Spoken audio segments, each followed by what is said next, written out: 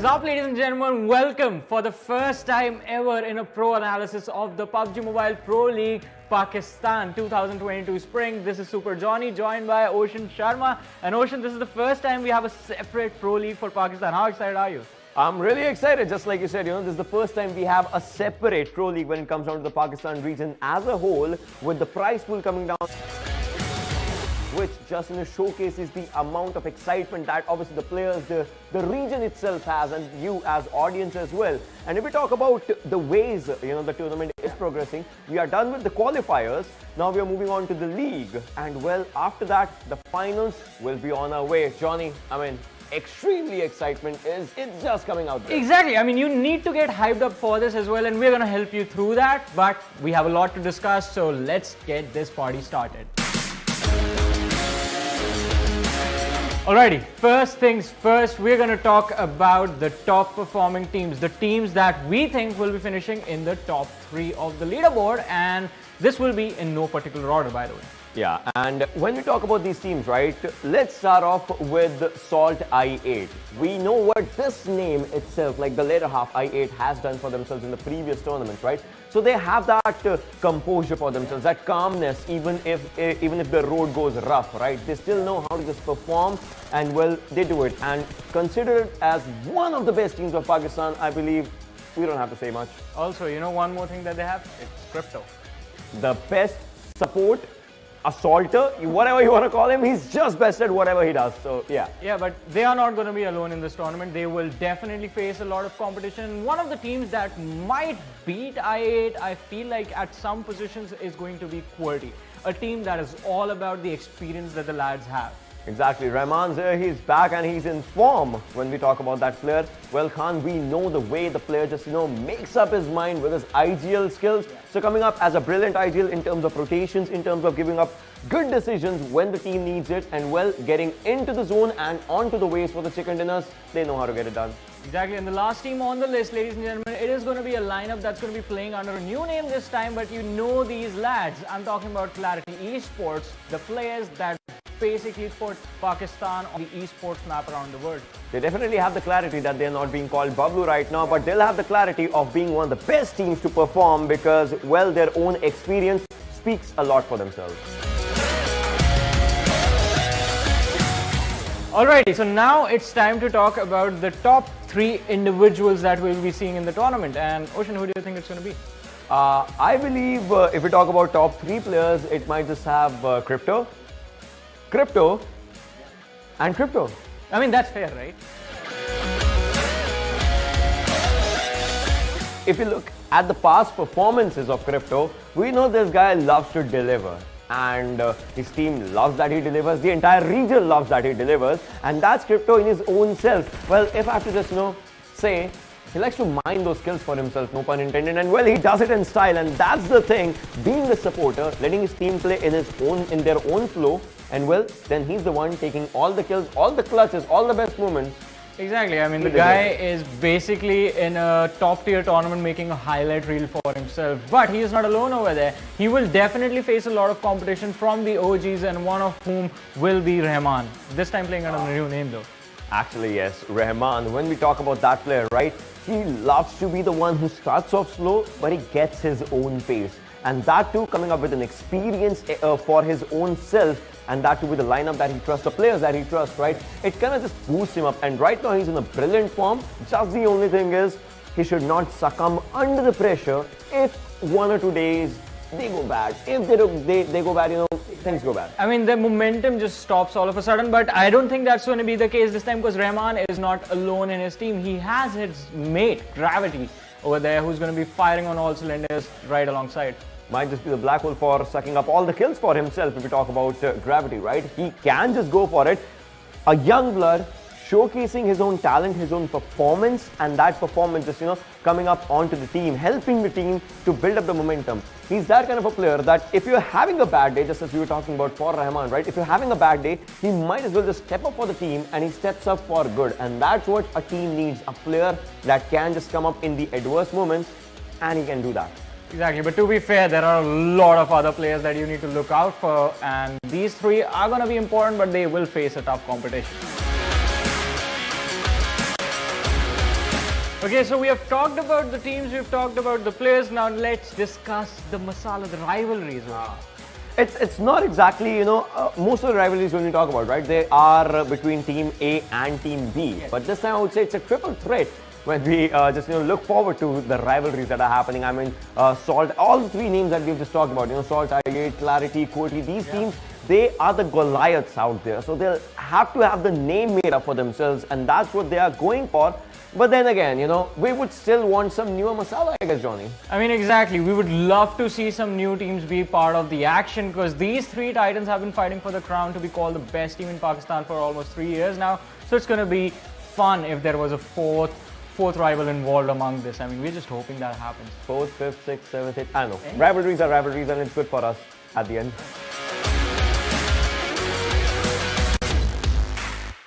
Alright, so now what we're going to talk about is going to be the dark horses being involved in this tournament. I mean, you don't really know much about these teams, but once you see them perform, you want to get to know more about them. Or it's like, you might have heard just a bit about them, but you want to hear and see and maybe feel their gameplay with the same intensity as they play more and more and more. We're talking about Team Regicide. I mean, a team that thrashed the competition in the qualifiers with a player like Was just, getting up there with the top fraggers, showcasing his own talent.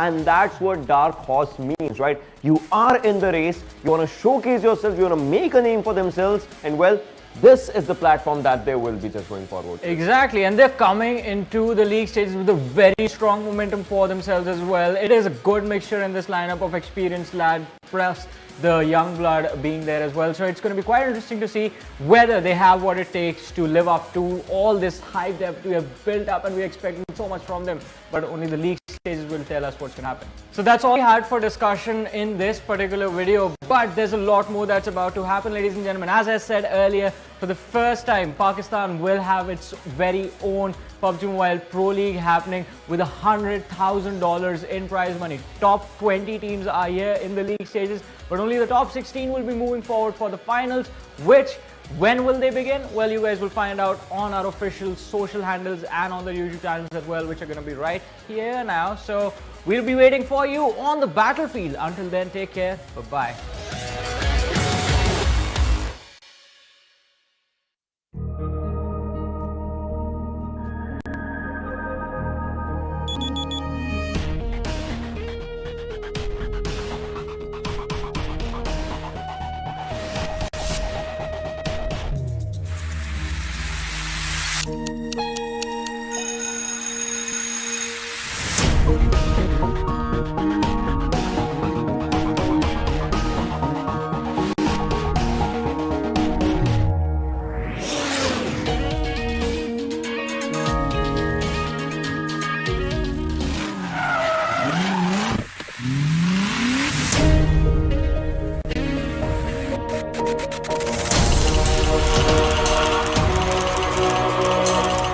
PMPL exclusively for Pakistan.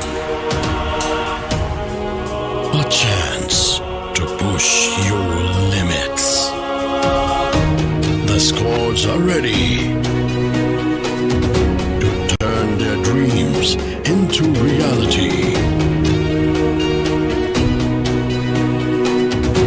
It's our chance to reach the biggest. It's time to enter the dawn of new champions. Let the action begin.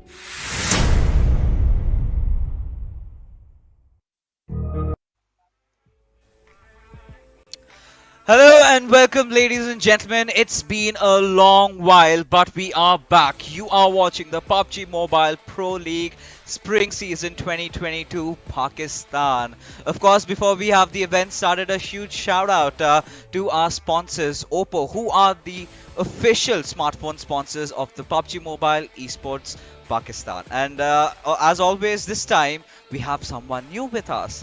Ladies and gentlemen, please welcome CA, who's going to be joining with us in this fun journey. How are you, buddy? Oh, I'm feeling great and I'm feeling really excited, Fixes. First of all, a big thank you. I'm very excited to be on board with you guys. I think as a region, every single time Pakistan does not fail to deliver, and I'm really excited to see what they bring to the table this time around. I'm already colored green away, and I understand why. Because, in a while, it's all gonna turn red because it's going to be so much aggression being put on the table by these teams, right? It's been a while. We've seen a lot of changes happening. We did have the qualifiers lately, out of which Team QWERTY coming out on top. Now, that was something, which was really anticipated. But you know what, CA? I'm here for those new guns, those new teams that have really shown up. So I'm really looking forward to a few of them. But what about you? Who are you eyeing out for? Well, like you said, I think QWERTY is a great example. They're a team that has been continuously consistent in the qualifiers, and I think given the format we're heading into, right, the idea that we have the league days running into the super weekends, that consistency factor is going to come in absolutely clutch for these teams. So to be able to deliver time and time again in back-to-back maps over here while they run into the most formidable of foes, really. Especially, we have 17 teams of the qualified teams. We're talking about formidable foes. We've got those 3 very well-known names that have been invited around. So I think that much more intense it's going to become now in this PMPL. Oh yeah, and we're gonna see all of them just colliding right from the very start. We're definitely gonna come back to that a little bit, but yeah, like you've been talking about, from the PMPL Season 4, we do have SALTxi8 this time. Then we've got QWERTY, we've got FMxR3D. So all 3 of them under new banners, which is a really happy feeling because, considering I've been associated with the Pakistan region for quite some time, and seeing this esports scenario really grow, the ecosystem finally building up, the Pakistani teams getting up over all their troubles and woes, they've come a long way, right? And this is just gonna get better. But right now, let's take a look at the format. How is the PMPL stacked up this time? As you do know, we would have 3 weeks of league play, out of which 20 teams are going to participate. Everyone's going to get their hands. They're going to play 8 games each. After those 2 days of league play, then we're going to have the super weekend. That is where the real business starts. Only the top 16 teams from the league days are going to make it. And they're going to play over the next 3 days. 15 matches are going to be played, and these are the points. Whatever points you accumulate during the super weekend do count. And towards the very end, right after we're done with 3 super weekends, the cumulative scores, the top 16 teams head in to the Pakistan finals of the PMPL, and then we still have a few more very good news coming up, and I think we should keep that for later here. Oh yeah, definitely. I think for now our focus is going to be on this first week of league play, because what's really important, as you can see on the schedule too now, is that what's really important is a team try to make every single super weekend. I've seen very rare scenarios where a team misses an entire super weekend and is still able to make it, and in those rare scenarios they have to pull off like some sort of blistering performance in that super weekend, and that's not the kind of thing you necessarily want to rely on. Not to say that none of our teams are capable of it, but again, that's where consistency comes in. You make it to every super weekend, and even if you have a off weekend or 2, because you've made it every single time, you're that much more comfortable. Yeah, I mean, those are very important pointers that you've really made, and that has been one of my standing issues with the Pakistan region, which we're going to be talking about. But let's take a look at the overall schedule, right? As you can clearly see in front of your screens, we're going to be dealing with the first league week, right? We've got 22nd and 23rd, 2 days of league plays, and then from Friday, Saturday, and Sunday, we're going to have the first super weekend, right? This is something that everyone's going to be eyeing out for, and this is that one super weekend, see, I don't think you would want to miss. Oh yeah, 100%, because every single team is going to want to get off to a strong start, right? Because you talk about teams like the Team QWERTY that we were talking about. For them, yes, of course, they put in an amazing performance in the qualifiers. They finished top of the board with a decent margin, I'd say, to get here, but is all of that performance would be for naught if you don't get off to a strong start right here. And one of the biggest motivations for them is this massive prize pool that we have on display. I mean, of course, for the teams itself, it's those place distributions, but for me, in every single time we see this, my eyes go straight to that tournament MVP prize fixes for each player to build from the start their individual performance. 1 crore 76 lakhs Pakistani rupees on the line. I think that amounts to $100,000. So you can clearly see how big this region has grown exponentially, right? Because the first edition of the PMPL, which is specific to Pakistan. So this is again history in the making that we do have. Clearly shows how this region has solidified themselves to be one of the strongest in the entirety of South Asia. So a lot of things are happening. The first position, whoever wins, they're gonna get 14 lakh Pakistani rupees, and so on. Reduces. So there's something for every single team, right? Yeah. And not just that, CA, we have a tournament MVP separate prize money as well, and that amounts to $1,76,000 rupees. And for the league stage, there you have it, right? 2,64,000 per team. So of course, the teams that are qualifying from the league stage to the finals, they're going to get a set amount of money. But how do you earn that? You've got to,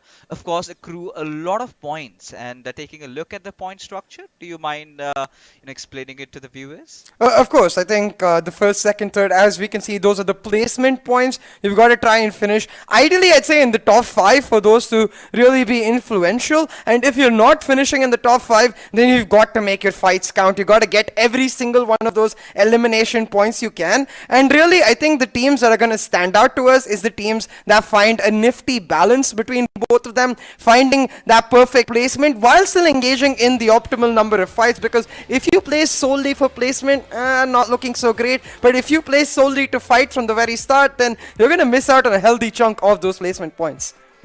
Now you've brought up a really important point. I think this is the exact time to talk about it. Right now, in the past, we did see Team SALTxi8 missing out on that coveted PMGC slot, and reason why they could not maintain that perfect balance. They could not hold on to themselves. But this time, I think with new dreams and new aspirations, let's take a look at the squad rosters. Heading over to Group A, we do have SALTxi8 Esports, Quantum Rage, another team that we're really going to be eyeing out for. JD and IQ, two of those players, I've heard a lot about them. Then we do have Quraysh and TmwEsports also following up. So Quraysh Esports and TmwEsports, we have seen them in the minor tournaments of the official PUBG Mobile events that we do have. But I'm really excited. The two highlighted teams over here from this particular group, SALTxi8 and Quantum Rage. Let's see how they're going to perform. But as we head along, I think I'm pretty sure from Group B we have a lot of interesting names as well.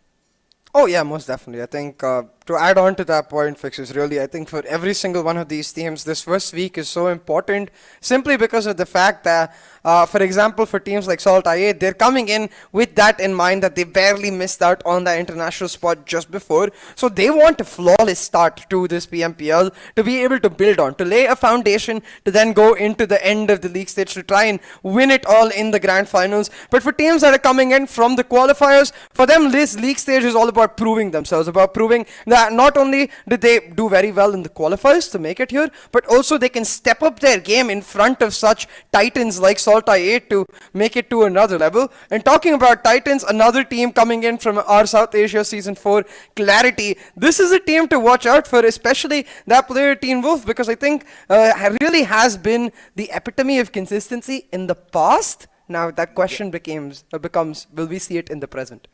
So, I mean, TmwEsports is one of those players that you can relate to Hellranger in a different, FPS game altogether. So, sort of a similar player, has been one of the oldest in the regions, one of the finest IGLs that we do have from QWERTY Esports. But it's so weird right now, because you do not have the iconic name Bablu associated with it. Now, every single time I say Bablu, I'm pretty sure the Pakistani fans are going to be elated with Ocean having some really, really nice lines for them out there. If you can all remember, just spam it in the chat. But moving along, we do have Group C as well, right? So we've got FMxR3D, another invited team. Now, this is one of those teams that I've really liked because, they have stuck on with each other for quite a long time. And it's really good that they're finally being picked up by an organization. Then as we move along, we do have Team TwEF also returning along with Team Star. And Team The Ground founders. We've seen these players on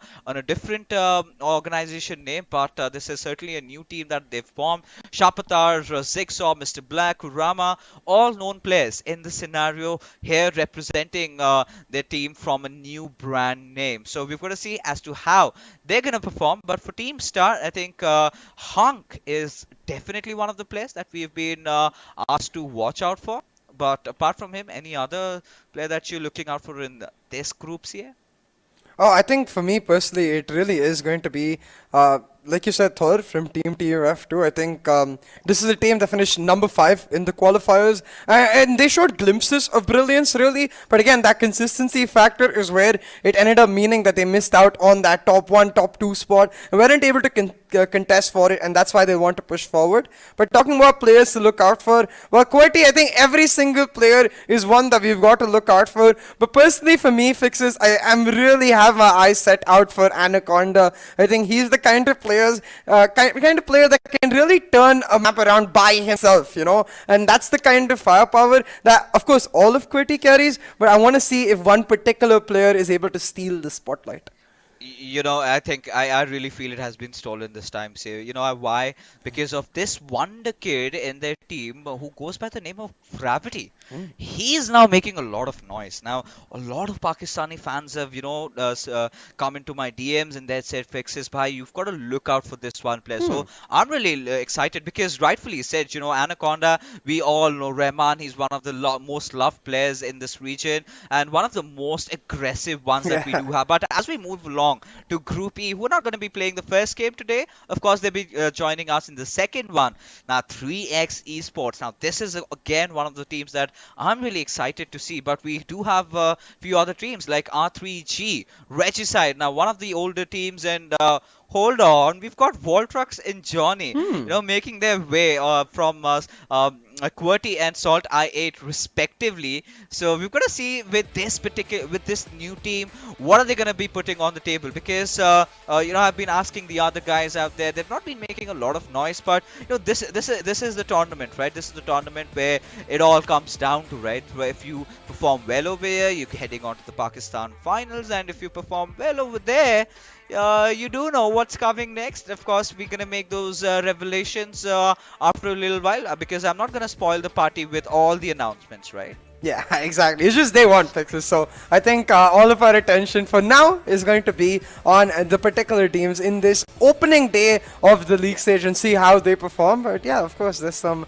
spicy news that you guys should stick around for in the long run. But back to our conversation about day one. Yeah. I'm really curious to see which team gets off to that strong start. And I don't mean just in terms of points. I mean in terms of showing the confidence to be able to engage in those aggressive fights. Because when you think back to the region of Pakistan, the identity really has been confidence in aggression. They're not the sort of region that takes a step back. They're the sort of region that matches you pace for pace, looks to take you to the fight from the very start, and I really want to see that confidence inhabited in every single team. You know, this is exactly where I was going to, because, you know, we're talking about the first game beginning. So teams from groups A, B, C, and D will be participating. So Group E will be sitting the first game out, which is going to be played in Erangel, right? We've got, this is the first league day. So we do have Erangels and Miramar only. From the next week onwards, we will have a change in the map rotation. But for now, we're going to stick to Erangel and Miramar. And, you know, there's something that I really want to share with you, CA. Pakistan region has been very dominating, especially in Miramar. Quite a lot of interesting teams that we've got to watch out for. But, you know, talking about Erangel particularly, because that is going to be the first game. So I think I'm really going to be eyeing out for those drop clashes and those ridiculous zones being formed. Because, you know, if you're a viewer, you're watching, you've been following the Pakistani esports for quite a long time, you clearly know that PMPLs or PMNCs, PMCCs, anything that happens in Pakistan, you are privy to some really redonkulous circles being formed. You know, that's I mean, CA, if you're gonna lose a few strands of hair, I'm not gonna be surprised because, you know, that has happened to me. I'm almost going bald, and I'm sure that I'm gonna share that not so luxurious feeling with you over the course of this event, because you know you are gonna witness that thrill, you're gonna witness that action, everyone just being so aggressive. Now this is one of those things that I've really wanted to touch upon, right? Sometimes, you know, the only complaint with this region from my side has been they're way too aggressive. They do not know sometimes where to stop the put the brakes, right? So this time their intention, their focus should be a little bit more on maintaining that perfect semblance between having a really good position point and also in tandem with the kill points. If those two things are on way, then we're good to go. But let's take a look at the schedule for the evening as we head in. The first game that's going to be played in Erangel CL, and like we've already said, it's going to be just teams from groups A, B, C and D participating in that one. Yeah, he's gonna take a seat out for the first match. Of course, they'll be back in the second. But it's just standard schedule. We'll have 3 maps of Erangel today, 2 of Miramar, and of course tomorrow is when it'll get flipped around. But for tomorrow, we'll get there later. I'm very glad that we're starting off with Erangel for our first match, because I really think this is one of the most consistent matchups that we can see for any team. You know, a comfort really to start off with, and that's where I'm also curious to see if that tendency of a redonkulous zone that you mentioned does continue in Pakistan. You know, this is for the viewers. Ladies and gentlemen, where do you want this first circle to be forming? Now, I am sure a lot of you are huge fans of SALTxi8. Now, they have never left a military base since time eternal, right? So this is again one of the things that I'm going to be looking out for. Do we have any drop changes? Do we have any plan B? Are they going to all be put on the table today? Because again, this is those introductory week of the PMPL Pakistan Spring 2022. So that is something that I'm really looking out for. And you know, there are always certain teams that love taking those challenges, that love taking those fights right from the very start. So this is the drop collision that we're talking about. I think we're gonna witness quite a few. Maybe that's something that I really would want, because with Pakistan we know we're looking at a lot of gunfights happening right off the bat, and you know, it's high time. Yeah. There has to be one of those teams representing the Pakistani colors in the PMGC as well. You know, last time SALTxi8 losing out on that personally really broke my heart, because I really felt that the boys deserved it. But they sort of choked in the last day. They have to avoid doing that. But rightfully said, I think we've got a lot of new competition also coming in. Oh yeah, most definitely. I think that's why it's very important for SALTxi8 to get off to a sound start, really, you know, because for them, it's all about that later stage. It's all about getting to the finals and beyond and trying to make their mark there. But for the other teams, it's about taking them down. And I'm actually very curious to see if any teams go and directly challenge SALTxi8 from our very first match. Like, we know that they love the Sosnovka military base. They know that they love the Sosnovka military base, and all these other teams do too. So I wonder if any team decides to make one of the drop contesting points that military base immediately, because that's going to be one hell of an interesting affair if they do. Because then the question becomes, does SALTxi8 shut them down, or does SALTxi8 get upset? Oh, and let's find it out, ladies and gentlemen. It's game on as the big bird is in the sky. We're heading all the way from Siverny to MetershotxSKY. Now, I've got to give a huge shout out to the production right from the very start. You know, it really felt like we're in a you know, gladiator arena with all the people cheering for their team. It's time for war. It's time for glory, as we do have all the teams taking a plunge. And from what we can really see so far, we do have Team TmW heading all the way out towards Zaki. Of course, there's no change in Team Clarity. They're going to be keeping that good old Giorgio Paul City to themselves. We do have, however, Team Star dropping off at Siverny, and there you can see, right, STI8, they haven't, SALTxi8, they still haven't made their way towards the military base. Here they take that plunge. So we do have another team dropping off at Novoripnoi as well. So that's going to be interesting as to what do they have to offer. I've heard a lot about them. I think they're going to be Magnus Esports, and there you go. You're talking about twisted circles right from the very start. Here it is, almost 40% of it submerged in the ocean.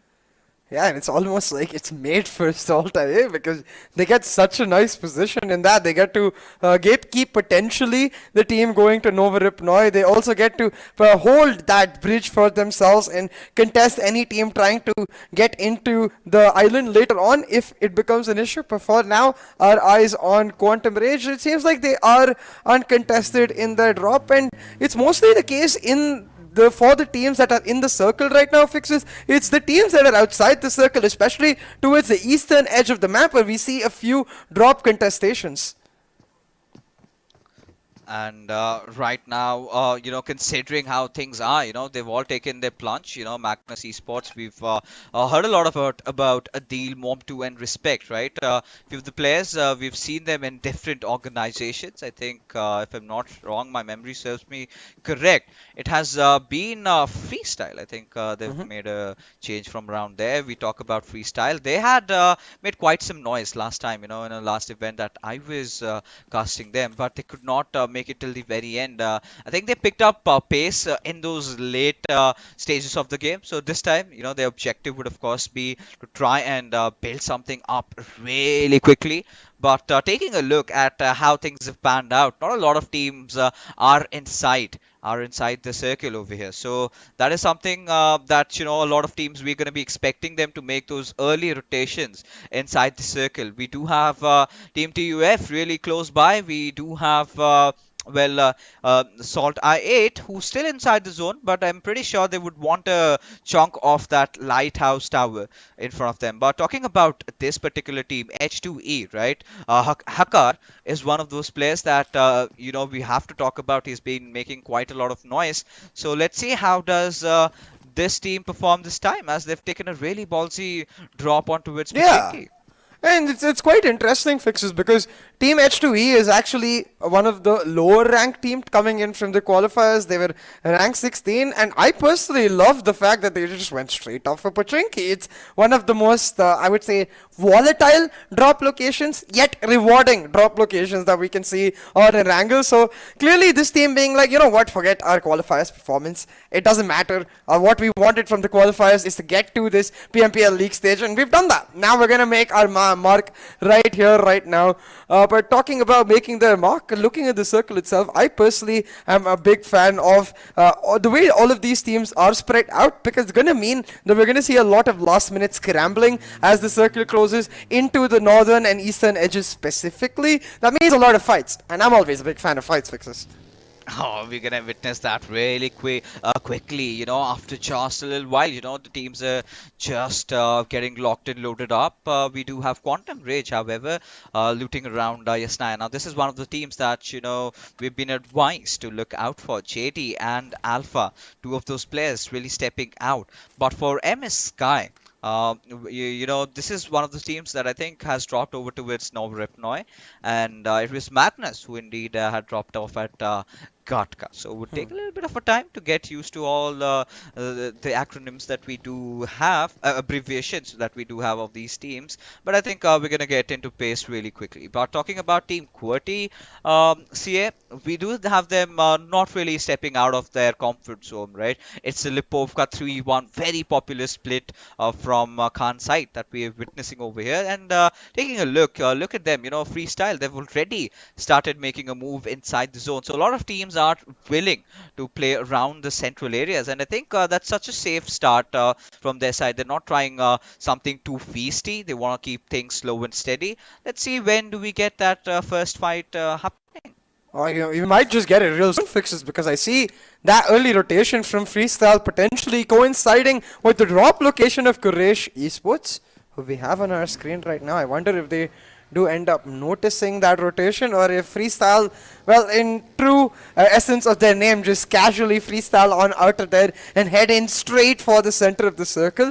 Because looking at that itself, I notice Quarry is completely empty. It can be quite an interesting location for a team to capture early, especially get that height advantage nice and quick, so then they can look to potentially third party some of the fights that might erupt in fight for those better locations, better sightlines. And I think that's why we see even a lot of teams in the circle scrambling themselves quickly, getting those vehicles online, looking for those better sightlines in the circle itself.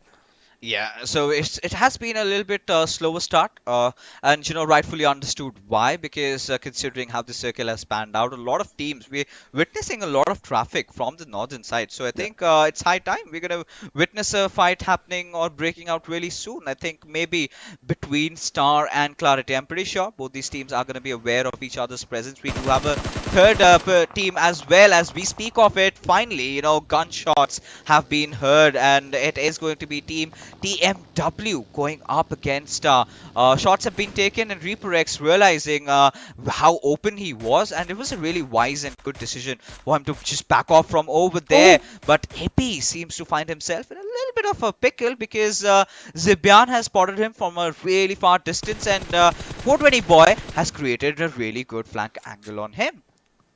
He barely surviving though, still has managed to hold on to his spot. And talking about Team TmwEsports, again, a team that was relatively lower ranked, I believe, actually the last ranked team to qualify from the qualifiers. So that in that initial fight, if they're able to get the better of a team like Clarity Esports, well, there ain't no better way to boost your confidence and make it happen. But knowing Clarity, I doubt they're gonna they really commit into a fight that they don't have a 100% guaranteed chance to win, and that's what we see again on our screen.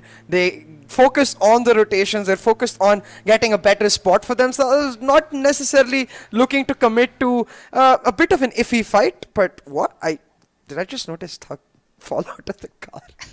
Yeah. Welcome to PMPL Pakistan. See, these are the things that tend to happen everywhere, right? Happens to the best of people. I think he was in a little bit of a inebriated condition when he decided to do that.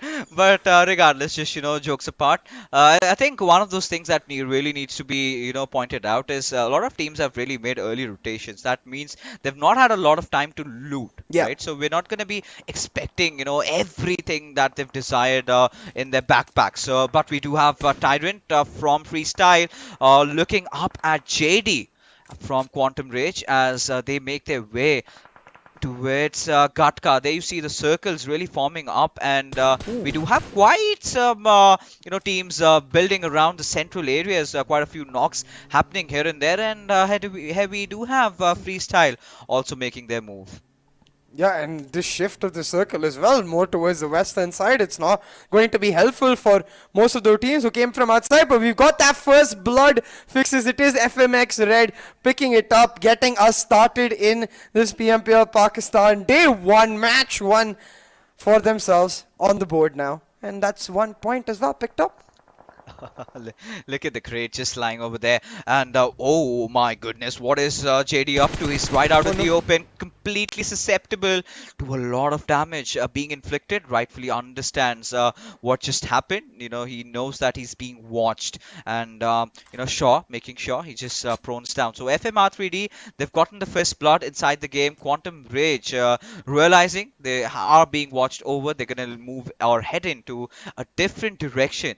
But now this is where Shaw really needs to watch out for, because if he does not, then he might be prone to attack from elsewhere. But Pika making sure he does manage to secure that first blood over there, and that little replay that we had. But Magnus Esports making things look really steady. They've managed to hold on to a very good central position. They're going to be relying on that, and that is exactly how I want the Pakistani teams to approach the game right now, because the first game you would want to secure a few position points, and this little airdrop is far from reachable. So I don't think anyone's gonna get their hands on this big boy. So I think we're gonna just leave it astray.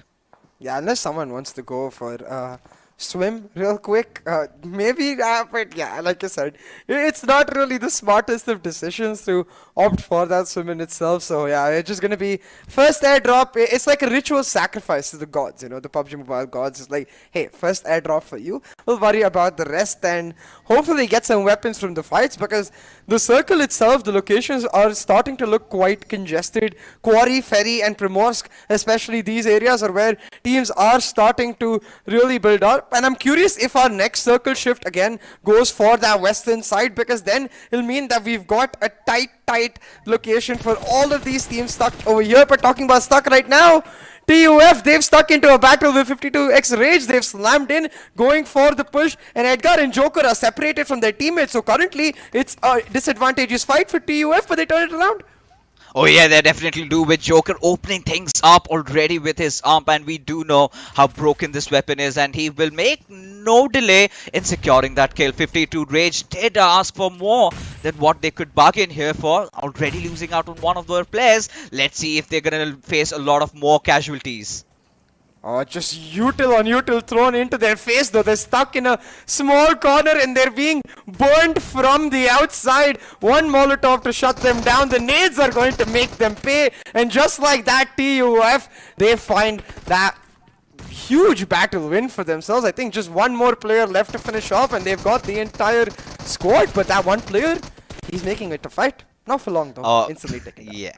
You know, just making a last stand, right? He knew his death was looming right in front of him. And quite clearly, you know, what really happened in this fight, 52 Rage wanted a piece of that compound. They rushed over it. They realized a little later that there is a squad waiting for us. And, you know, quite commendable for TUF, especially getting that first knock over there, taking those 1v1s. It all comes down to the confidence that you do have within you, and making sure that you delay for your teammates in time enough so that they can also chime in. It was a perfect, well executed fight over there from TUF side, and a rightfully deserved squad wipe for them.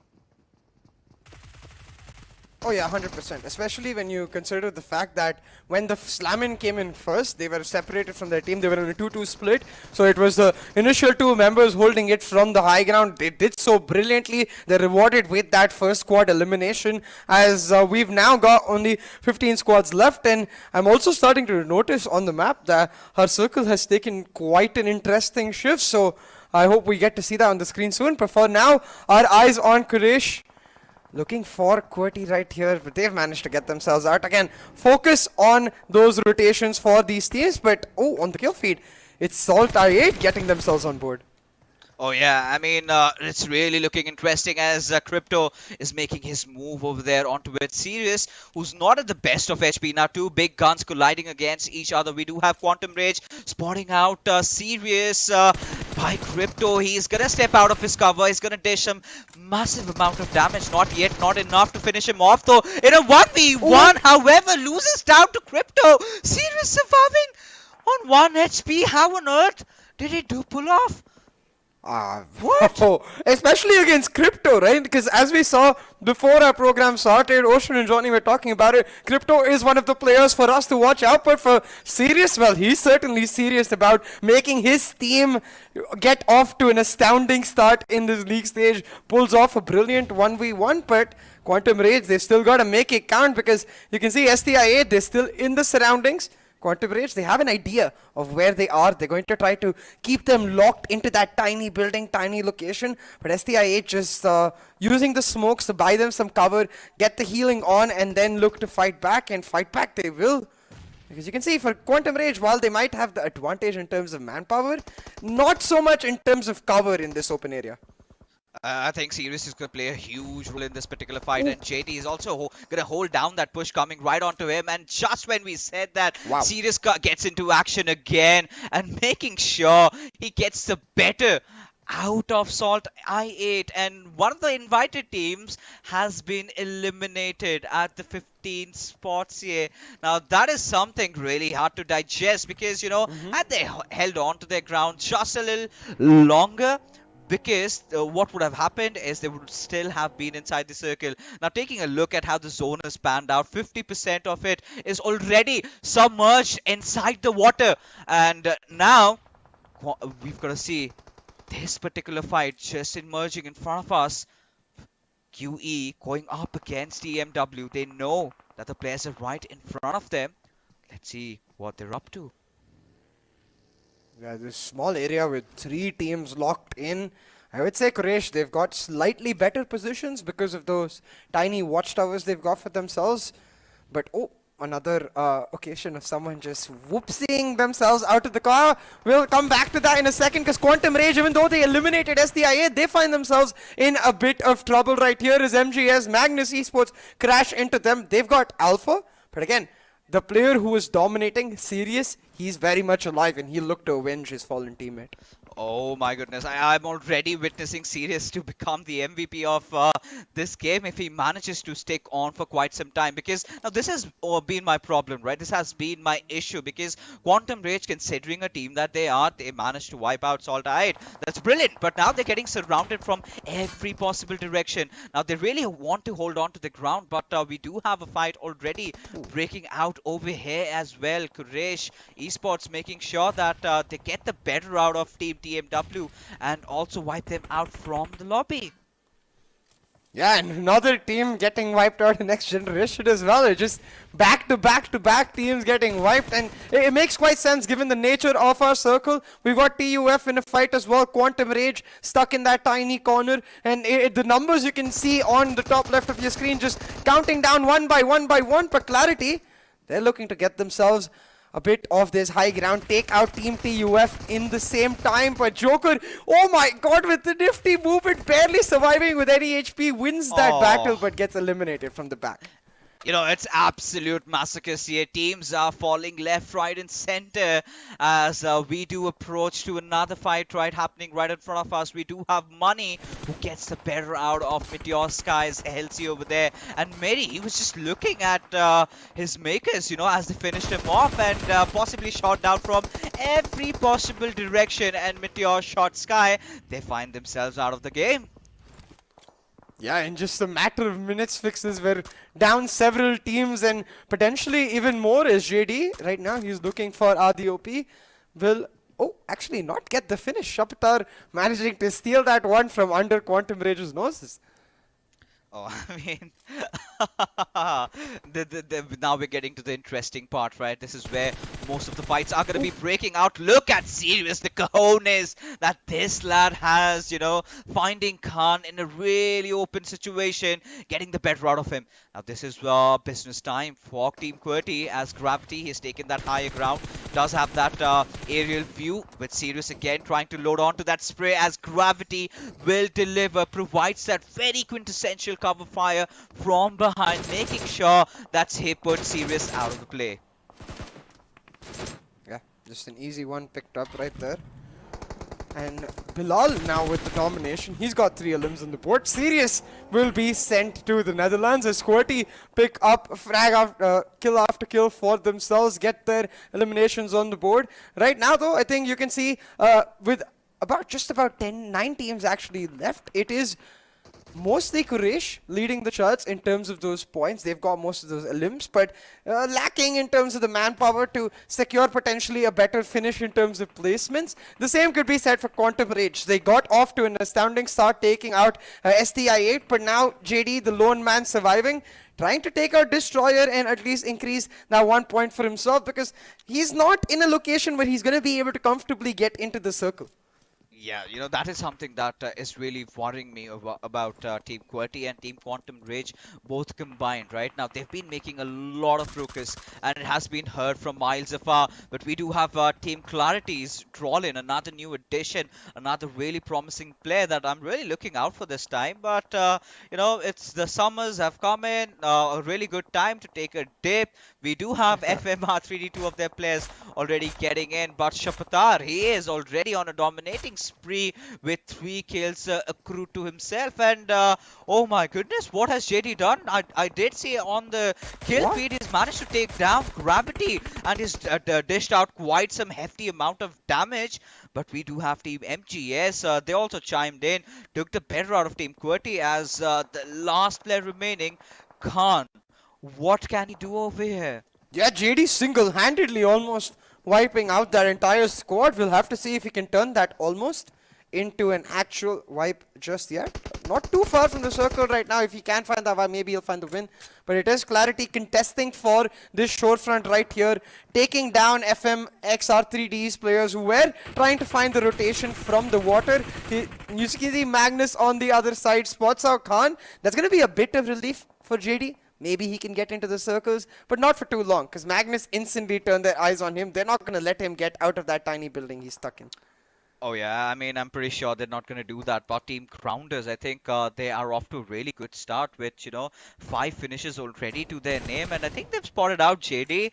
Have they got their hands on him? Yes, they do, as they get yet another kill confirmed for them. But look at this circle. I mean, this is typical PMPL Pakistan, right? Not can't really expect a better start than this. But Team H2E, they've been holding on to the grounds, and I really find Team Clarity's chances of getting a chicken dinner looking really promising in this one. At the same time, can't really root out Magnus from this particular game. So in these final circle situation, it all comes down to how much numbers you have on your team. And I think the Grounders have done a really decent job at that. And same can be said for Team Clarity. But now they've got to make some pace. They've got to make some movement inside the circle. And the biggest threat, in fact, the instant threat that they have is in the form of H2E, who seem to be a little bit distracted because they have another push on them. Same goes for Team Clarity, as they do spot out the players of Freestyle. They will take a spray at them, but they haven't really gotten the better out of them. Still some damage being done,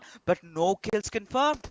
I feel bad for Anubis. He was trying to sneak out from the water, just try to survive, get into the circle. But in the fight between Clarity and Freestyle, he ends up being collateral damage as Clarity picking up that elimination. They've got their eyes on Freestyle as they look to secure the western front of this shoreline. On the eastern front, of course, we've got Magnus currently engaged in a battle with Team Grounders, and it's going to become all down to making sure you've got your hands on that shoreline. But on that western front, again, Clarity and Freestyle in this locked battle, and you've got Pan with his eyes on it, trying to find the right moment to emerge from the shadows and just sneak in from the back. He does exactly that. Shuts down Beyond, and maybe even Boy right here.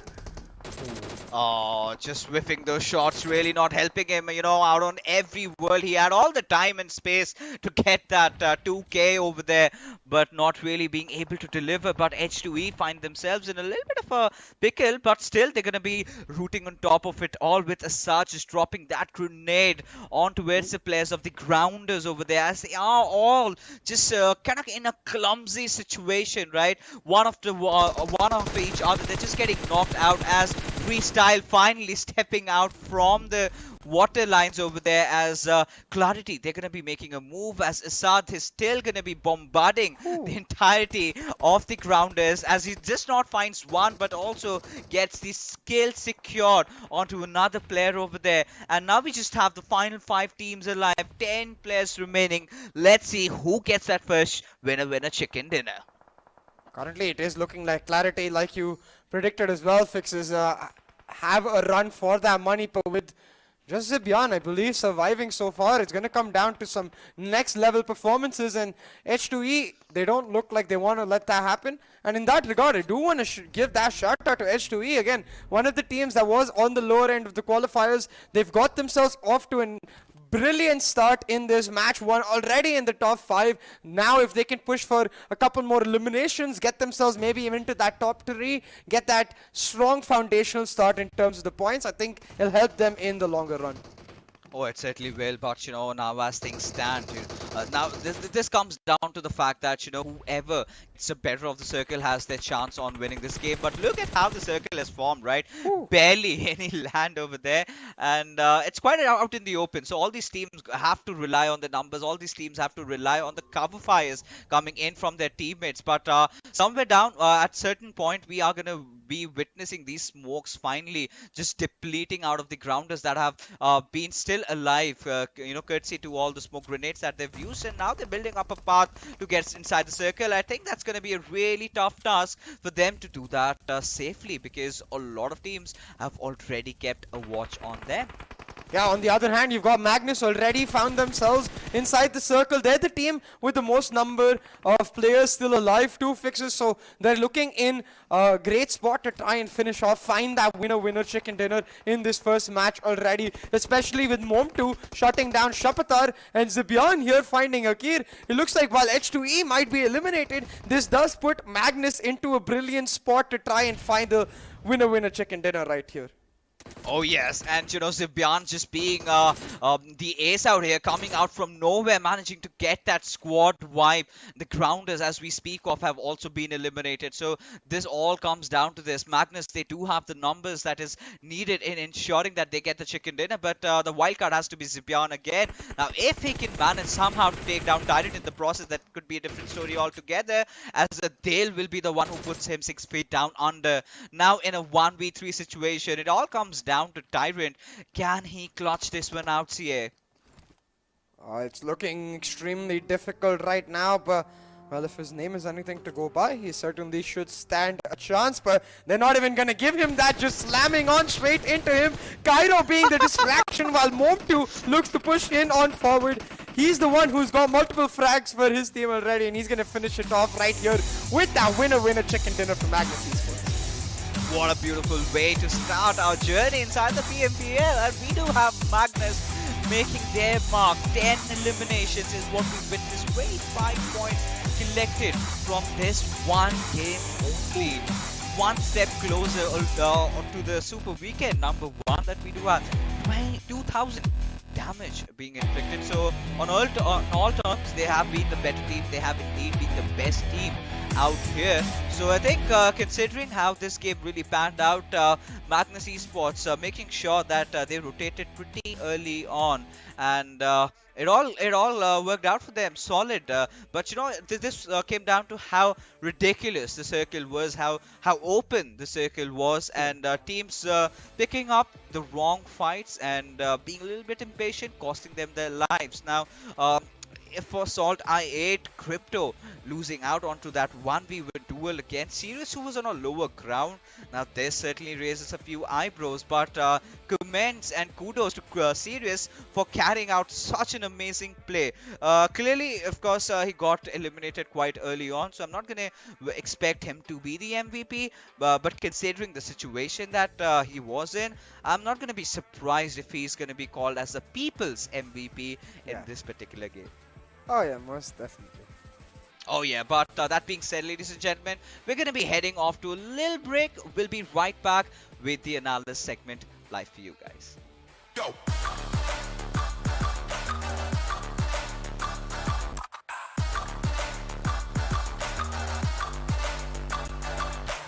It's your chance to reach the biggest. Let the action begin.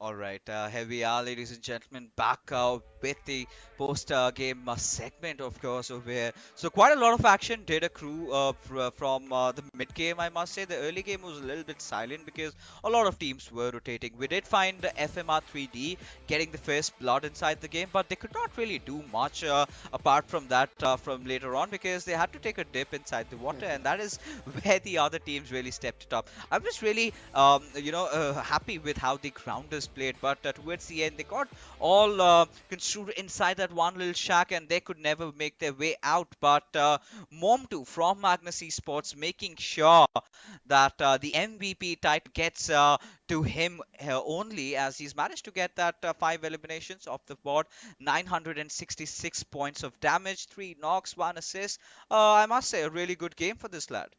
Oh yeah, most definitely right here, Fixes, because as you can see, quite consistent, I'd say, in every single metric that we have, was also the player that pushed forward with the help of Cairo for the end right there for the winner chicken dinner. So Mom2 off to a brilliant start, but I think most definitely a player that I think we're going to have our eyes on continuing on forward to see if he can keep delivering, because that's what he's going to need to do to help his team get to that first Super Weekend, to help his team secure that spot right then and there. But hey, Magnus Esports, I think they will be quite happy with this start right here. But no surprise for us, I think, that we're seeing a player from Quantum Rage in those top 5 players, JD, picking up the mark where Sirius left off. Oh yeah, and I really love that, and I'm kind of missing out on Sirius, but clearly, considering the new MVP format that we have, did not have enough of survival time. But yeah, JD doing such a massive infliction of damage, not just onto its Salt I8, but also wiping out few of the players of Team QWERTY, making sure that their chances of getting the chicken dinner is completely diminished. But taking a look at Zibian, again, one of those players that hung on till the very end, managed to get better out of most of the teams, managing to secure a good spot for his squad. And this was much needed for Clarity, considering the recent run of form that they've been having, being one of the oldest teams in Pakistan to being one of those teams that is slowly getting forgotten. This was such a good way to make their step inside the PMPL.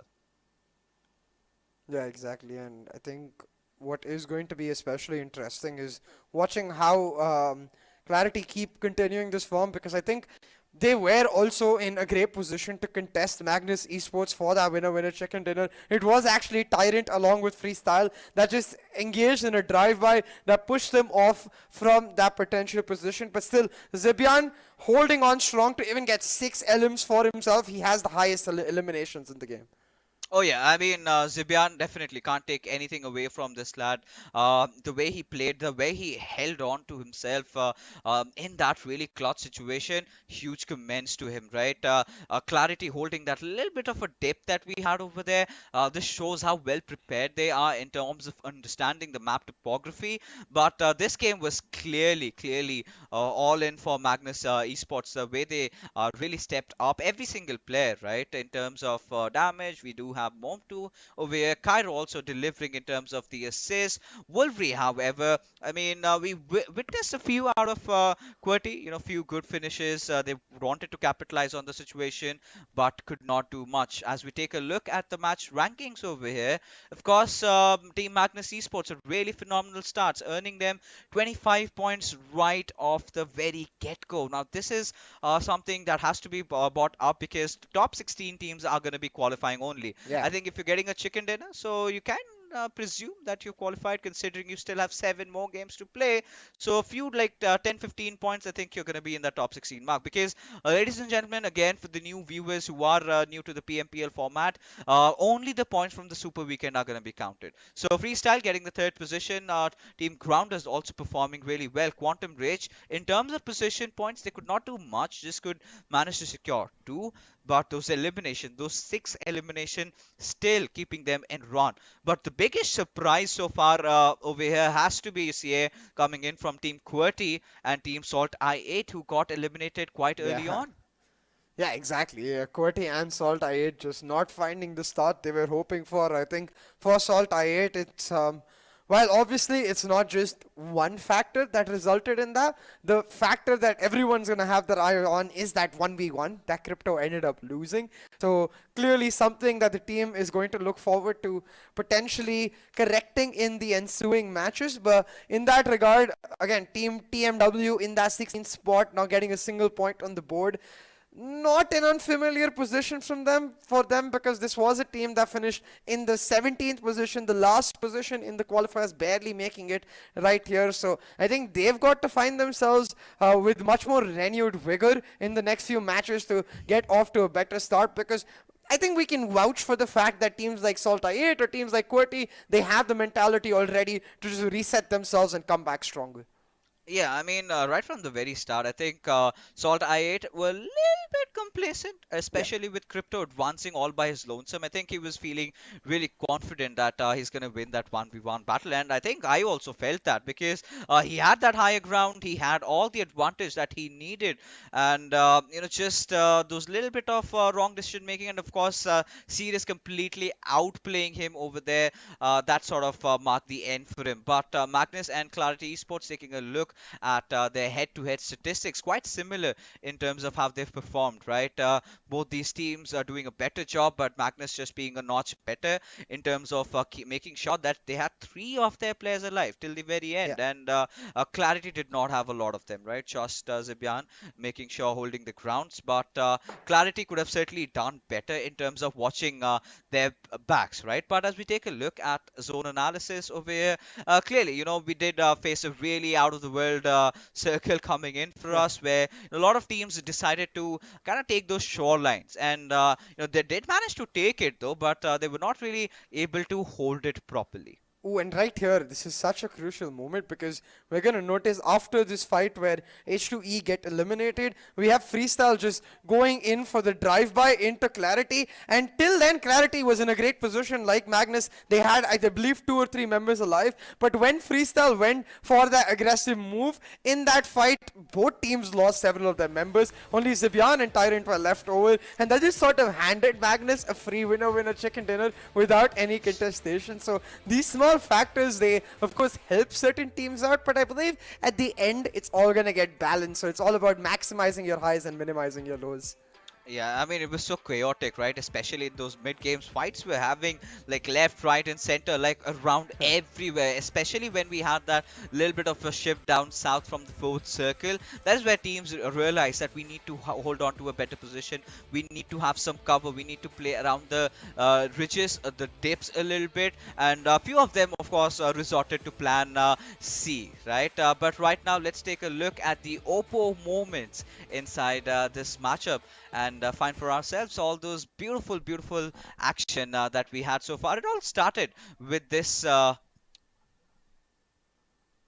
it all started off right here with Sirius and Crypto in 1v1 fight.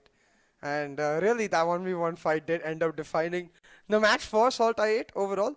And it did end up meaning that they got eliminated quite early. Talking about early eliminations, again, Team TmW was on a similar note right there. And for a second, it looked like Clarity might join them, with Teen Wolf getting out that early, but the rest of the team managed to survive for much, much, much longer. In the absence of their IGL, in the absence of the leader, really, the fact that they were able to do it shows a lot of promise in that team.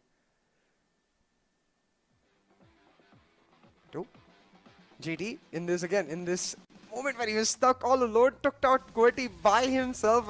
Really lends a lot of weight to the name Quantum Rage indeed.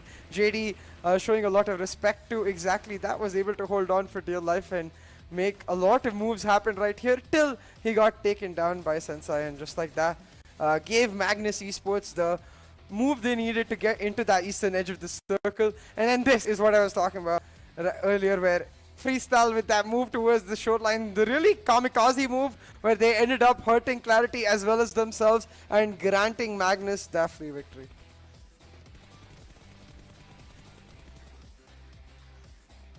I think we're facing a bit of a technical issue, but that's okay.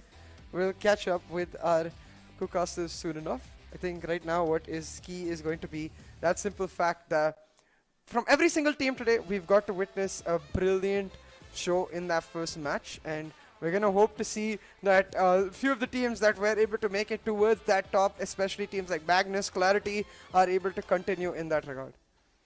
Absolutely, Say, and with that, a very warm hello to you, mate. I am going to be taking Fixer spot for the second game of the day, where we move into the map of Miramar. And again, now this is a really good start, is what I would say. When it comes down to the Pakistan region, this is exactly what we anticipated, and the aggressive stance that these teams are taking right off the bat in the first game itself is being showcased and being delivered in style and in prowess as well, right? I mean, you were talking about it when it comes down to Team H2E, a team that moved on with the 17th position, the final place that they could have been on to be a part of this PMPL season. Well, here they are, and right off the bat in the first game itself, just getting a single kill, all right, but placement points, you had mentioned it as well, right? You get those placement points working for yourself, and it is definitely going to be favoring you, and that indeed most certainly favored H2E start for the day, at least, right, for this day. But now as we move on through to the second game, as you guys mentioned as well, we're going to be dropping down Group D and moving Group E into the top 16 that are going to be playing. Now in that Group E, we do have the likes of 3X, the Marketar X Factor team is what I would call them, right? That's what we've seen from their side. But what other team would you want to pick when it comes down to Group E?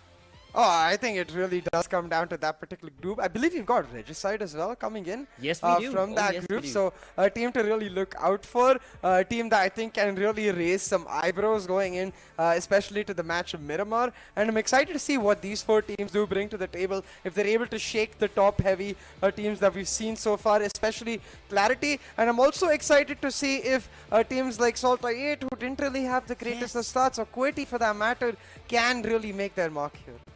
Indeed, dude. So, I mean, you put the nail directly on the spot right there. I mean, you talk about SALTxi8, right? A team that was looking phenomenal, sensational in the way that they were able to progress along from one game to the next, getting invited right here. Maybe they're just testing the waters, right? I mean, that's the best way to put it. Just testing the waters as to see what the teams are going to be doing, what their opponents are going to be messing around with it in terms of the rotations and everything. So I had my cheat sheet set up, right? Based on the rotations that I had seen from these teams, from the likes of Magnus and whatnot, in the previous time that I had casted them. This time around, it's a completely different story altogether. And that is the X factor that makes these teams stand out and get themselves every single season to participate in PMPL. With that, as we were just mentioning, Group D will not be playing match number 2, and we shall be moving in with Group E, where we've got Regicide3X Esports, North Esports, as well as 4VXTFD. Now, North Esports is another candidate to speak about, because North Esports has had a lot of ups and downs, sort of a gameplay playstyle is what I would call them. But this time around, well, they've gotten the opportunity. They finished 12th in terms of the qualifiers, but now they need to deliver a better blow to the lobby is what I would say, because if I remember correctly from the side of NES's play in the previous in the qualifiers itself, it was a tipsy-curvy sort of a stance that they found themselves in. Yeah, I think really not able to find the consistency in their highs and lows was really a bit of a roller coaster ride. But talking about that roller coaster ride, what I just noticed is actually the group that we're losing right here in this matchup blotter Group D consists of our winner chicken dinner team from match 1. Yep. So Magnus Esports not going to be participating. They'll be a little unhappy that they can't really continue their momentum, but at the same time will be glad that they get to just maybe go back to Erangel to try and do that in match 3. But what that also means for match 2 is that we're going to get another brand new team picking up that winner chicken dinner. And personally for me, I love that, because it ensures that we have that little bit of diversity and therefore inherently some friendly competition to try and see which teams are able to step up to the mark.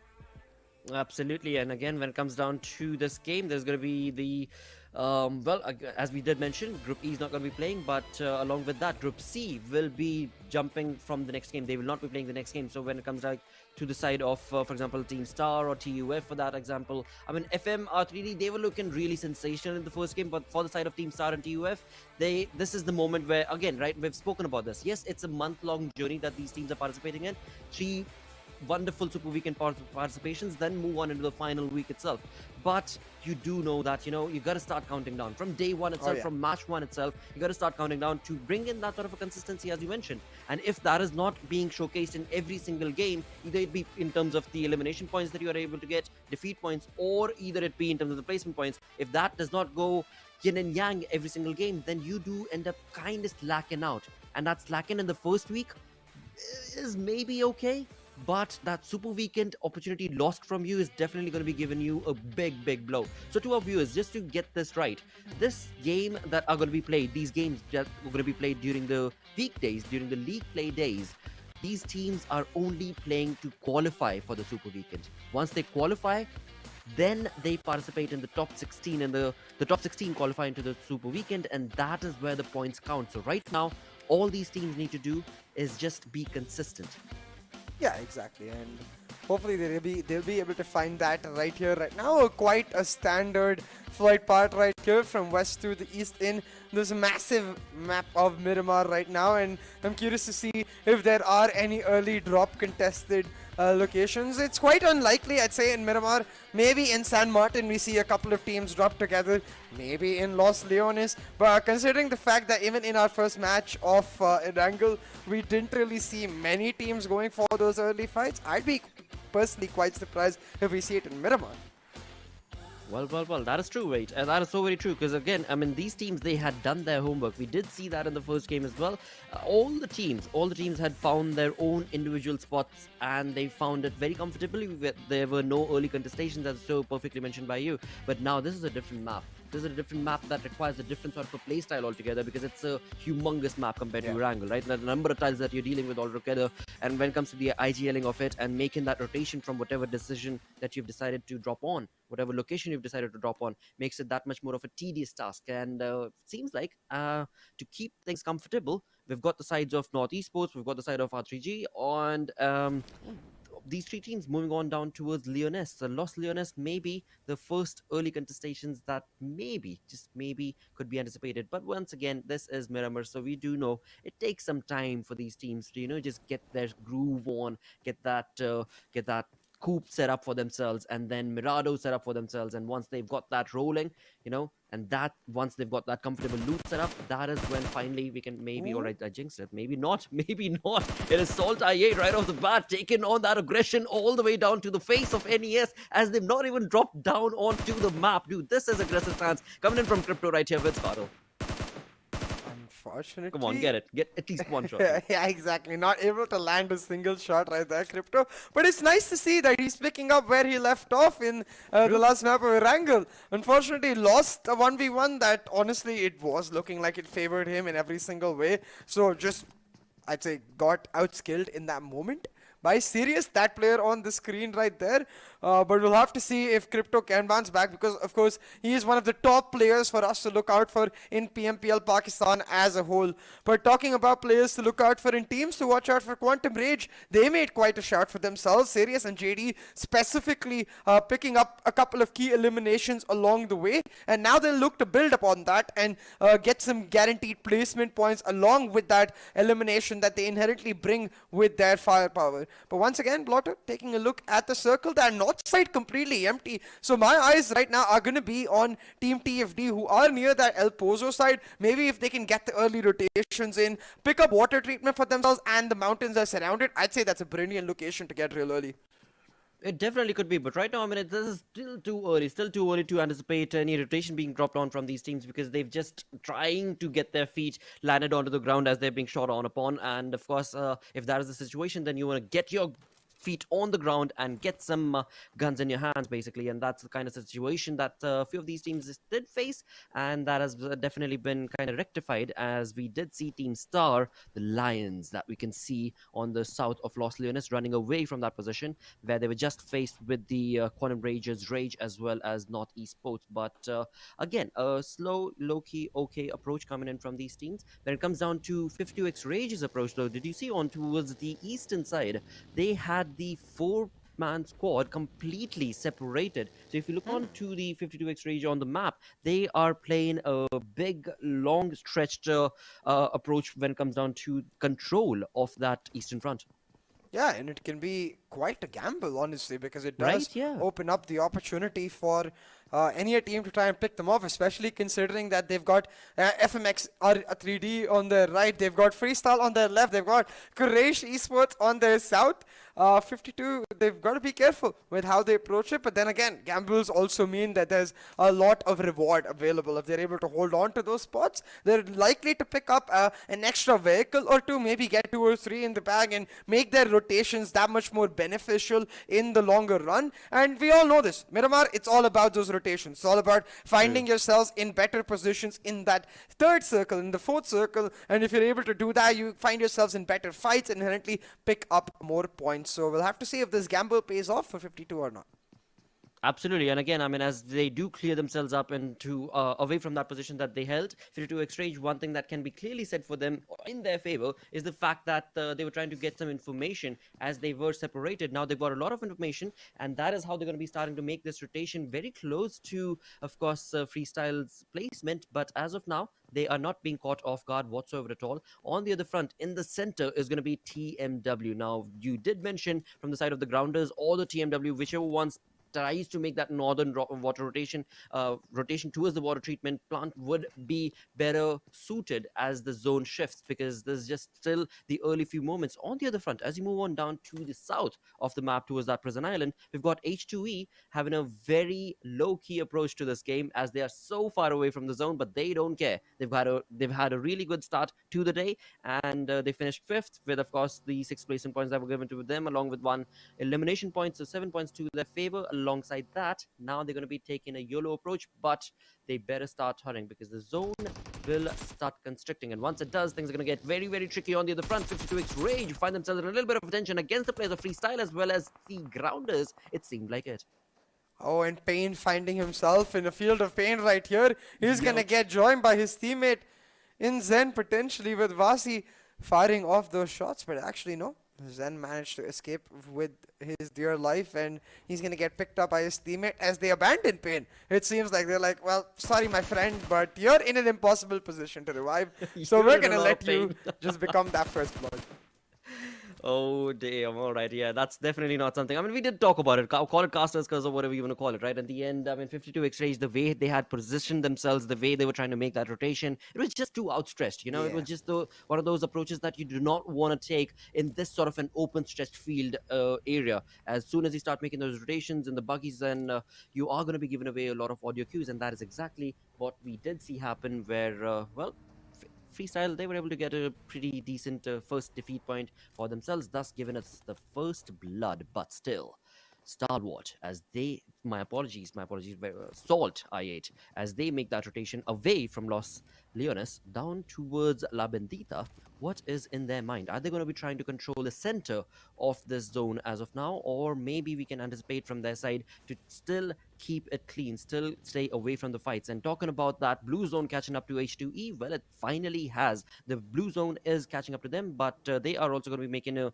late rotation from that side. So the only team that we do see as of now making a really late rotation is going to be H2E. All the other teams find themselves pretty much in the vicinity or of the comfort of the zone. Absolutely, and look at this right now, Joker in potentially a bit of trouble right here, because he's not going to be in a great spot to try and get out of the situation he's in, because there are teams gatekeeping right there, but TUF, of course, the rest of his team in a great spot to try and help him out. On the same end, though, I think with this circle, I am curious to see where it does end up shifting. I'm anticipating potentially more of that northwestern shift, really, that might come through, and that's really going to favor those teams that are currently around those crater fields area, around those El Pozo, as well as teams that move on from Hacienda del Patron towards the water treatment, because again, that's an area that hasn't been picked up by any team just yet. Dude, you know what? Just to add on to that point, call me dark or whatever, but whenever you talk about a rotation of the zone like that, right, moving away, you were talking about moving towards the teams that find themselves towards the crater field in the Pozo area. I look at teams that are not and are further away from that, because that's where the masala comes in, and that's where you're like, all right, what sort of a rotation are these teams going to be making? Now look at H2E. I mean, they have been in that blue zone for a long time, and now they find themselves in the vicinity of Quantum itself. So this is a very tough spot that they find themselves in. First game working out in their favor, but now if they end up taking that fight in the blue zone itself, many times we've seen this, teams end up taking a late rotation on Miramar, end up getting caught off guard, and now the zone has moved away so much further away, because the map is humongous. You're looking at 1800 meters that they have to travel, and after taking the fight, bringing on a lot of damage to yourself, the teams are not able to make it. It just becomes like a kamikaze situation for both the teams that ended up taking those fight in the blue zone. So I'm hoping and keeping my fingers crossed that Quantum will allow 52x Rage the path, or rather, my apologies, Quantum will allow H2E to make their path through that area. Yeah, especially with the shift of the circle, as we saw it, more of the centralized shift. So now we were not what we were expecting, really, with the northern shift, the circle really accommodating all of those teams. But taking a look at a fight that happened just a little bit back, where, of course, Pain was abandoned. It's quite even more painful that he was in the car and then he just got taken down while his teammates were rotating, and then his teammates were like, well, yeah, it sucks, mate, but we're gonna have to continue on our journey and drop you off in the meantime. But again, talking about journey, this centralized circle does mean that for most teams that were already in here, which was, I believe, 90% of the teams currently left in the Right. lobby, they're just gonna hold on to their positions. They're gonna look towards the next circle. So not really anticipating much battle, except for that airdrop, which is actually in a very accessible position, especially with the MG3 available. Now, the teams don't know that the MG3 is in the airdrop, but we do, and it makes it that much more interesting because I do believe the MG3 is one of the better weapons that you could get from that airdrop. It definitely is. I mean, LMJ definitely is something that I would want to get my hands on top of. And along with that, as you did mention that, we do have another team that I want to mention that is going to be FS. The team has a two-man split set up for themselves as they find themselves pretty much in the center of the zone. So that could be an interesting team to look out for in terms of their two-man approach that they've got set up for themselves. On the other side, 3X being the aggressive stance that they always end up taking, this being their first game of the PMPL season. We are going to keep our fingers crossed that they end up having a good one, but as of now, I mean, they definitely do have a lot of information for the teams that are making the rotation, but for themselves, they do not have any defeats, so no points confirmed for now. 12 minutes in, and we've only got that first blood, but that's, again, that is what this storyline is always going to be when it comes down to the map of Miramar. With that, Play Zone taking on another player from the side of Quantum, I believe. Yeah, that's two players, I believe, gone to the play zone. So Quantum Age already feeling the burn of this circle as they've lost a significant portion of their squad to that. Actually, just one the player. first zone. Sorry? Just the first zone, though. I mean, it's just Yeah, the first it's a zone. little weird. That's just, it's so weird. It's so weird. But as we talk about that first zone, we do have the second zones bar coming up, and this is where the teams that find themselves at the edge are going to have to get moving on along, moving away from the hunkered position that they are calling home. And talking about home, it is going to be SALTxi8 who are now trying to take on the fight to the face of QWERTY itself. And it definitely seems like 52 Boyi as well as Zibyan have the information related to their teammates. But what is the zone going to be shifting to? Wow. Now that is a good one. That definitely does put a lot of teams in the predicament that find themselves onto the western front, as they are going to have to make that rotation through a lot of teams' crosshairs. Yeah, and right now, 52 Rage are the team that is very happy with this zone shift. They're got themselves on high ground. They're in a brilliant spot to be the kings of their hill and just have that aggressive sightline where they can continuously poke and prod at all the other teams that come by near them. But talking about all the other teams, I do believe Regicide is the closest one to the first airdrop we talked about. So I'm curious if they actually end up going for it because it's on the very edge of the circle. Right now, though, our eyes on Quraysh Esports as they are spotting out a team trying to get rotations in. And I believe it was STI8 was trying to get some damage in, but not able to do so entirely. Rather, on the other hand, STI8 with very early rotations trying to get themselves towards this area at the center of the circle. They're going to have to fight with Freestyle to take control of this and potentially even another team just on their right. So we've got a three-way battle here if these teams decide to go for each other. But as is usually the case with Miramar, Blotter, there's plenty of room for everyone till the last few circles. That is so true. I mean, we just saw FS's two players, right? Tyrant along with his teammate finding themselves at the top of that mountain is another class that they've created for themselves as they've got information not only for their aggressors, that's going to be in the name of I8, but also NES that was trying to get into the compound from the western fronts as well. So there we go. As NES also trying to take on those shots, and we definitely do have, as we did see, Tyrant up, and he is going to be given the cover fire. Absolutely what I was predicting and was going to say. This is going to definitely turn on in the favor of I8 if they play their cards right, because two mans are down here and two are up there on top, so they have to be very, very synergistic as they try and take on these fights. Yeah, a 2-2 split right now for STI8. Crypto did find himself in a little bit of hot water, but UZM was able to bail him out. And on the other side, we see Team TmW stepping up to the mark. They've downed a player from the side of Team Grounders. I wonder if they will be able to secure the finish right here. See, Sensi too actually in a bit of a rough spot, gonna get himself back to full HP. But finally, an airdrop taken, and it is by, I believe, Regicide. Yes, so they've got their hands on that MG3. I do believe they're going to be ones to look out for, especially because of their position, Blotter, because they are in a spot to contest that King of the Hill spot that 52 Rage have got for themselves. Absolutely, they definitely do on the other front. And again, just to point out another fact, it's going to be insane from the side of Regite, who seems to have picked up that loot. But on the other front, it is going to be 3x. Now, what sort of a play are they going to be able to create? Now, that small little ditch that they find themselves in is going to be giving them a little bit of cover, but they do have to move away from that. They do want to be able to get away because the zone has clearly moved out of that position, and this is where that third party situation comes into play, and this is the position that has really caught RX off guard, and R3D making a comeback not necessarily, but a definitely defined story for themselves in this map of Miramar. Slowly but surely. GX are going to be able to survive though.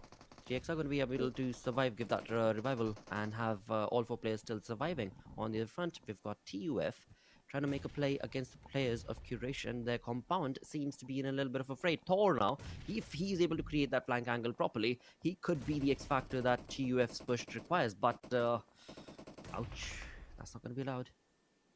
Romeo brings in an amazing spray for Abdullah, is going to be blocked down, and this is where Quraysh are going to have a little bit of a tough situation because they've lost 2 players, but they have been able to get 2 defeats against the push coming in from the side of TUF as well. Now all they need to do is eliminate that position, eliminate that chance for TUF to be able to capitalize upon, but it's easier said than done. I mean, Bilal, he's trying his level best, but Joker, sir, is definitely not in the play to allow that to happen. He is going to be able to bring that player down. Indeed, not only that, his teammate is going to be able to revive his teammates, and thus remaining for the side of Team TUF are all the 4 players standing, along with the 4 defeats that they've been able to confirm. So it definitely worked out in their favor, and that brings them on the top of that survival status for now.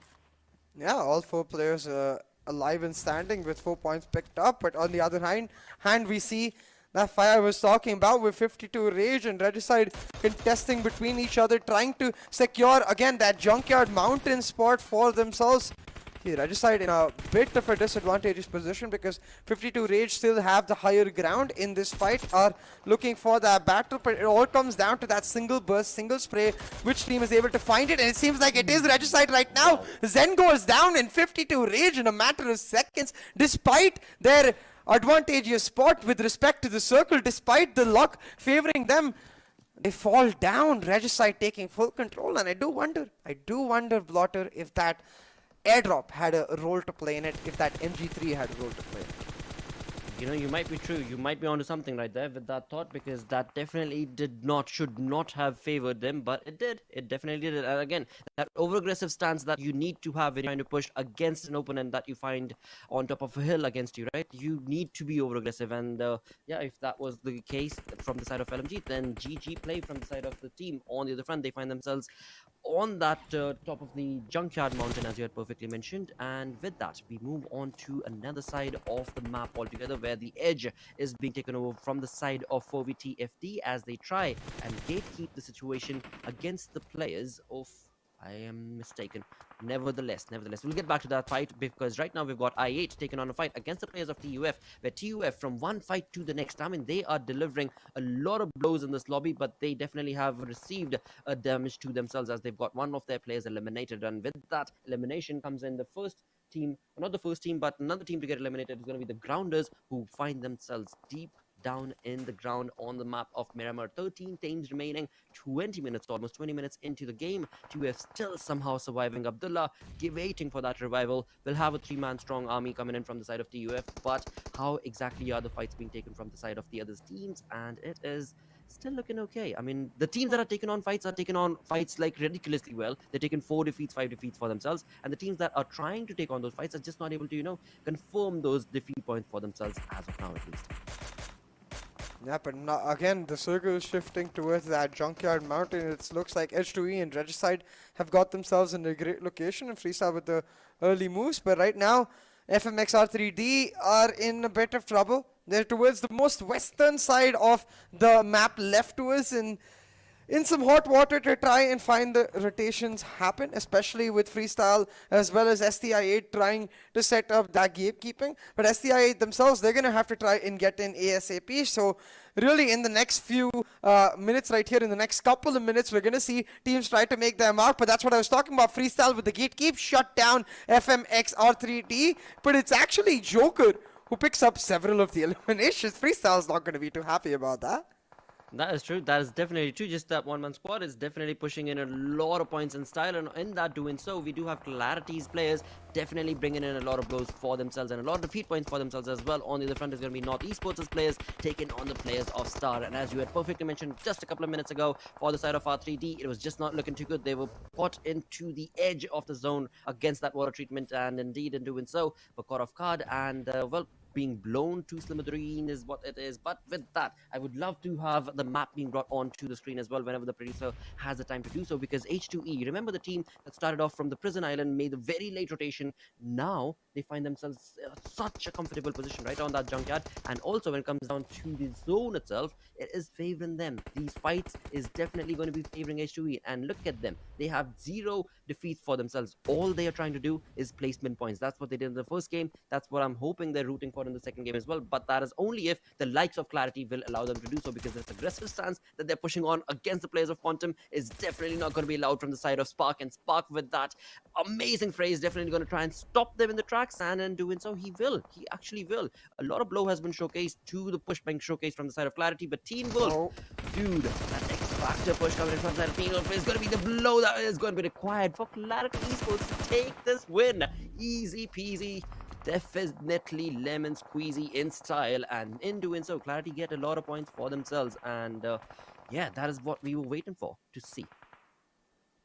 Yeah, Clarity trying to make the wrap happen onto Quantum Rage, but instead Quantum Rage hold their ground strong. Spark shuts them down, and that's potentially the end of Clarity. I believe only Teen Wolf was the last member surviving, but not for long. He gets shut down. Clarity will be eliminated, but not before dealing a heavy blow to Quantum Rage. Only Spark left right now, but our eyes immediately again on the southwestern edge where STI8 are in a bit of trouble. This nade, if perfectly cooked, could mean the end of them, and it's exactly that. NorthEsports with a heavy chunk of damage. All it's going to need is one more piece of utility to shut them down. But right now, I think maybe, if I'm looking at it correctly, is he...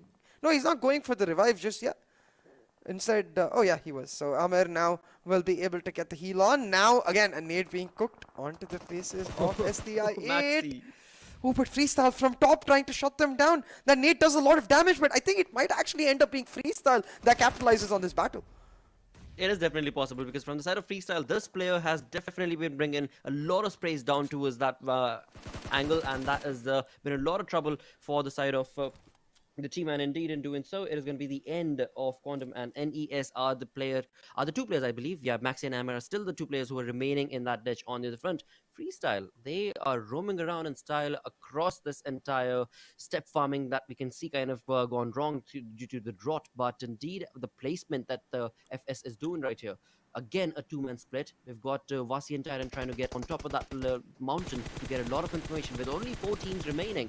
H2E chiming in along with 3 defeats already confirmed for themselves, bringing in a lot of spray against the players of NES, and now they know exactly where they are, so the nade is going to be lobbed along with the cook, and if that is set up right, then they are going to be walking away with 6 defeats towards the side of H2E. Oh, absolutely, bro. We've really got to get our eyes on how Freestyle has been able to do damage after damage, you see, with the way they've been able to get control. They are currently the team, I believe, with the most points that are still alive. Yeah, and yeah, exactly. As you can see, 11 eliminations actually already picked up, and potentially even more. Right now, though, it is Regicide pushing in on them. It's almost like Caster's Curse, because Regicide shut down 2 players from Freestyle, while H2E and NorthEsports are engaged in a battle of their own. We've got 4 squads right now on the map, and in a 1v1 battle with both squads on opposite sides of the circle. It's Regicide shutting down Freestyle, while NorthEsports getting eliminated by H2E, and it looks like it is going to be H2E and Regicide most likely in the final, unless Regicide want to control every sightline at the same time, and that's the advantage of having that high ground plotting. Absolutely does, and look at the way the zone has moved away. It is definitely going to be favoring for the side of Regicide, and doing so, NorthEsports getting eliminated. It is going to be the side of the team, Regicide, who are just dominating with 11 defeats confirmed for their side. H2E still holding their strong with only 2, the second team that's remaining on this map. Once again, a wonderful approach being showcased from the side of H2E. I mean, the play they made, that rotation, the plays that they were able to create for their side, and now it's all about just trying to hold that fort for as long as they possibly can. Maybe get another defeat if they possibly can, but again, it's going to be easier said than done, because the numbers advantage goes in terms against them. I mean, our Regicide, they've got 4-man, they've got their perfect man Voltrix on top to get all the information sprayed down to the teammates, and in doing so, from all the directions, the side of team H2E is going to be brought down to a very low health, and in doing so, yep, there we go. We've got Hucker and Dread, the 2-man remaining, but for how long are they going to be able to survive? They might end up utilizing a few utilities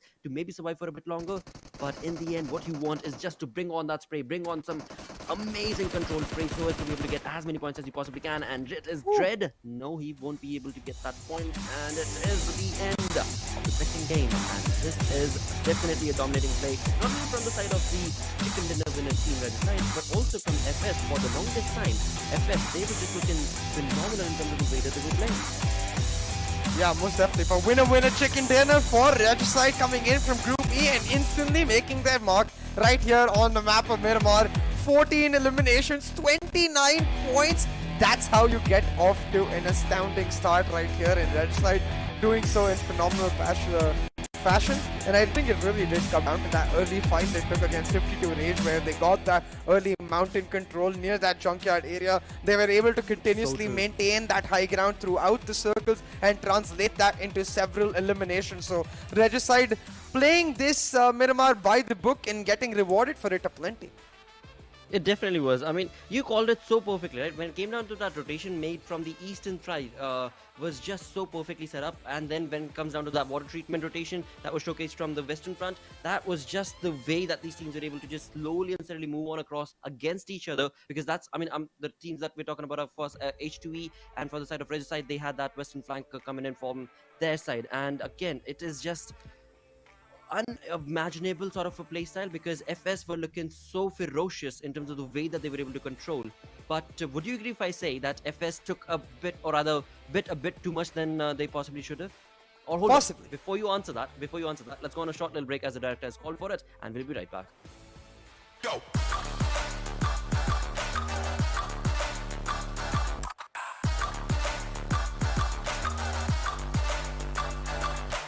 It's your chance to reach the biggest. Let the action begin.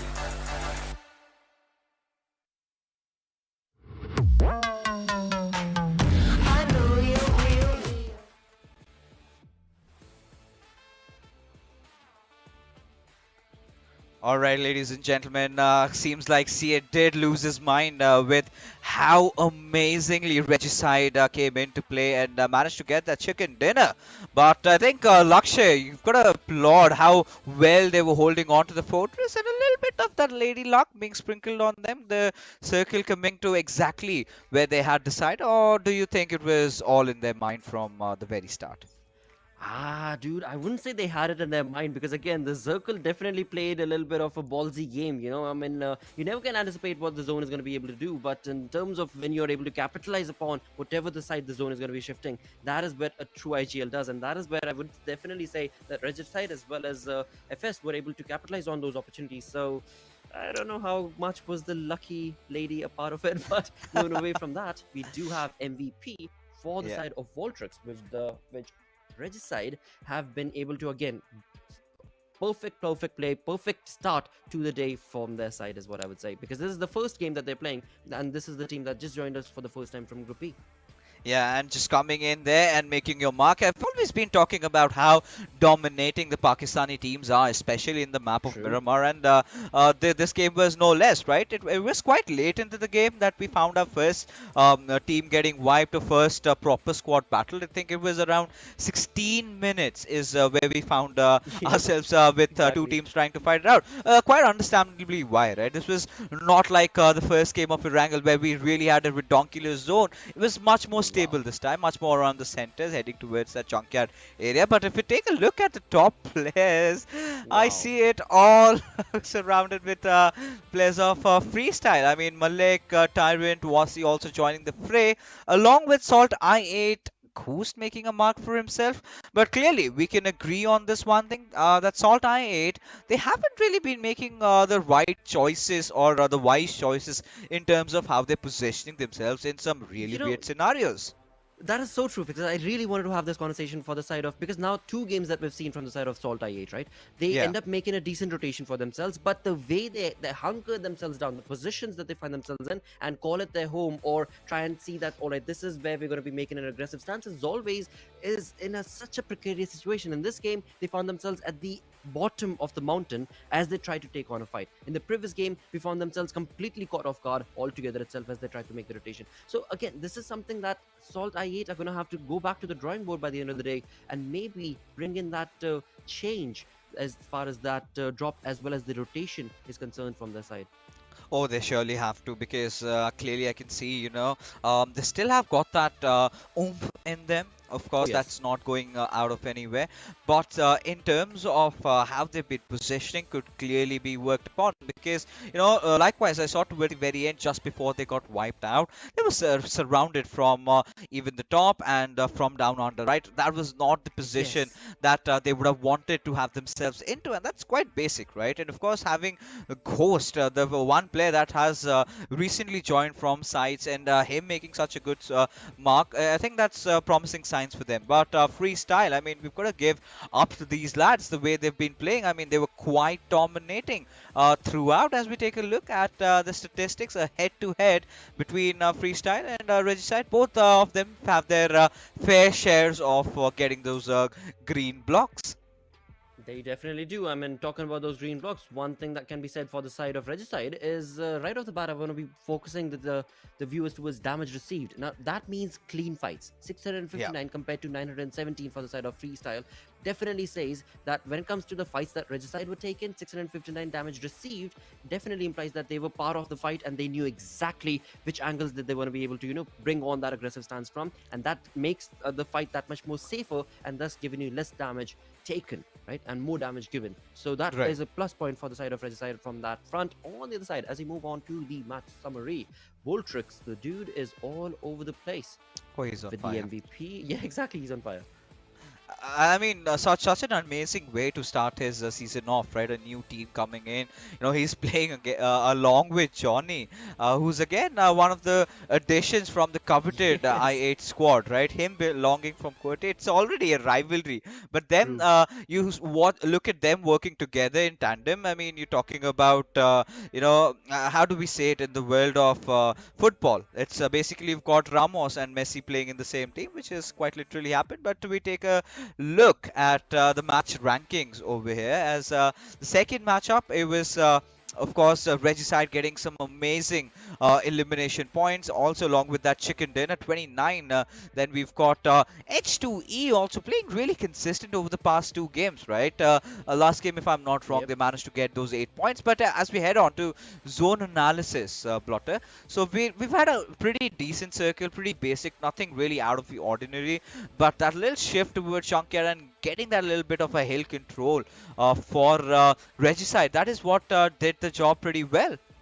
It definitely did. On the other front, for the side of H2Es as well, another thing that I want to mention, I mean, this is a team that we did see make a big rotation from the Prison Island, and as they did get themselves into towards that Junkyard region, were able to just slowly take that passive approach, is what I would say. That is what they've done in the previous game as well as in this game, and that resulted in them bringing that game favor, I mean, into the number working in their favor as well. So all right, given that points are being given to you and the rotation did favor you, but is that going to be enough, is what I would question for the side of H2E. On the other front, as you perfectly mentioned, for the side of Regicide, I mean, they were taking on a lot of fights. There is FS right there in the small little dot in yellow as well, right? And they were taking a lot of fights right there as well, and that is what we want. We want to be able to see these teams bring in that aggressive stance, because that is what will bring in that boost to the amount of points that you're able to accumulate. And with that, in the first day itself, right, you want to be able to get away from that mental stage that, oh, I'm just in the crux of line, our team is just, might be able to make it, might not be able to make it, because you've only got Yeah. 2 days of league play, so 10 matches in total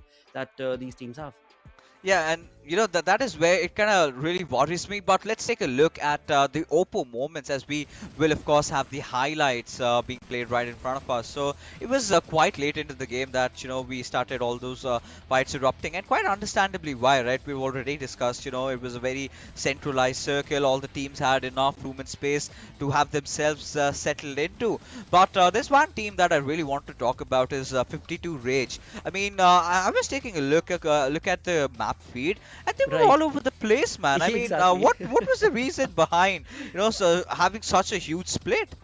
Dude, again, I mean, that is something that me and Sai also kind of commented upon, and that is, well, the main result or crux of the conversation that I could at least understood from the side of 52X Rage was that they were maybe trying to get as much information as they possibly could and then get themselves together, because we did see all 4 man have a completely fanned out split onto the map, but then slowly as they tried to get together, they were caught off guard one by one. First was Spain to go down, and then the others, and slowly and steadily just completely, just not the playstyle that we anticipate from the side of 52X Rage. On the other front, when it comes down to R3D and Freestyle, these two teams, every single time the camera came onto them, they were taking on some fights, they were bringing on some blows. Same can be said for QWERTY Esports as well, as the day is definitely turning out to be in style for their side. Oh yeah, I mean, QWERTY, they're doing a pretty decent job at that. I think they've already made themselves established in terms of getting qualified.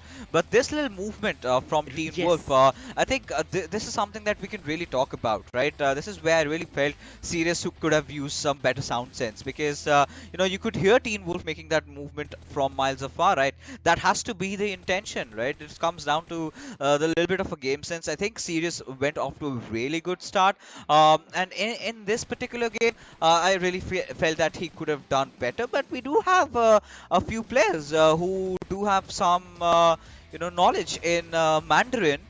But I sure am not one of them who does understand it. Do you? I would not even comment upon it, mate. Definitely no comments from my side. On the other front, for the side of Regicide, well, the only comment that they had were in the name of bullets, and those bullets converted 14 elimination points for them in style, along with that chicken dinner. So a massive, massive start to the side of Regicide. But now, as they have moved into the fray, that means in the third game of the day, we're going to be moving away from Group C. That means, well, R3D is not going to be playing. We've got Team TUF not going to be playing, Team Star is not going to be part of it, as well as the Grounders. So let's see what Group A, B, D, and E bring to the table. I'm What do really you think? looking out for how 3x Esports are going to be playing in this particular game, right? Because I've heard a lot about them. They've been one of those really aggressive teams. But more than that, I'm kind of getting worried about SALTxi8, because, of course, a lot of you guys might think it's just those 2 games. But ideally, you would want to get a good start for yourself. And the way they've been playing, surely they're getting a few finishes here and there. But this is one of the teams that is one of my favorites to head into, not just into the next stages, but into the GCs as well later on in the year. And them getting off to such a rocky start, I think now it's time to raise eyebrows, because one after the other, if they keep on performing like this, the ship might just sail away. But as we take a look at the damage graph, clearly Freestyle have been one of those teams that have done massive amount of damage, but were just a little bit unlucky in terms of how the zone really panned out. R3G getting the better out of them. But Team H2E always being consistent, even in the first game, even in the second game. If they can manage to maintain it for the next couple of games also, I think they're really good to go. Definitely. I mean, Group B, from the side of Group B from Freestyle, they are looking pretty good, as well as H2E. On the other front, as you were mentioning, SALTxi8, I mean, look at this map and the graph itself. This map, particularly graph, is what the setup for, and they had a lot to say when it comes to the damage, right? 1703 damage dished out from their side, but only 4 converted into confirmed elimination points. On the other front, you look at the team that got a chicken dinner with Regicide in the name. They've got 1961, so 1677 damage compared to 1961 damage. And look at the conversion ratio. Regicide have 14 elimination points, and on the front for I8 only 4. So that says a lot when it comes down to the play that I8 is going to be making, is going to be defining their story and their day, pretty much as you so perfectly mentioned. But now, as we move on through to the overall ranking, we've got Team Freestyle up on top without a chicken dinner, all thanks to elimination and the placement points, 38 points in total. And then shying away from that to the second position is going to be Regicide with 1 chicken dinner, 9 points away from that first position, correct me if I'm not. Yeah, I mean, right now we've got to still consider the fact that, Magnus Esports and Regicide have just played 1 game each. So somewhere down the Exactly. line, if they can maintain that consistency going on, I'm looking at Freestyle maybe toppled over, unless and until they keep on their winning run going and put a halt to Regicide or Magnus Esports, either of them pretty early on. But Clarity Esports, we've got to also say that they've been one of those teams that has been really consistent so far, just those 2 games. Not enough sample size for us to talk about right now, but I think a few of the teams have had really good starts. SALTxi8, playing those 2 games, they've managed to secure 9 points. But clearly, by all, don't get me wrong, right? It's just about the expectations, the standards that they've set. Not just SALTxi8, but teams like QWERTY, even, right? You expect them to do bigger things.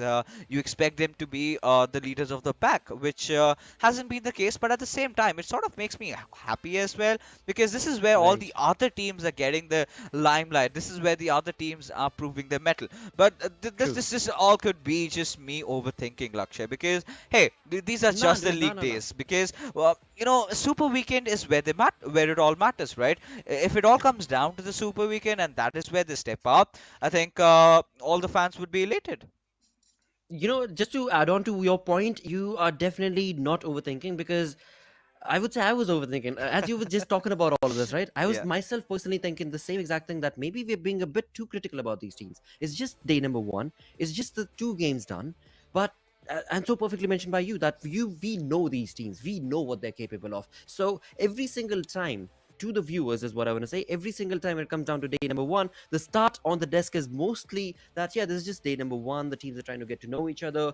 They're coming in from different areas and whatnot, but this is not the case. I mean, these are teams and again players who have been playing synergistically for such a long time that they know what they're up against. They know their opponents, for the likes of I8, for the likes of again Team QWERTY for that matter as well, right? I mean, these are teams that do deserve this sort of a critique when it comes down to gameplay not going in their favor. But again, I take my bow and I would say this is just day number 1 fixes. We still do have 3 weeks, right? 3 weeks long is what the January is before we jump into the finals. So we definitely give all these teams a leeway, and let's see what this third game is going to be bringing on the map of Erangel. What do you think? You know what? Yeah, of course. I mean, I agree with you, but at the same time, this sort of concerns me about the fact that these teams, they need to realize that the number of games are reducing, and if they cannot Yep. make it, if they cannot have a comfortable spot in the top 16, and then it's gonna spell disaster for them. Imagine, not having teams like SALTxi8 and QWERTY in the first Super Weekend, right? Exactly. But as we head along, ladies and gentlemen, it's of course gonna be Erangel. The battlegrounds next is where we're gonna be heading in, and we will not be having teams from Group C playing with us in this one. So ABDE will be participating. So FMR3D, Team TUF, Team Star, and the Grounders are gonna be taking a little bit of a backseat. They're gonna be chilling down, charging their devices, watching all the games pan out in front of them. But Lakshay, I really forgot to put CA under the spot, but I think I'm gonna do that with you right now. Who do All you right. think is gonna be emerging out as a victor in this game? Just your predictions. A chicken dinner. On this map of Erangel, I do want to say from the side of Group A, B, D, and E, I mean, Team QWERTY, I anticipate to be able to showcase a bit more of a synergistic play from their side. On the other front is going to be for the side of RX. So I want to pick 2 teams actually. Team QWERTY, I want to be able to see them finish in the top 5, top 3. 3x Esports is a team that I'm just hoping that this game. So see, when it comes to 3x, I Yeah. casted them earlier as well, and the thing that I noticed with them is the fact that if games go in their favor, if they start taking on those shots, you know how you get warmed up, right, Fixes? I mean, Yeah, you're a player, you've been an esports player yourself as well. right. So when you're starting to play and you're getting warmed up and you're feeling confident, slowly and steadily you get one elimination, you get two elimination, and before you know it, your friend on the other side is going to be taking another compound all by himself, and now all right, my teammates are doing this, I'm doing it, I've got that energy pumped up, and before you know it, 3x just pumps that boost up 3x to 4x, and they get so many elimination points, and that is how they push their medal forth. So I'm hoping, keeping my fingers crossed, that this is the kind of playstyle that 3x brings to the table. But yeah, I don't know, dude. I'm choosing group B and E from group A and B. I don't know. Do you want to pick one?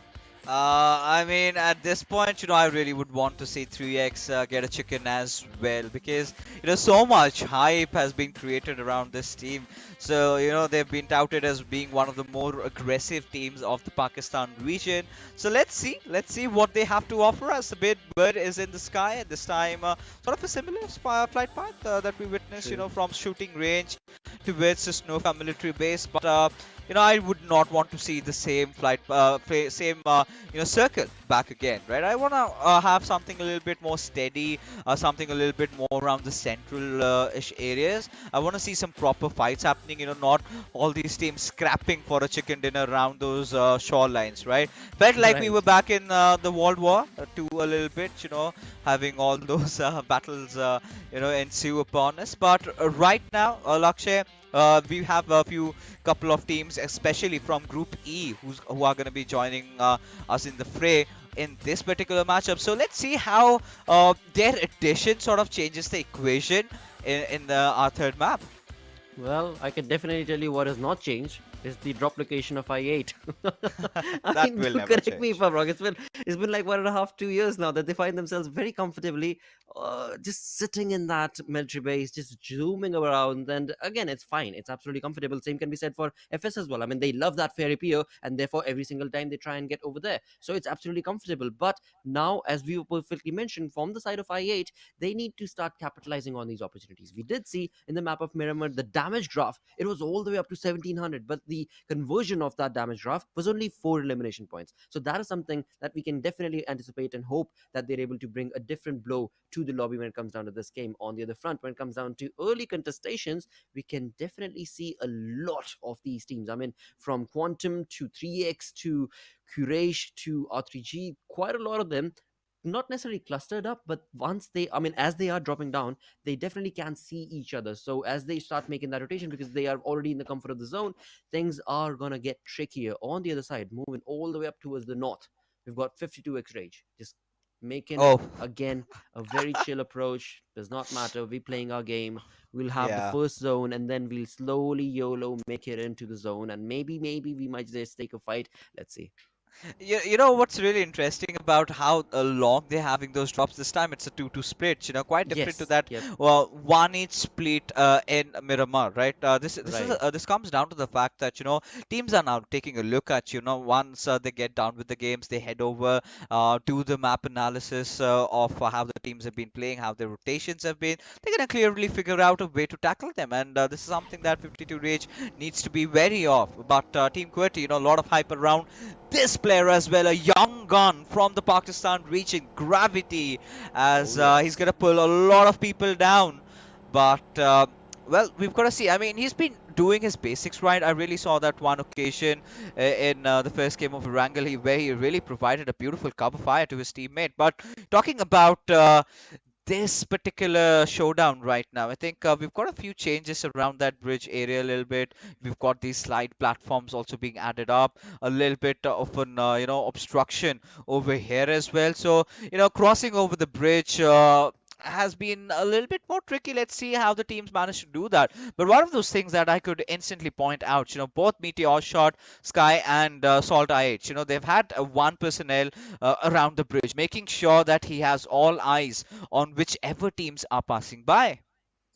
Absolutely, that is true. And I was just looking at the map on my screen as well, and we've got from the side of freestyle, Wasi.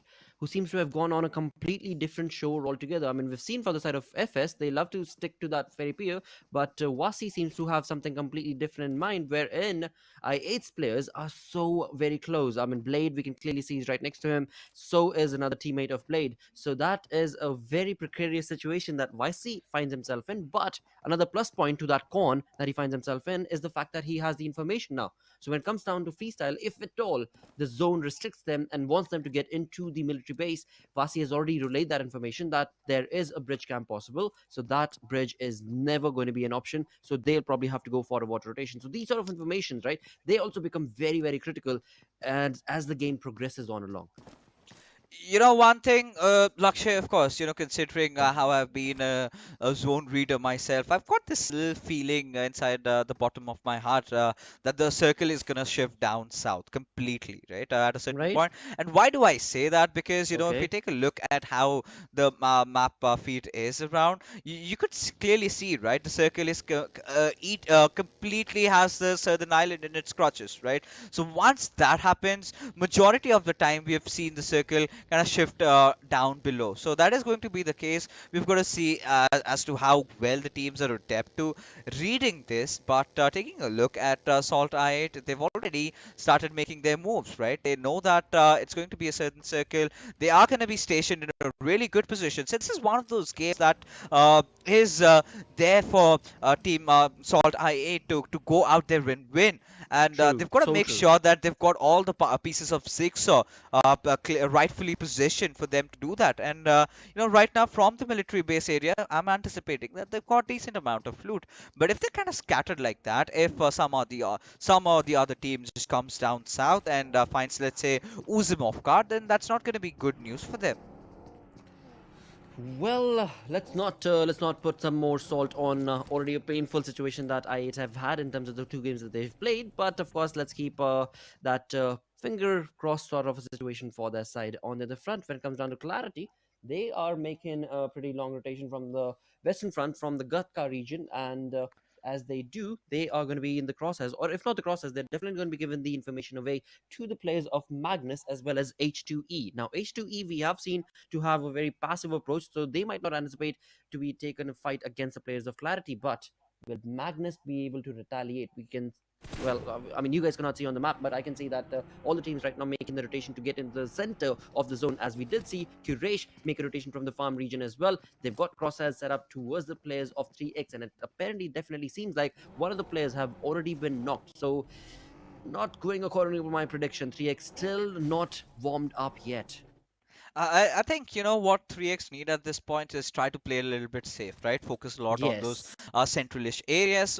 Get yourself into the groove, and once you're doing that, that's when you can unleash the true devil inside of you. You could show that killer instinct. But Magnus seemed to be in a little bit of a situation over here as Cairo has been taken down. But I think Quraysh have really been instilling a lot of hurt, and 3x getting one of these players taken down. And this Ouch. is what I was talking about. Having your players split apart, this is gonna hurt you a lot. But right now, Magnus have no time to breathe as they have a fight on their hand. As Mom2 is gonna be pressed over, but still taking the fight right at the players of H2E. It's gonna be Dread who's gonna deal with the wrath of Mom2. But Mom2 clearly is under very low HP, still managing to dish some quantifiable amount of damage over there. Mom2 still staying alive as H2E, one after the other, they just got dealt with completely abolished over here Wow. by Magnus. Now, Magnus, this is definitely one of those teams that we really, really need to watch out for, Lakshay. Dude, Mom too, man. That dude was almost on like 30% HP. Dread, I was going to commend H2E Dread for the way he was able to not get even hit a single bullet. But then as soon as Dread jumped out from the side of H2E, I mean, Mom 2 was right there with a sliver of an HP and was completely able to shatter down the dreams of Dread. And into so H2E absolutely dominated against them. And Magnus moving away with style. 4 elimination points confirmed for their side, and now it is going to be for the side of 3x to start retaliating. And the push coming in from the side of R3G is definitely not going to be allowed. On the other front is going to be Quraysh's Mani, who's just keeping a very low, slow approach to this entire position as well his teammates. maybe he does not have any teammates around. I do not see any, and I'm trying to find some on the map, and they are a little too further away. So he's going to just hunker down in that position on the other front when it comes down to freestyle. They do not have any defeats yet, but it's only a matter of seconds where TFD's player Danny is down on his knees, and there we have it. Danny has been delivered. Tyrant getting that first elimination point for his team FS. So a lot of certain side skirmishes happening right along, and especially it's such a huge blow for the players of Assault I8 right now. But look at how Magnus so beautifully took control over this particular fight. You know, H2E, they were just left astounded with what's really happening with them. But the same can be said about what really happened in the southern areas as well, right? 4VTFT not being really wary about the surroundings. They did manage to take down one of the players of Salt I8, but instead, you know, they lost out their numbers as well, which is not a really promising sign. But 3x Miracle do have a fight right in front of them, as it's the boys from R3G racing at them, and Miracle is going to be brought down, and Cronus has been dealt with by Johnny as well. So 3x having the worst start that they could have imagined inside the PMPL, but I think at this particular point we could cut them a little bit of slack, because a newly formed team, I'm pretty sure, Lakshay, they're feeling the heat. They're feeling the heat, right? It's just the first day jitters, the first day pressure, the sweats that basically deliver you. But as the journey progresses on, I'm sure they're going to get a lot more comfortable, as I've seen them earlier on the other front when it comes down to Quraysh Esports. This team, such a cheeky play they've showcased behind the scenes. 3x Esports, as they took on the fight, behind the scenes, Quraysh Esports just slowly made the rotation, got closer to the bridge, and now they want to bring in a lot of blows, a lot of bangs to the players of 3x Esports, as well as their opponents. That is going to be R3G. So, very cheeky play. Will this be able to get them points? Will this be able to get them elimination points? For now, they've been able to get the damage for them side, but Quraysh will definitely try and not wait to get the defeats confirmed for them as they move away from the position to get into the comfort of the military zone, as you had predicted. Oh yeah, I mean, I knew that from the very start. Just being a little tricky, and this is really good from Quraysh, right? Understanding the Yes, gravity of the true. situation, that this is not their fight to take, right? They've got to look at the bigger picture. They've got to take a good position inside the circle and wait for these teams to show up. If they manage to stay alive, but we do have another fight breaking out in front of us. We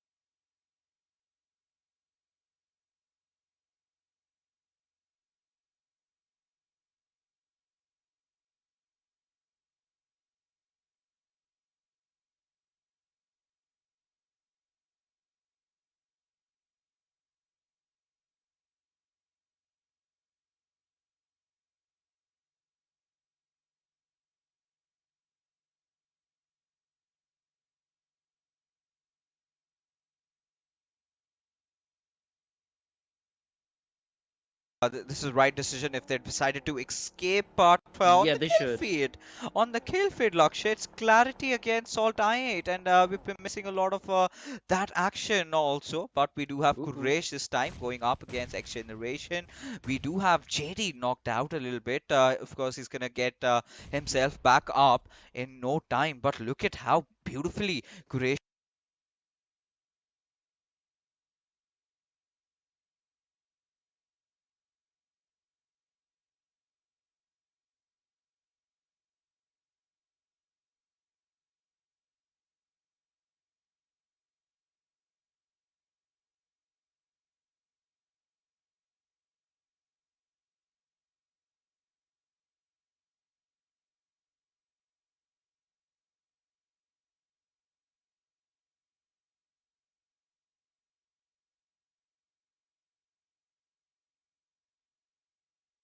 team of Quraysh definitely bringing in those points for themselves. So once again,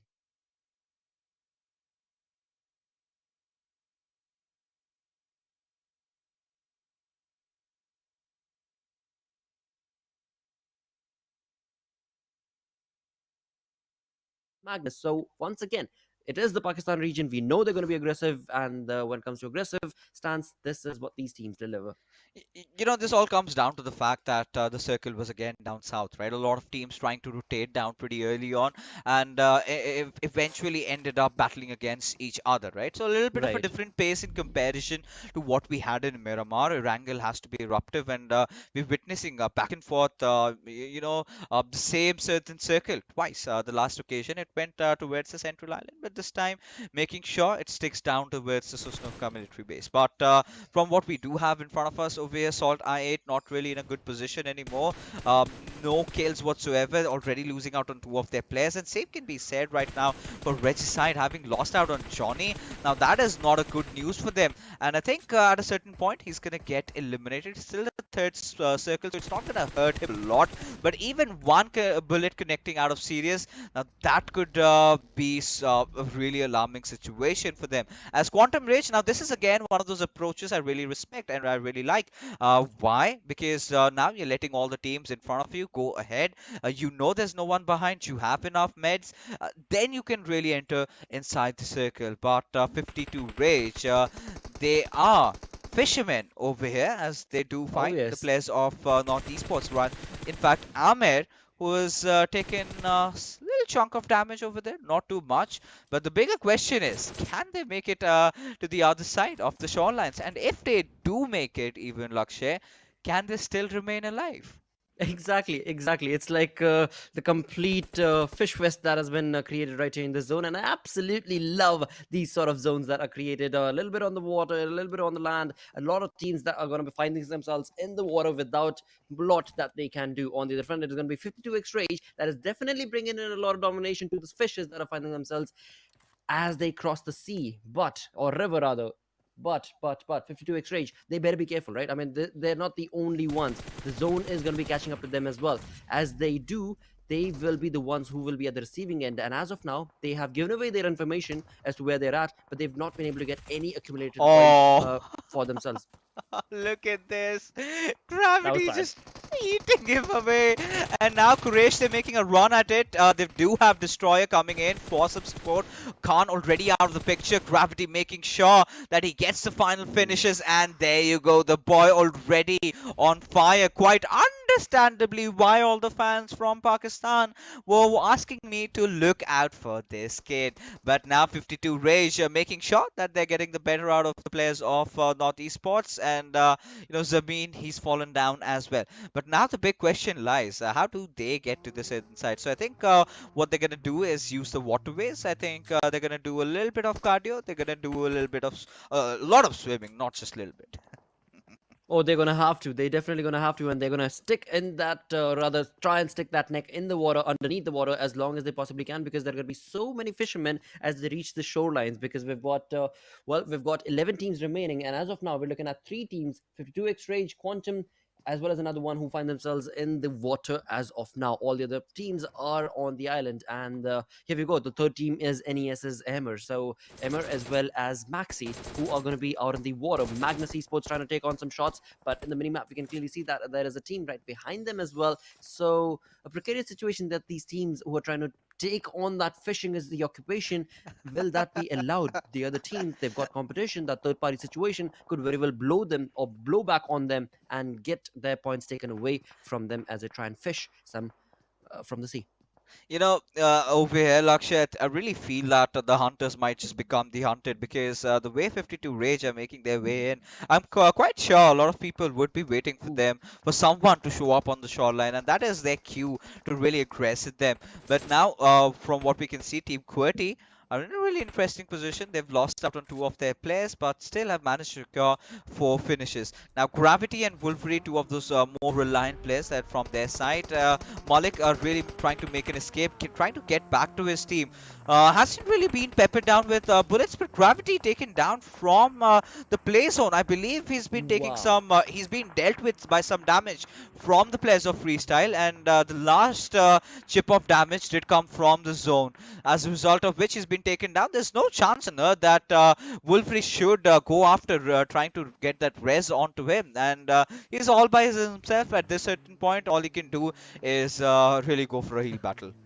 Dude, Tyrant, Vasi, the entire team of Freestyle, they're just not wanting to let that point go. I mean, they know that Wolverine is there. There's one player back there. They want to be able to get that point. They've got 4 elimination points confirmed for themselves, but they're still not happy. They're still not full. On the other front, the zone shift that brought on. But before we talk about that, QWERTY Esports taking on a fight against the players. Well, never mind the name, because the name has been eliminated from this lobby, as there is a Regicide going back into the R3G. Yep, they have been eliminated thanks to the play and positioning from QWERTY.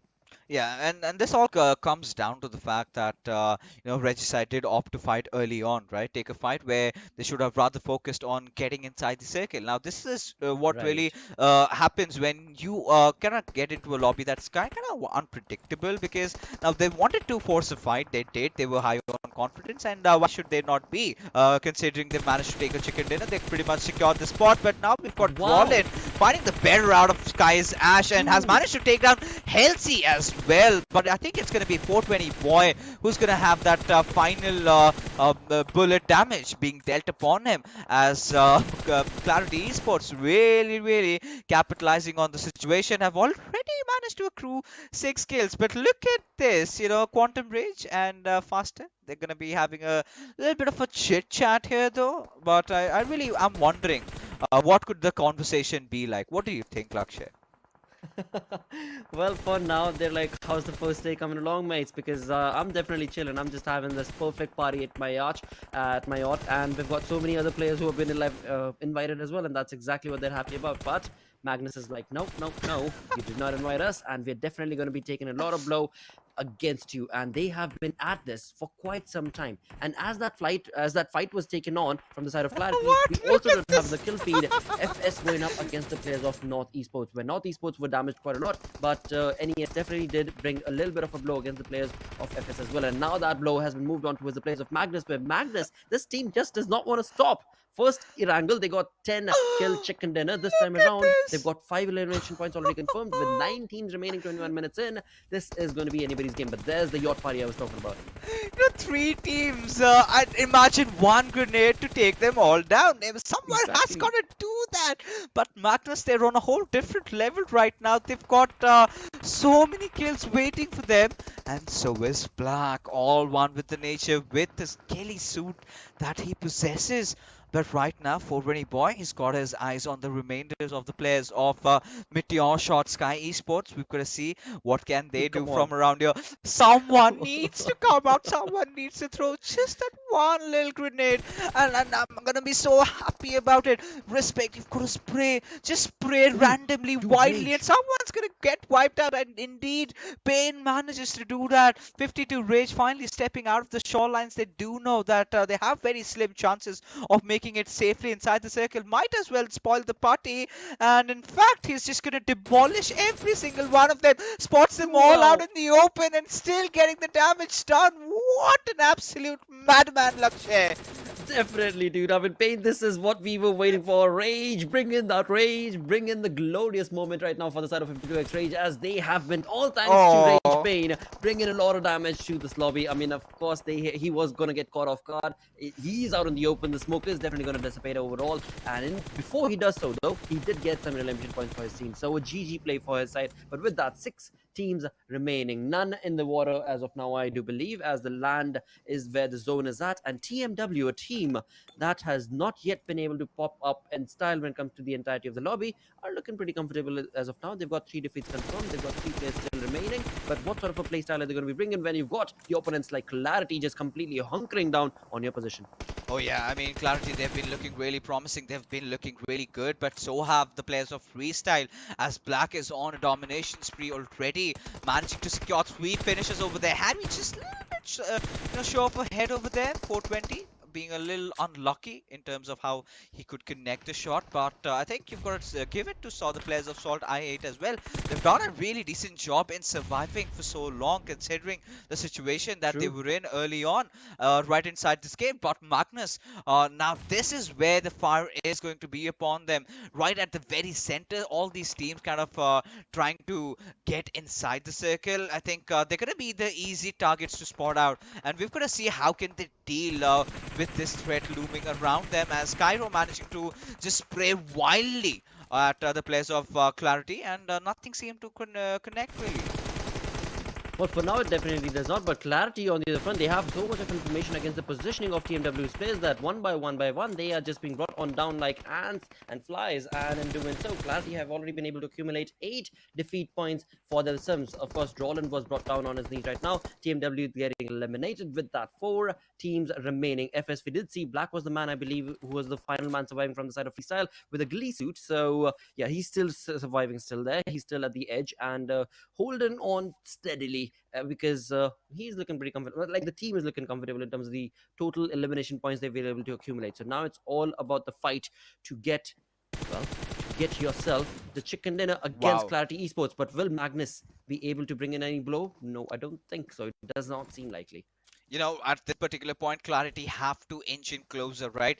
They know that they've got the players of Magnus inside that one little compound over there, and it's just gonna take a few grenades to completely destroy them, demolish them. But this is where, respect has also been brought back to life. They'll instead spotting that little rotation out from Zibyan, as he knew that the other team was gonna try and close in, and so are the players of Team SALTxi8 getting really up close and personal to Black, finally spotting him out, making sure Blade showing that really wonderful reflex, as now the final 3 teams survive. This is the game that SALTxi8 were really looking for, but now the main battle is really going to ensue between Team Magnus and Team QWERTY, and SALTxi8, they will have to capitalize on the situation. But considering those fire shots that they've already given out, they've already established to the other teams where they are.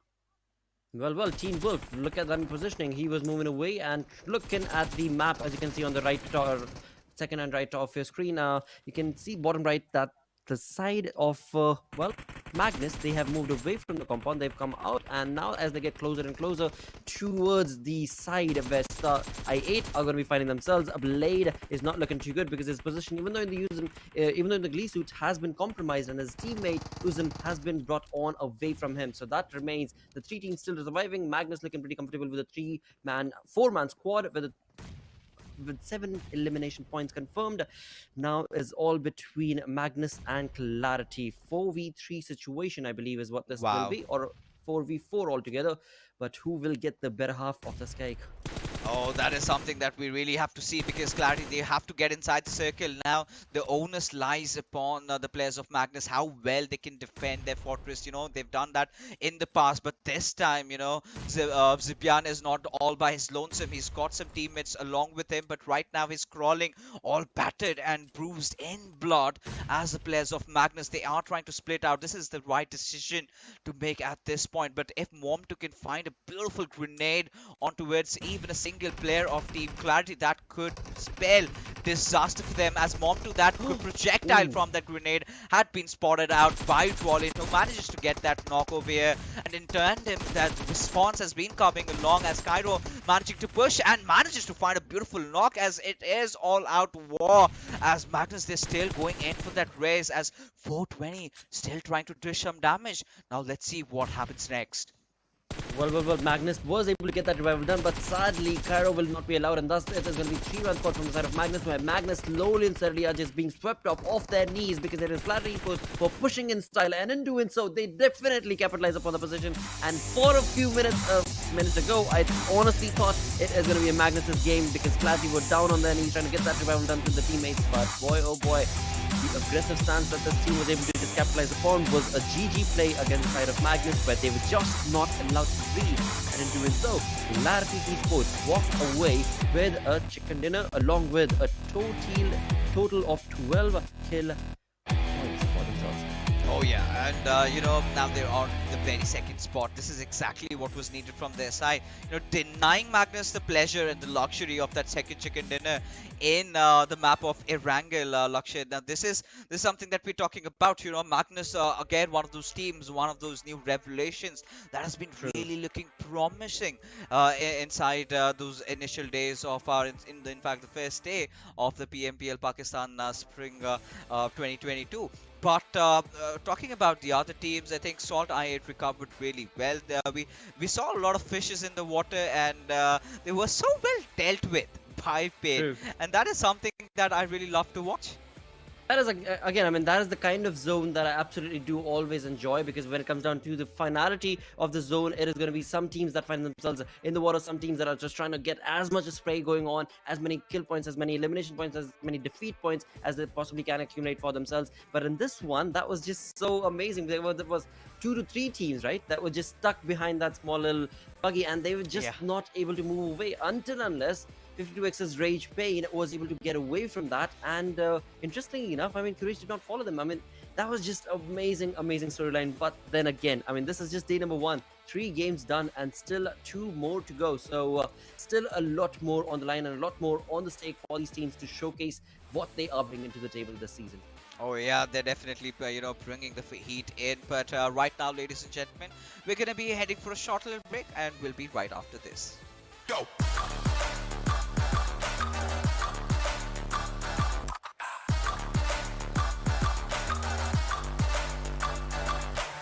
It's your chance to reach the biggest. Let the action begin.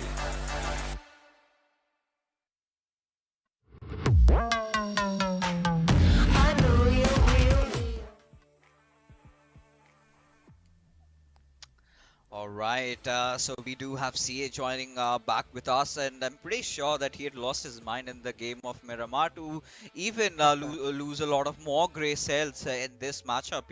It was absolutely horrendous the way the teams got eliminated one after the other.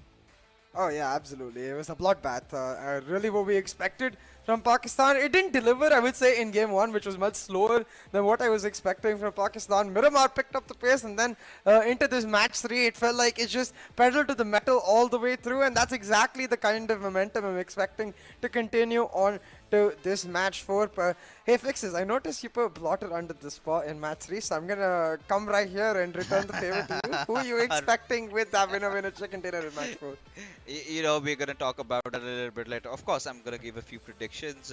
I've been always one of those advocates of the underdogs, those new teams coming up, but he sure has made quite a name for himself. Drolin from QWERTY Esports with those 5 eliminations has secured the MVP in this game. Now QWERTY, they've been looking so sound, especially with their decision making, right? Now a good team does not just have to be very good in terms of taking a lot of finishes, right? You've got to also maintain that balance in getting good amount of position. I think QWERTY have been looking really solid, really steady, and I think being so consistent, they've made sure that they're going to be staying in the top 16 no matter what. So we're going to see a lot of aggression also being brought out from their side.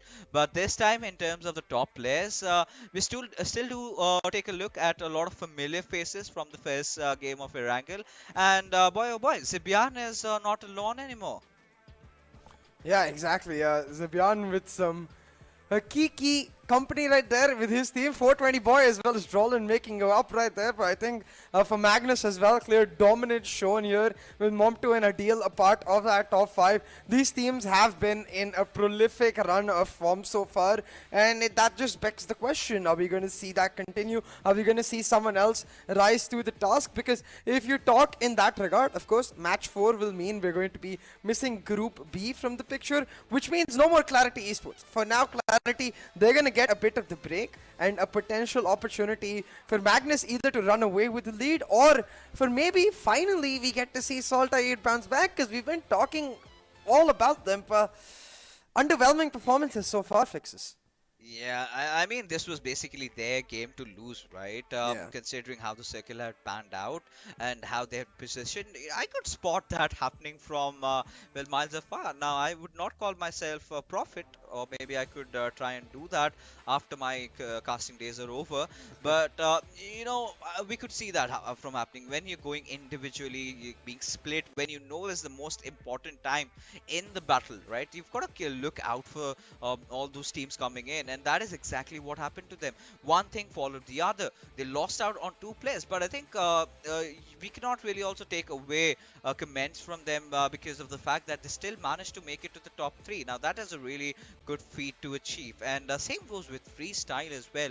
They also did manage to get quite a lot of kills, so they're also maintaining that perfect balance. Look at them at the third spot in this matchup right now. Of course, the first being taken by Clarity, the second coming towards Magnus. But SALTxi8, I think they could have done better in terms of getting those elimination points. That is, well, they did not have a lot of option, right? You reduce to a 2-man squad. All you can do at the very max is get position points for your team, and I think getting a third spot in that aspect is a really good way to go out.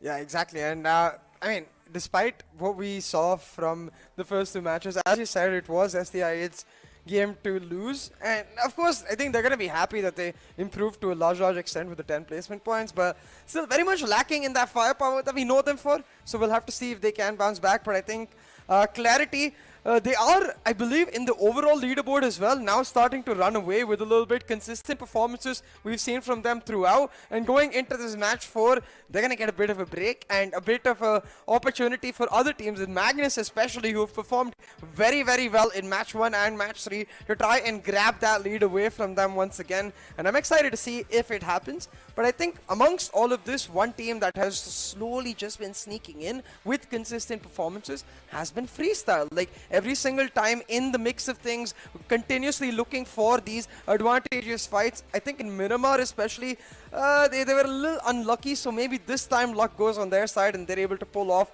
not just that firepower but as well as top placement points. Yeah, we've got to wait for that a little bit because I think they're not going to be playing the next game. But we'll talk about that a little bit later here. So getting down to zone analysis, what we do have clearly, I said it from the very start that the circle was going to go down south because the majority areas of the first circle were all that is where you could see the entire Sosnovka military base coming down under it. But this little bit of a northern shift was something that teams did not anticipate, right? Clarity had done a really good job in maintaining the circles, and then they were holding on to the edges. They made sure that they cleared their backlines. They made sure that there was no one who's gonna provide trouble to them.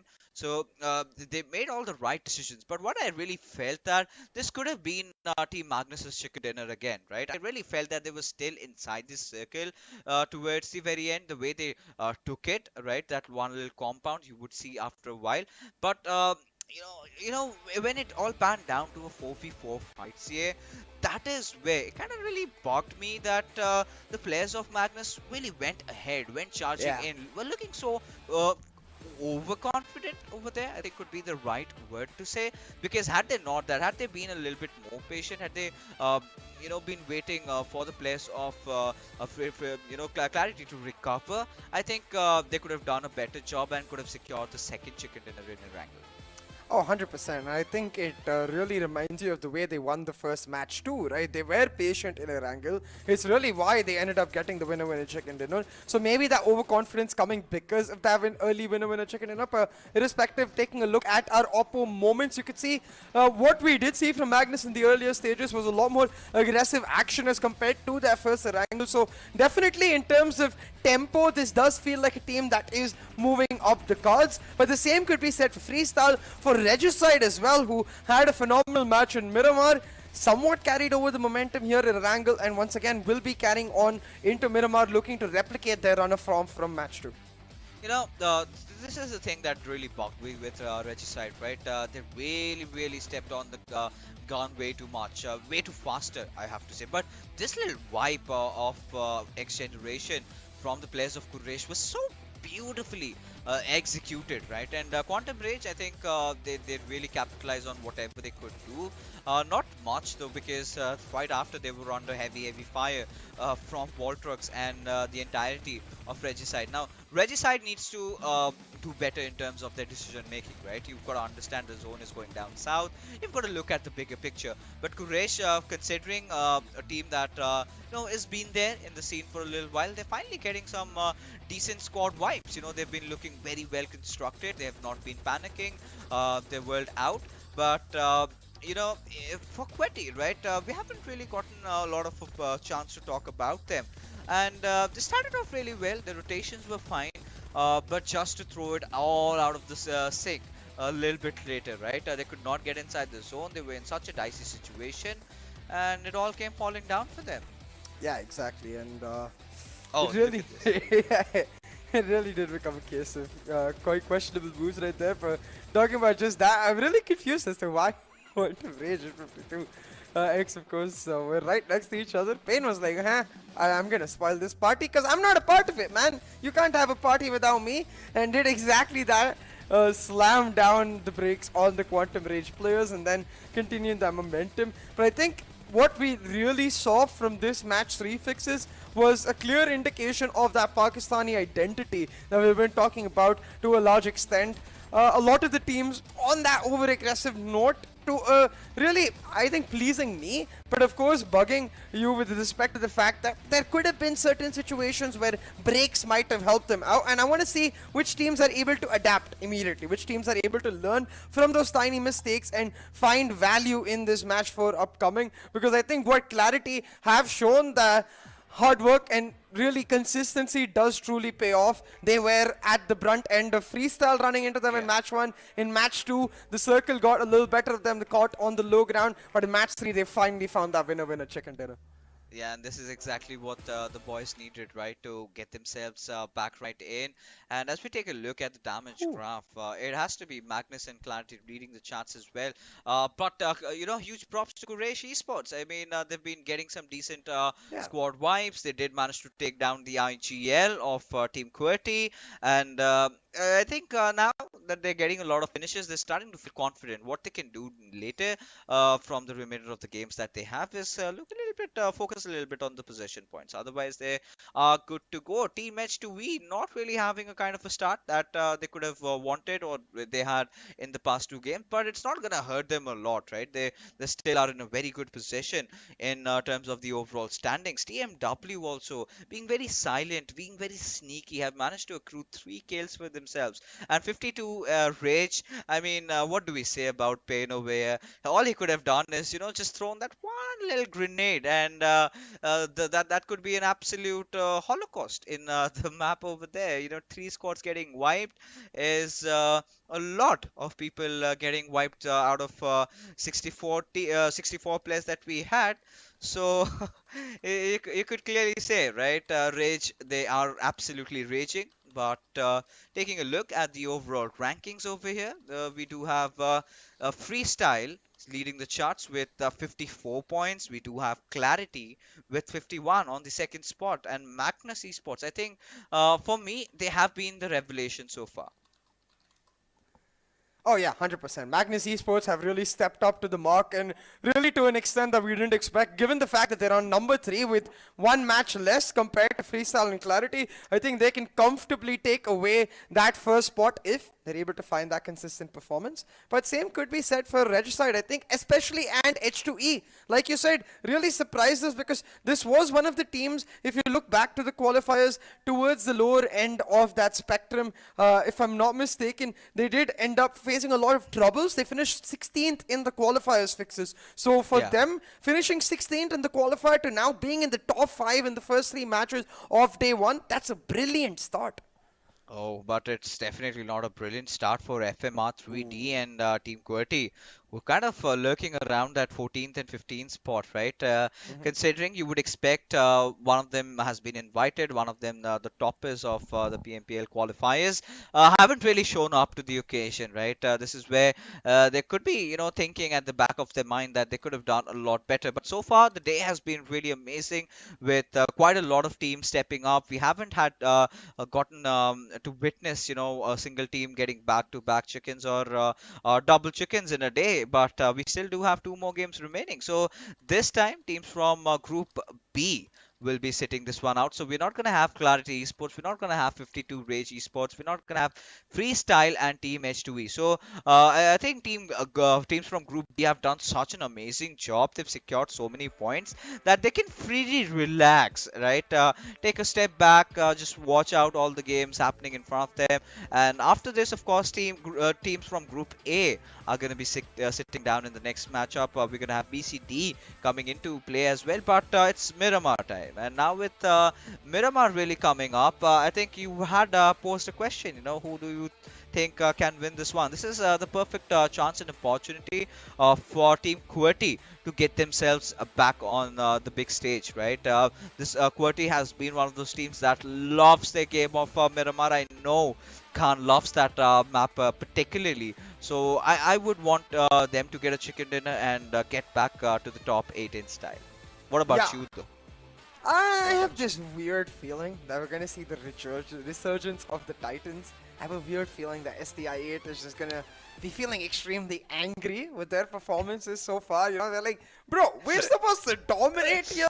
What the heck is going on? And come out just all guns blazing in this match of Miramar, and we'll see, because if they don't, it's certainly gonna be some major question marks raised. Oh, I mean, yeah, of course. I mean, by the end of today's matches, we just have 2 more games remaining, right?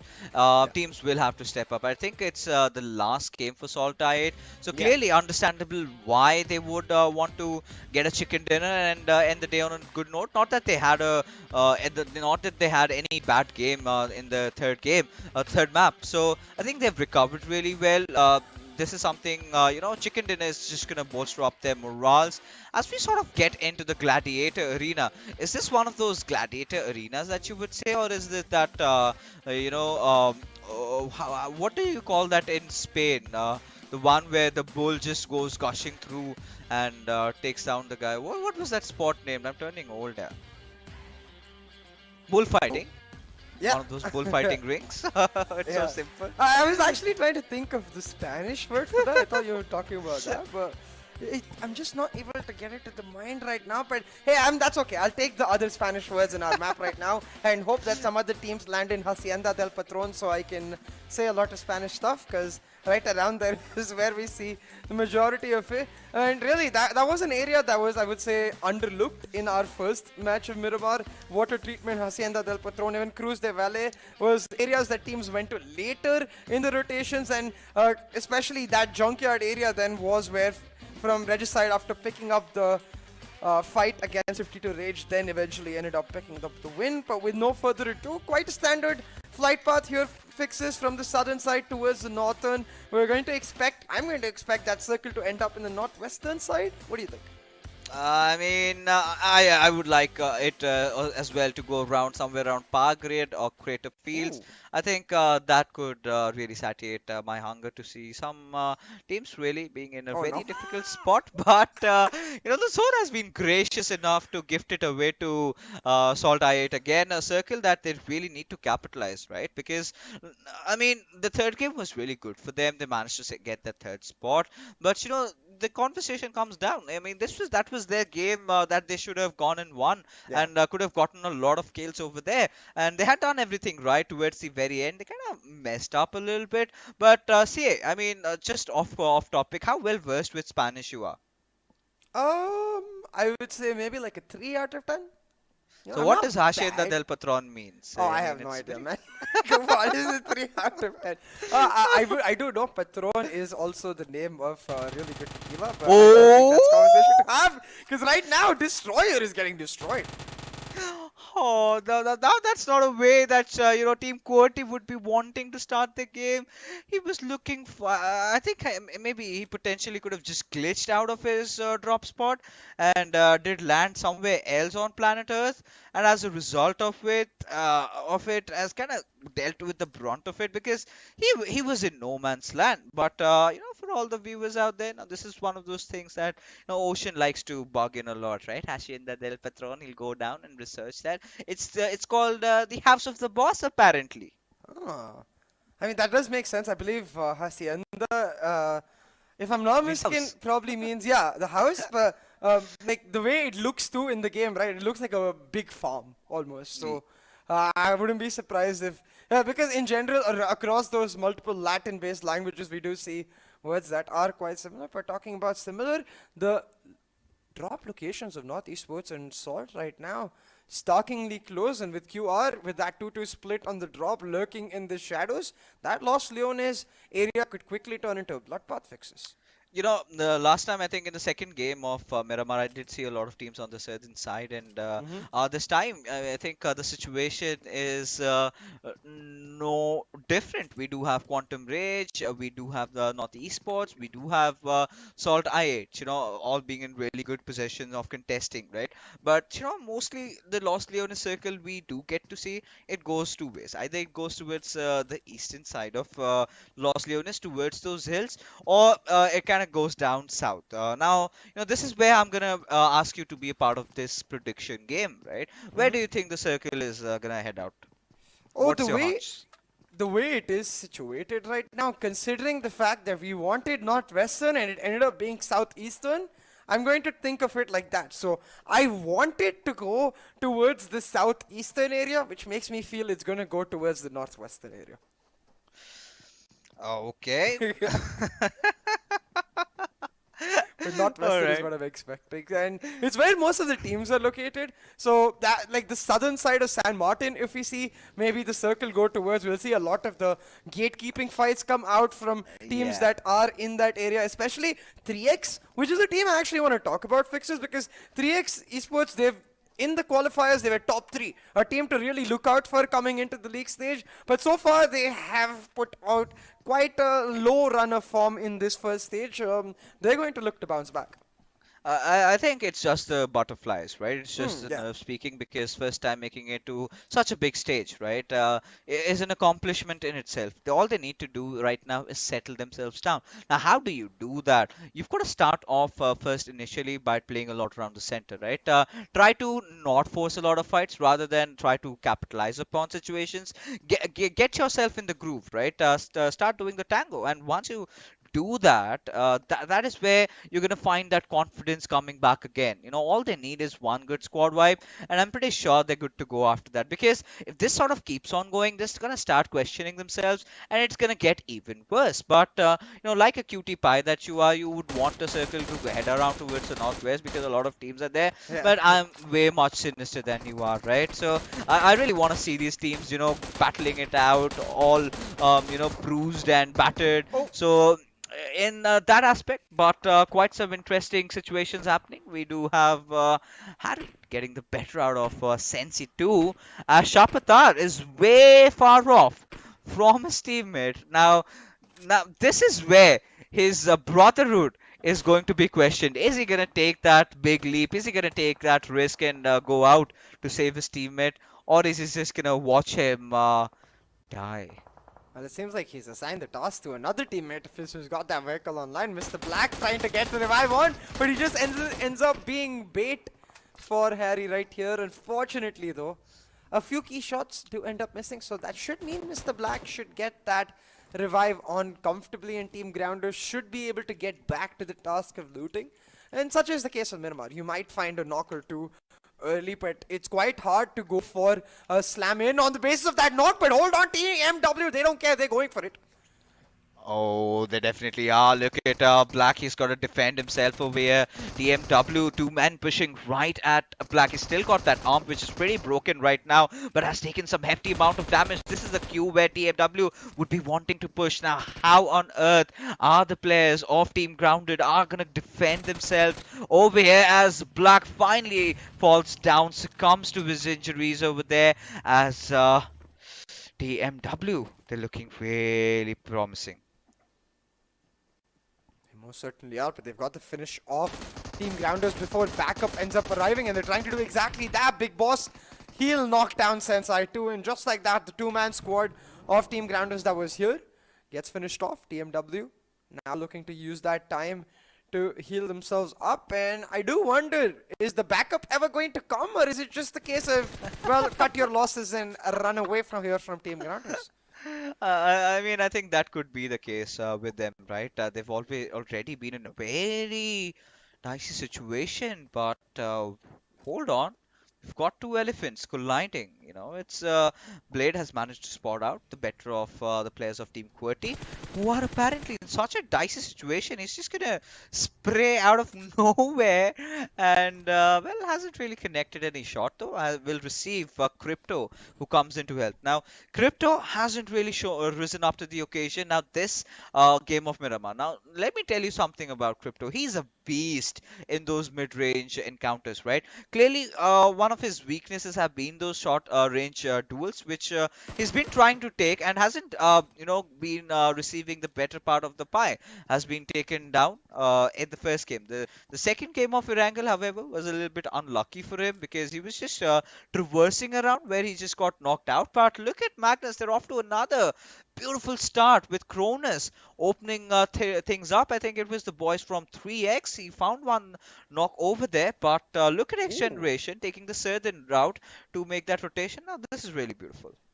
Yeah, and a really interesting circle shift because going towards that southern side altogether. And look at the way, is that two airdrops at the Los Higos connecting island? Like, I'm not seeing things, right? Yeah, I think that's two airdrops stacked on each other, or at least one important airdrop right there. I wonder if any team... No!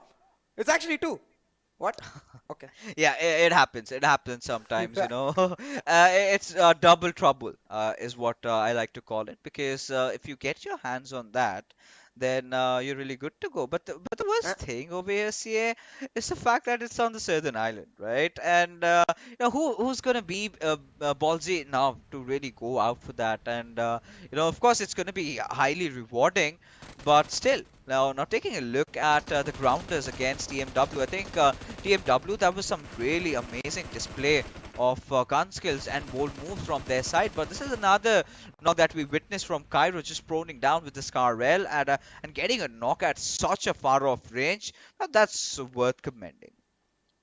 Oh, absolutely. And we've got an AWM in one drop, and I believe a Groza in the other. But yeah, like you were saying, I think what I really liked from TmW was the conviction they showed. As soon as they realized Mr. Black was going for the resurrection, immediately went on the slam in, shut them down. That's the kind of conviction you want to see from a team that is stuck towards the lower half of the table. To try and bounce back from their results so far, to try and build on a strong front. TmW clearly doing exactly that with their initial run. We'll have to see if they can keep making it happen, because right now, heading towards the circle, they are in a comfortable spot. But the same couldn't be said for this heavy stack of teams towards this southern side of the circle at the edge of Los Leones. Quantum Rage, I see SCI8, I see North Esports, and I can also see FMxR3D going in from the east, TUF coming in from the west. This is a bloodbath waiting to happen. Oh yeah, I mean, it's just the calm before the storm, right? Yeah. All these teams positioning themselves in really good spot, but SALTxi8, I mean, they've got quite a separation out there. Uzum just having that high ground. I think it's a 2-2 split, if I'm not wrong. We do have Blade along with Crypto, and we do have Coast along with Uzum. So ideally, I think the only reasoning behind this is to make sure that if the circle shifts down, it's kind of near them.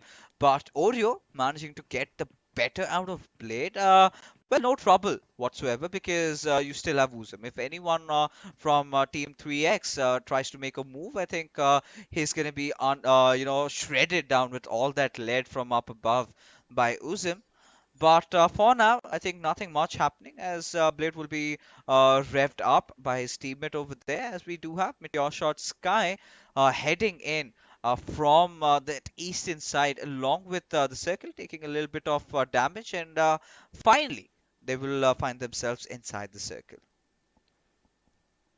Yeah, and look at this. This with the circle finally getting to its very last edge. It's going to be interesting how it turns out. Talking about interesting, Oreo, like facing the odds, really shut down, got a knock right there. I mean, it didn't really end up being much.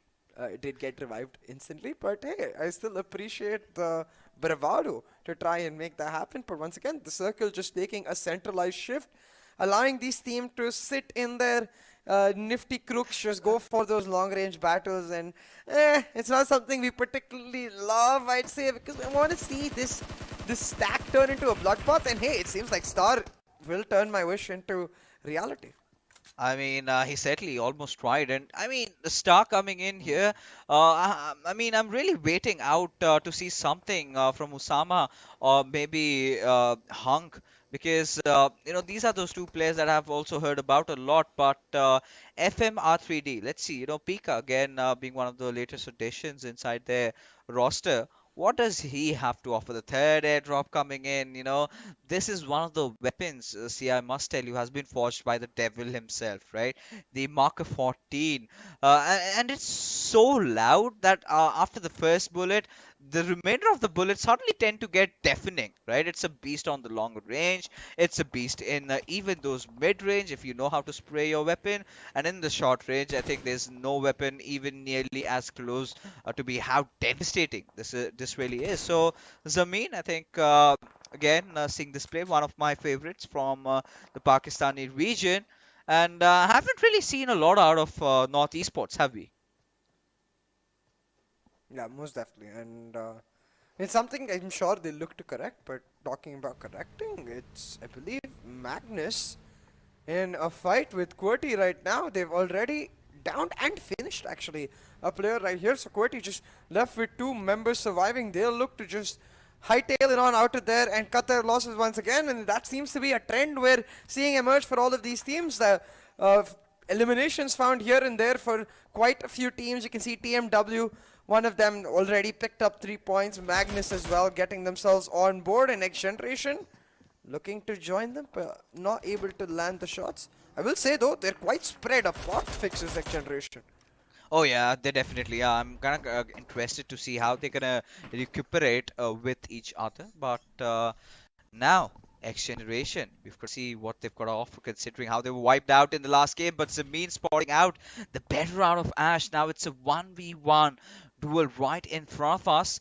Right now, just initiated with a few grenades up and down, and Ash is just gonna retreat from around here. Maybe not, as I mean, he's trying to push in along with Maxi this time. Oh, I can see the zone closing in just about 5 seconds. I'm curious to see if it's a centralized shift once again, or maybe a western shift. Nope. It is going to be that centralized shift once again, as it seems like the PUBG Mobile gods are just like, we will have some pity on the players this time, but XGeneration doesn't seem to want to do that. But oh my god, that player just escaped with barely any HP.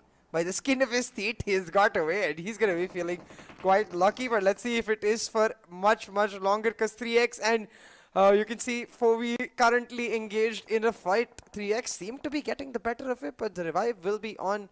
Again, a case of Miramar fixes where there's just so much ground to cover that we rarely see slam-ins happen instantaneously.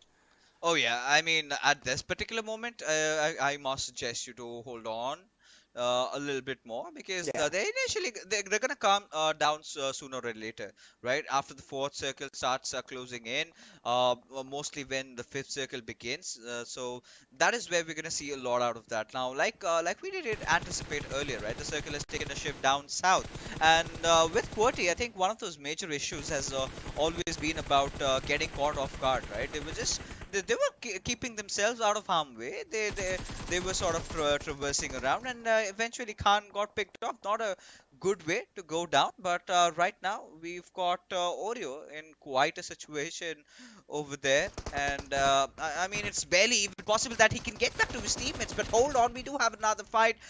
Start and end right away with MetershotxSKY Esports getting the better out of Quraysh Esports.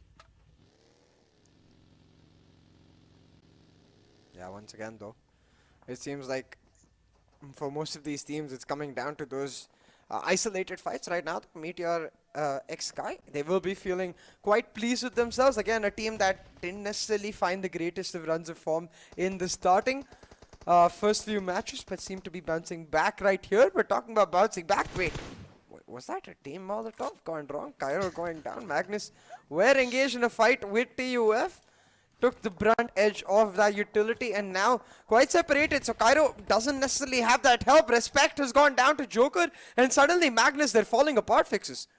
Oh yeah, I mean this is not good signs for them, right? But it's all right. It's something that they can take with their hearts out. But Mom2 still does not want to give up. Does manage to take one down, but from the back lines gets spotted down by Leon and will be taken down as TUF just trying to advance and confirm that kill. In fact, rather stealing it from the enemies. Now this is again classic Miramar, right? Fourth circle gone in. Just that one squad has been eliminated, but we've seen quite a lot of teams taking some early losses. Now, this is where we've come down to the point that we're going to witness a lot of fights starting to begin, and Adil certainly not in a comfortable situation anymore. Oh, most definitely not. And right now, Adil, he's gonna look to claw his way out of this situation, because with the circle looking to finally close in, we're gonna have our next circle, and immediately I'm expecting for most teams our rotations will ensue. But ooh, look at this. Shapatar is being sneaky. He's gonna spot out Zaman, take one down, but he's all on his lonesome, faced off against this entire squad of North Esports. Surely if Shapatar pulls it off, it'll be a play for one of those Oppo moments. Oh yeah, it certainly could be, but right now Shapata still got a task in hand. He's got to deal with the entirety of the squad. Now for North Esports, they've got to make sure that they get back to their comrade over there as Shapatar. He's going to try to rain in a few grenades, on not just him, but his teammates also chiming in as well. Now, this is the moment that Shapata needs to make a move right when Amir is going up for that res. But I do not feel CA that he's got all the information to capitalize on. Yeah, instead just looking to use that time to reposition himself and maintain. Oh, Shapatar. Oh, he's trying to just sneak away, but Crypto clearly he's got his eye on, heard the sounds of a fight going on, and well, Crypto, he's not going to run away from a fight if he can help himself. Yeah, for a moment I really thought, those nades were coming up from his teammates just to realize he missed SALTxi8 doing all that damage. Now, this is where, SALTxi8, you would anticipate them to be capitalizing on this particular situation, try to put North Esports under some pressure, but at the same time, I mean, Usam, of course, does manage to find that knock, but SALTxi8 need to realize that they've got to get back inside the circle. And that being said, as we are speaking, Team QWERTY has been eliminated early on yet again. Exactly. Once again, Team QWERTY just not able to find that run of form. Magnus Esports as well joining them in that regard. It seems like this Miramar is the downfall of the better teams that we expected coming into this, the more accomplished ones, and the rise of those underdogs just the way you like it, Fixes. But amongst the underdogs is this one Titan. My prediction for the WWCD right here, STIA pushing on forward, trying to shut down North Esports, and they've done most of the job. They will look to finish it off right here with a vendor drop, and Crypto moving in for the slam.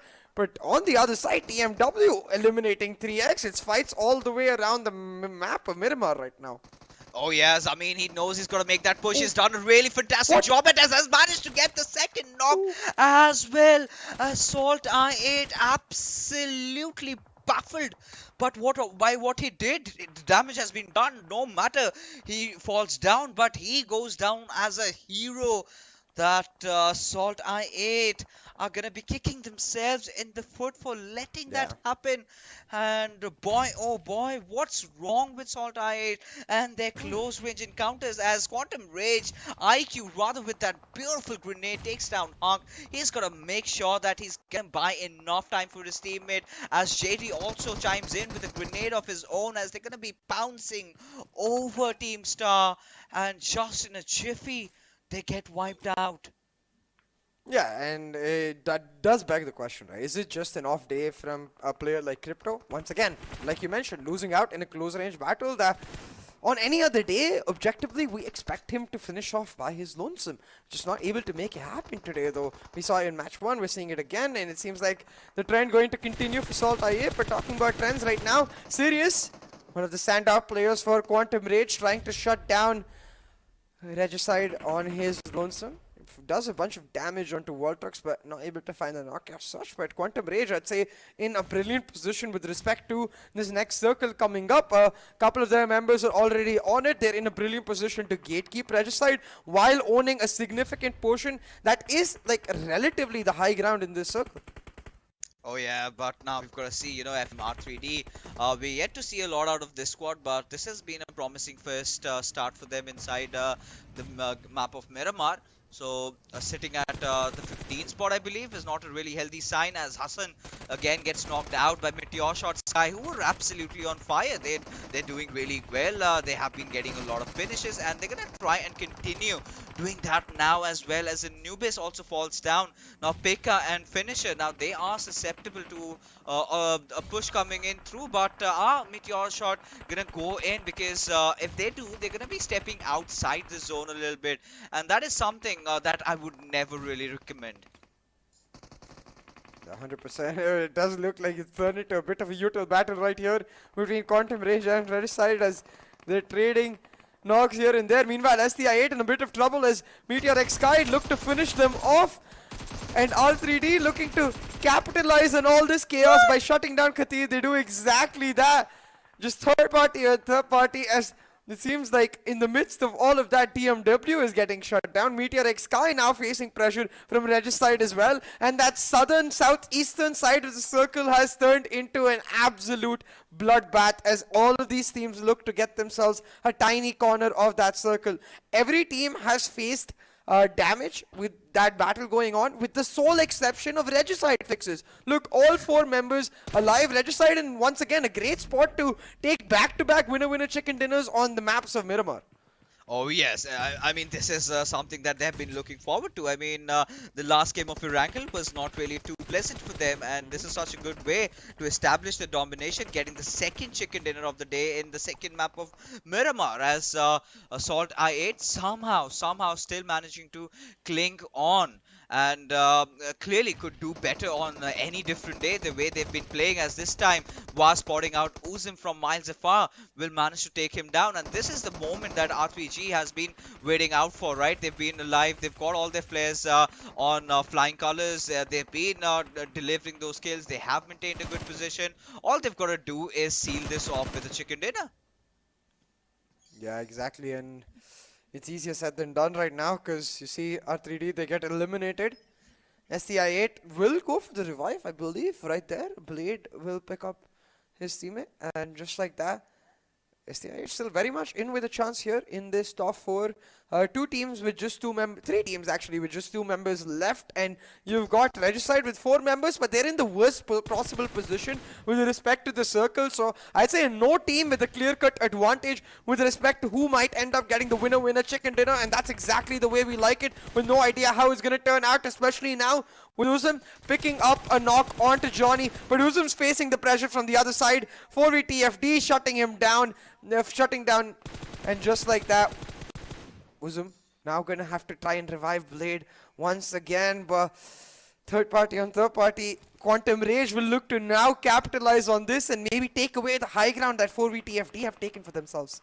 Oh, absolutely well spotted, but just before he could think to do something like that, it's Voltrox who's managing to get a knock, but a trade coming nonetheless from Spark's side, as 4v they have got more than that they could have bargained for over here, making sure that they've made it to the top 3, but Quantum Rage getting wiped out from Regicide over here, as they still managed to retain 4 of their players. Now, they've been putting up such a strong show. Now it's a 4v2v2 situation, and you could clearly see R3G, they have the better of the circle, but it's gonna be the boys from 4v who are enjoying that high ground. Yeah, exactly, and the team in the most trouble is STI8, but they've held on against all odds so far, just clawing out as many placement points as they can. So it's going to come down to them trying to continue to do that, while 4v look to inflict some damage onto the boys of Regicide. Now the next circle has shown up, and it seems like it is just again a centralized shift, which will take away a significant portion of this high ground for 4v They're going to have to move in, whereas for Regicide, look at that, they've got that small shack. Could be the ultimate cover you need in the final battle. Oh yeah, I mean this certainly is it, right? The way this thing has shifted, I think ideally Oh, R3G look at would be Blade. wanting for BD TFT to go up against STI8, and that is exactly that has happened. Blade managing to get not just one but the Oh my other one god. as well. All right, it does come out of Uzum. Now this is the point that R3G know that they've got a strike. It's just a 2v4 situation for them. Blade and Uzum right in front of them, and Johnny making sure he gets a break on his former teammate. Would want to be hungry to get Blade as well, but they indeed do that. It's gonna be Johnny who does the job again, and well, T2O R3G. There you have it, ladies and gentlemen. Regicide again. They have managed to get their hands on the second chicken dinner of the evening, and it's a back-to-back success in the map of Miramar. Clearly, was stepping it out. You know, this is what I would like to see from a complete team, right? Regicide, right amount of aggression. They know when to notch it down a little bit. They know how to capitalize on situation. They have come in well prepared. Exactly, and the fact that they move together as a unit just enables them to do so many different things so well, really making sure that they're able to pull off moves from the edge of the circle where they're not in a great spot at all to areas where then they're able to take good spots for themselves. And similarly for STI8, you have to wonder if Crypto and Ghost don't lose that 2v1 fight, if they don't end up dying right there, does it become much more of a close encounter in that top 2 battle? And Crypto's going to be feeling the pressure, that's for sure, Fixes, because that's the second time today he has fallen under the mark. Yeah, I mean, he's definitely dealing with the brunt of it, right? Clearly not the Crypto that I've seen or that I really would want to see. But I think he can do a lot better than this. He's got to take his lessons the hard way, right? He's clearly realized that, teams have improved by aeons. And you talk about improvement, look at Johnny Boy go. I mean, this is such an interesting storyline, right? See, now Johnny was one of the primary players of I8. I do not know what happened. I think he wanted to try from a different lineup. I do not know the story behind that. But what a way to just go in, finish his own former teammates out, and get a chicken dinner. You know, that must be feeling a little bit more satisfying when you try to do that, right? But right now, ladies and gentlemen, we're going to be heading for a short little break. After that, we would have Lakshay joining with you guys. Go.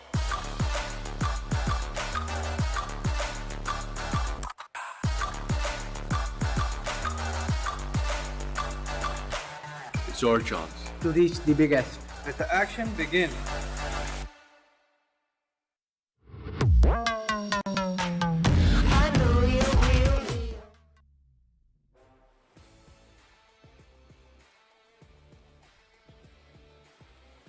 All right, say, well, it's you and me back again for the final game, dude. Yep.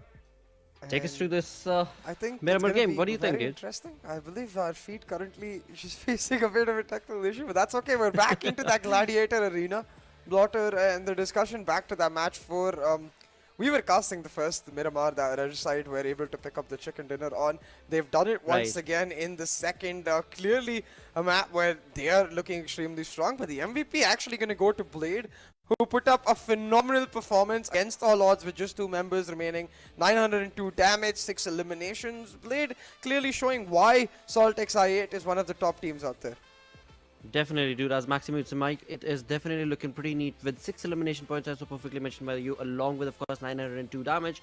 Blade, I mean, not only Blade, you know, from the side of SALTxi8 itself, this was the game that this team was waiting for, with 9 total elimination points, along with, of course, the placement points. This is the kind of game that I8 needed to boost their morals and push themselves up and get themselves all the way into the sweet spot of that overall storyboard that we have.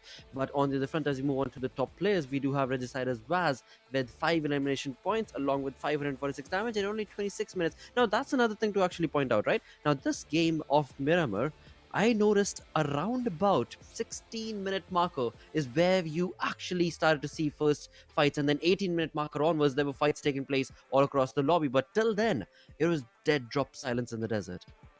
Oh yeah, 100%. It's really become the trend for Miramar.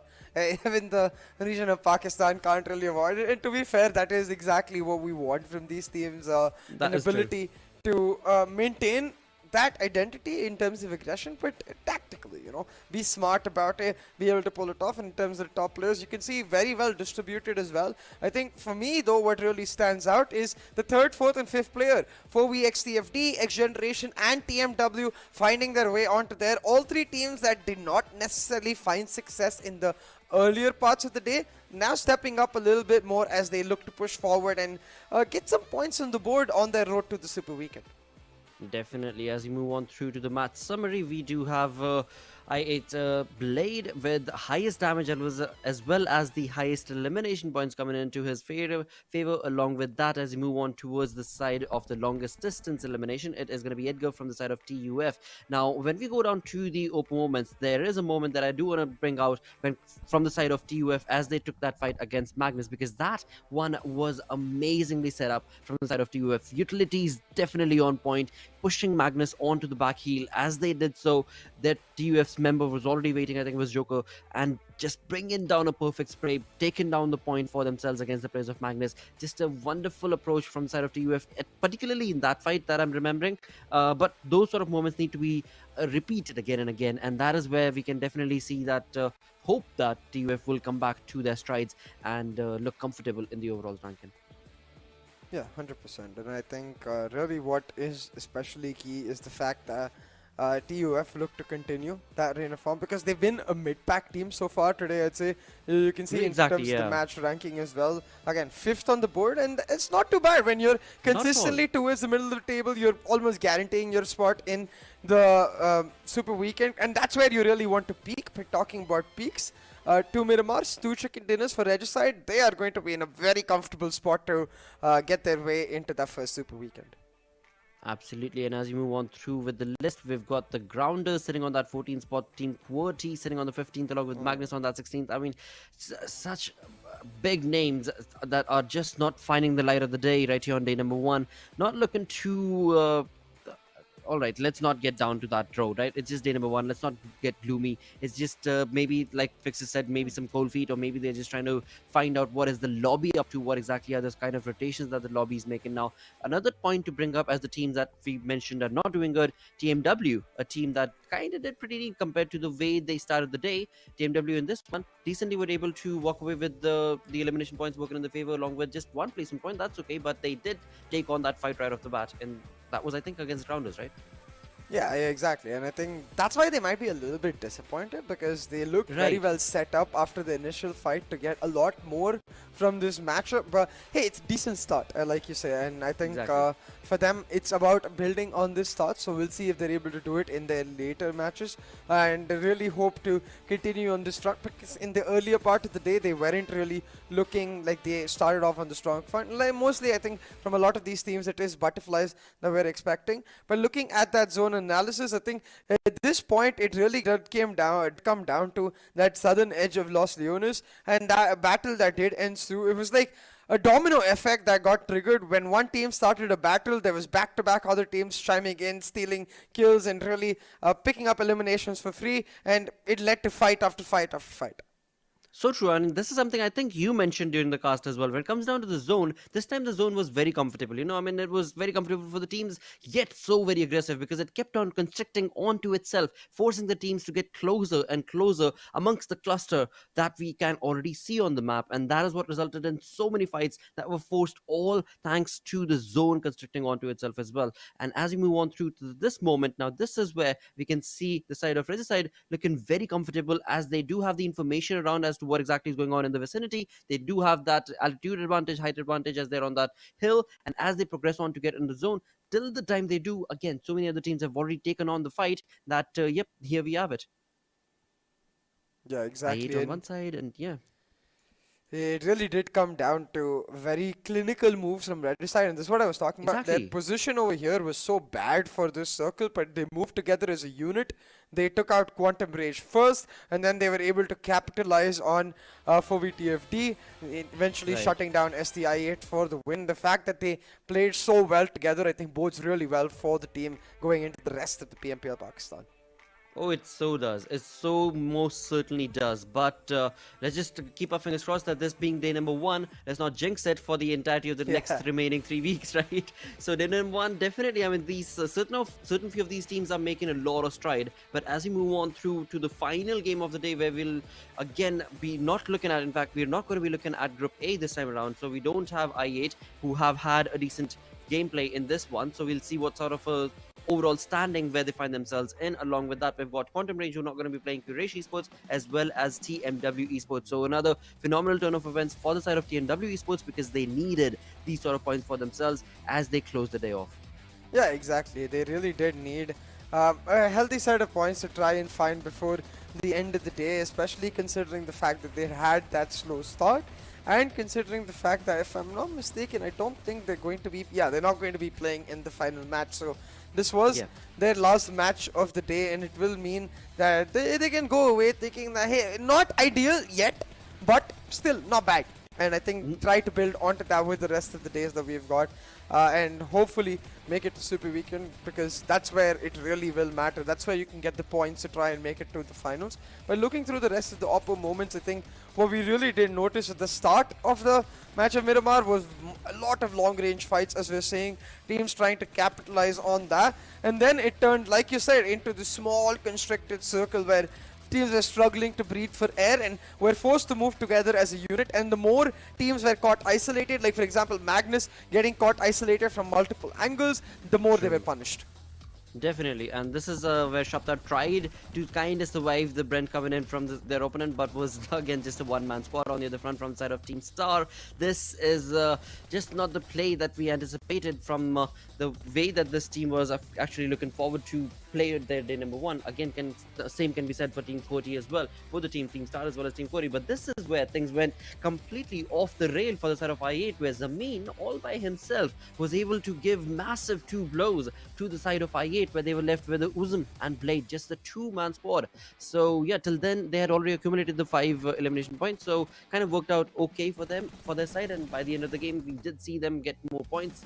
But had they been able to just take the player Samin down, they could have had this game for themselves. Yeah, 100%. And I think for all of these teams, it was a matter of making this map count. I think again, like Vix's mentioned, SALTxi8, this was their final match of the day, so they'll be moderately content with the fact that they were able to get that second spot. I think again, it's a team that is going to want more, so we'll see if they're able to build on to tomorrow. But for now, I think they'll be content, because as long as they don't completely mess up tomorrow, it does sort of get them into a comfortable position to try and secure that Super Weekend spot. Similarly for Regicide as well. And Quantum Rage, a team that has been slowly sneaking up the standings and finding themselves in decent situations, albeit never in a commanding position. So I think that's what they're going to try to find in the ensuing days. But for now, if we're going into the final match of Erangel, we're going to have groups B, C, D, E battling it off to get that final chicken dinner on day one. Absolutely, and to let our viewers know, when it comes down to what is this league play and what is the Super Weekend, if you're joining in for the first time, basically what we're looking at is 2 days of league plays, day number 1 being today, day number 2 tomorrow. 5 total games being played each day, in total 10 games, and in those 10 games, 20 teams are playing, all 20 of them are going to be playing. Only top 16 move on into the Super Weekend, and the Super Weekend is where the points count. So the Super Weekend is what this entire journey that they're doing right now and tomorrow is going to be all about. With that, as we move on down to the damage graph, look at that damage graph, 2100 crisp and clean from Quantum Rage.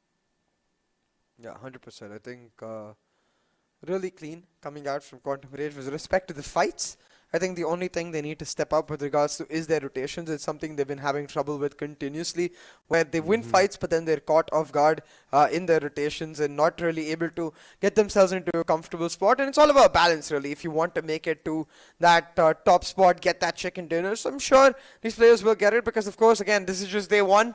You're not looking to peak on day one right here. If anything, you're looking to peak on the Super Weekends, where you're able to secure the points for the finals. So these league players, it's all about just ironing out the kinks, finding that flow, and then making it count in the Super Weekend. so very well spread, because again, when it comes down to the strategies, there are only so many strategies they can showcase to the lobby before you jump into the super weekend. So one approach that we've seen from the side of team H2E is just try and work towards those placement points. As we can see, find them as we do see H2E find themselves on that 8th spot with 18 placement points with only 5 elimination points. I mean, nothing taken away from them. They're sitting on that 8th comfortable spot. They play the same game tomorrow, they're going to be top 16, and they'll hunky dory into the super weekend. So pretty neat sort of a play style. But again, for the side of this first page, all right, it is all right. It is perfectly all right for them to be sitting here because of the playstyle that they've showcased. But as you move on to the second page, that is where I want to draw the conversation towards, because this is where teams that find themselves, well, look at that 20th position, 3x Esports, Team Star on 19th, XGeneration, Team QWERTY, 52x Rage. These are not the kind of teams we want to be seeing below that 15th position marker, but we do find themselves, and with only a single digit total point that they've able to accumulate in 3 games that they've played. So if this is not the game that they're able to bring themselves back again, then tomorrow is going to be very, very difficult. Like mindset, I mean, you're a player as well, and you know how critical it gets and how jittery it gets, because you're not able to accumulate that much for your teammates. Yeah, you start feeling really pressured and your palms are getting sweaty, and there's no ideal Right. environment whatsoever, especially for those bottom 4 teams, because they're going to be in a lot of trouble going into the second day as they try to make their mark to try and find themselves into the super weekend. But hey, they've all got one more match remaining. Every single one of them will be playing in this match 5 of Erangel. So we'll see if all of them are able to make it count right now and find themselves, if not like really with a chicken dinner, I think that might be too much to ask, at least with a top 5 finish, so they can catapult themselves into that top 10, if not top 10, at least the 11-12 position where they're feeling a lot more comfortable going into day 2. Well, I just want to see a straight to 25, 26, 27, 28, 29. I just want to see it straight. That's all I'm going to say.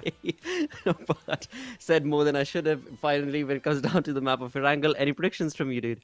What, or rather, not predictions. What team would you want to see get on to that top chicken dinner, or maybe in the top 5?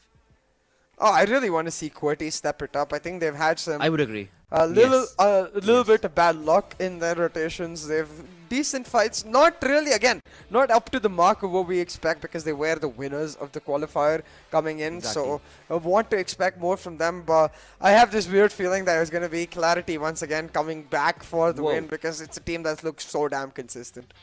Okay, well. If that's going to be the case, then this is definitely a different clarity approach that we're seeing from the side of QWERTY indeed. But let's find out. Let's find out if that hypothesis comes true or not.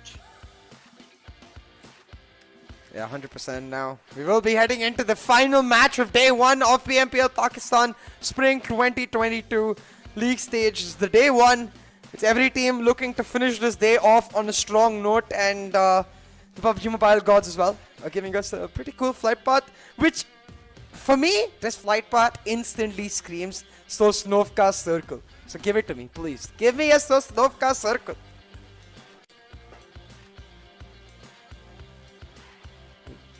Seems like we've run into a little bit of a technical issue with Lot, but that's okay.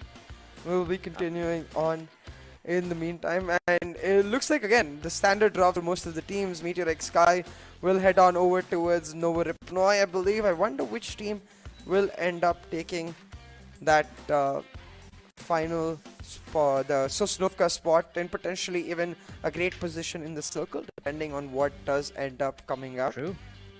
True. I mean, you were just getting around the corner. You were hinting it to the viewers. Now, you see, if I8 is not in the lobby, there's no Hulk in the lobby who's going to try and take on the military base. I mean, they all know it's I8. So even if they're not in the lobby, nobody's going to be interested to go down there. On the other front, we do have the zone. A very interesting zone being drawn right here. The first one altogether itself, where we do have just one team that I believe is going to be MetershotxSKY, that is finding themselves down to the region of Nova Ripnoi. And right off the bat, in the first 2 units of the game itself, we do have a few shots being taken place, and it seems that was the Grounders against Freestyle Black for now, as he gets himself just the 9-1 1911. And well, yeah, again, I mean, not the perfect start for them, but thankfully, same can be said for the grounders as they have a vehicle, but they've got no weapon for themselves. Yeah. So they're going to easily back out of there. Yeah, not really seeing any drop contestation so far. We are seeing that Eastern Circle turnout, so my hopes and dreams in the Sosnovka Circle have gone out of the water. But hey, I'll tell you what, still that Sosnovka bridge into the mainland, the right hand side, the Eastern bridge, very much a point, very much a important point right here, especially with a lot of teams towards the farm and Milta areas, and Novoripnoy is occupied currently by MetershotxSKY, so maybe some of these teams hang around to try and gatekeep that bridge. It could be. On the other front, if we could go to the map just for a second, Director, I just want to draw the attention of our viewers towards the rotation that has been showcased from the side of grounders. I mean, you can see, right, that is just absolutely absurd kind of a rotation being showcased from the side of grounders, where they've got a two-man split, I think, and they are miles apart. Same can be said for the side of 52x Rage up north towards the region of Yasnaya, and I'm not entirely sure what exactly is the exact reason for these teams wanting to go for a two-man split. And I mean, all right, it's fine to have a two-man split with a scout in front who will give you the audio cues and let you know information, but that massive jolt is pretty risky, I would say. They're leaving the circle too, so it's Yeah. quite interesting. They're just in search for loot pretty much, which is fair, because the circle itself is quite populated currently, whereas the areas they're going to are not so much so, but we'll have to see if this does end up costing them later into the match, where they'll have to come back into the circle and teams will have already found comfortable spots. Talking about comfortable spots, of course, FMxR3D in one such themselves around the Rozok area, trying to find themselves some key loop before they engage in their own rotations. I do notice on Hassan's screen, he spotted out a Bucky just now, so I'm sure he'll make his way onto there real quick. But again, a team that we've had an eye on throughout Clarity, and of course their IGL TmwEsports here, looking to make their mark. They're in Georgopol right now, Blotter, quite far away from the circle, but quite near TUF, so a fight may ensue real quick. It is possible, but then again, they're at that comfort zone, right? They always, I mean, Clarity Esports, they love to go down to that Georgopol region, and they know the ins and nooks and corner of all of the entirety of that region. So if at all TUF tries to take on the fight, well, best of luck to them, but we shall see if that'll be the case. Not wanting to choose sides at all. It could very well be TUF taking on a tough fight, because that's what we saw them take in the previous game. So very much a possibility, but will that be allowed or not as we move on down to the vicinity that's going to be taken on from TUF? We do have them getting closer and getting comfortable in the hospital region. We've got Virus, who is again from the side of course TUF, with one total elimination done with total 200 damage. So again, TUF, they've had an okay day. Some ups, a lot of downs, but that's absolutely fine, because this is just day number 1 as we move on across from one team player to the next. All of them are contributing. I mean, even if it's just one knock point, one elimination point, to all the way to 10 elimination points, they're all taken on the roles that they have chosen to be a part of that team. And that's what synergistic team is. You choose a role, you play your role to perfection, and automatically the team will benefit from it. Oh yeah, 100%. And it really does come down to finding that right balance within your team for those Exactly, roles, right? and complementing each other to a large extent. Which again is a wonderful conversation to have, because as an IGL, right, that is one of the most important critical things that you want to be able to do. Utilize your players to their own abilities. One could be an all-rounder, but at the same point of time, you do know as an IGL that this guy's instinct is definitely going to be like this, faced in this sort of a situation, and that's where you want to have him be the scout or be the assaulter or whatever the case might be, right? So that becomes very, very crucial. And again, when it comes down to these teams and the IGLs that you were just mentioning about Clarity, let's bring that player up. I mean, TmwEsports, that dude has been so very careful in terms of the way he's curated Clarity in their gameplay from one tournament to the next. Oh yeah, 100%. I think TmwEsports has been a crucial part of Clarity's success in throughout their journey so far, and especially in their matches today, in the way they're able to get the chicken dinners. And of course, for them, they're going to look towards Teen Wolf to lead them, but of course also players like Zibian who have been extremely prolific with their firepower in making those moves happen. But talking about making the moves, Freestyle right now doing exactly that with the rotations going on as all of the teams head onto the circle real quick.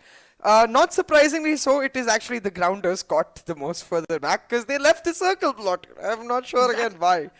I really again wanna have the directors bring up the map just for a few minutes if you could, or maybe after we've got done with this fight, because we've got a crazy fight taking place right here where it is gonna be R3G's Johnny taking on the fight to the face of 4v TFD. Now TFD have already received one knock, I believe, and Voltrix was almost brought down to his knees. He's taken a lot of damage, does not want to be able to take the health, and definitely going to be utilizing just those bandages to slowly heal himself up on the other front. When it comes down to TFD, it is also a precarious situation that they find themselves in because their compound has pretty much been surrounded. If not surrounded, I mean, it has pretty much been given away. And on the receiving end, they find themselves against the players of Regicide who are just preparing for the all-on assault that they're going to be bringing. But Wendless onto that flank angle.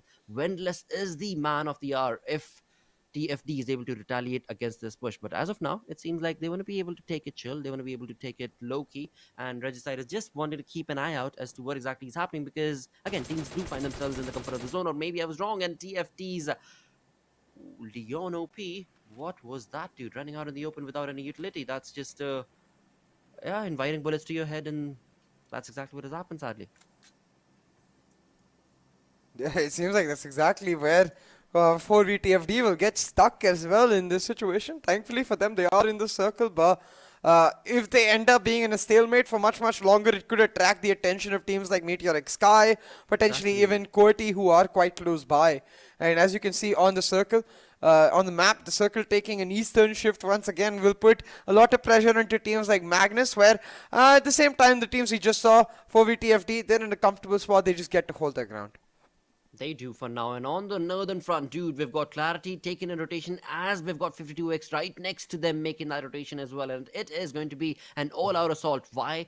Well, maybe not, in fact, is what I should say, because we've got 4 vehicles being utilized from the side of 52X Rage. Same is the case for the side of Clarity as well. So maybe they either stop or they just keep on NFSing through that rotation as they make it from the eastern front, my apologies, northeastern front. On the other side of the map, we've got MetershotxSKY close to the shelter. In fact, they are going to be utilizing the shelter itself and getting themselves set up within its vicinities, as again, I mean, shelter is looking pretty comfortable in the zone, and they're just going to hold on to those angles and see if at all any other team will try and contest that shelter against them. Ooh, it does seem like might just happen with this fight here, right here. R3D going for the finish, runs over Usama, while his team seems to be just hightailing around their star Hunk, just trying to save on to his dear life, but he's been spotted by Hassan. I'm sure he's going to go in for the kill, whereas on the other side, Emerge is under pressure by XGeneration. Team Star quite separated and they're paying the price.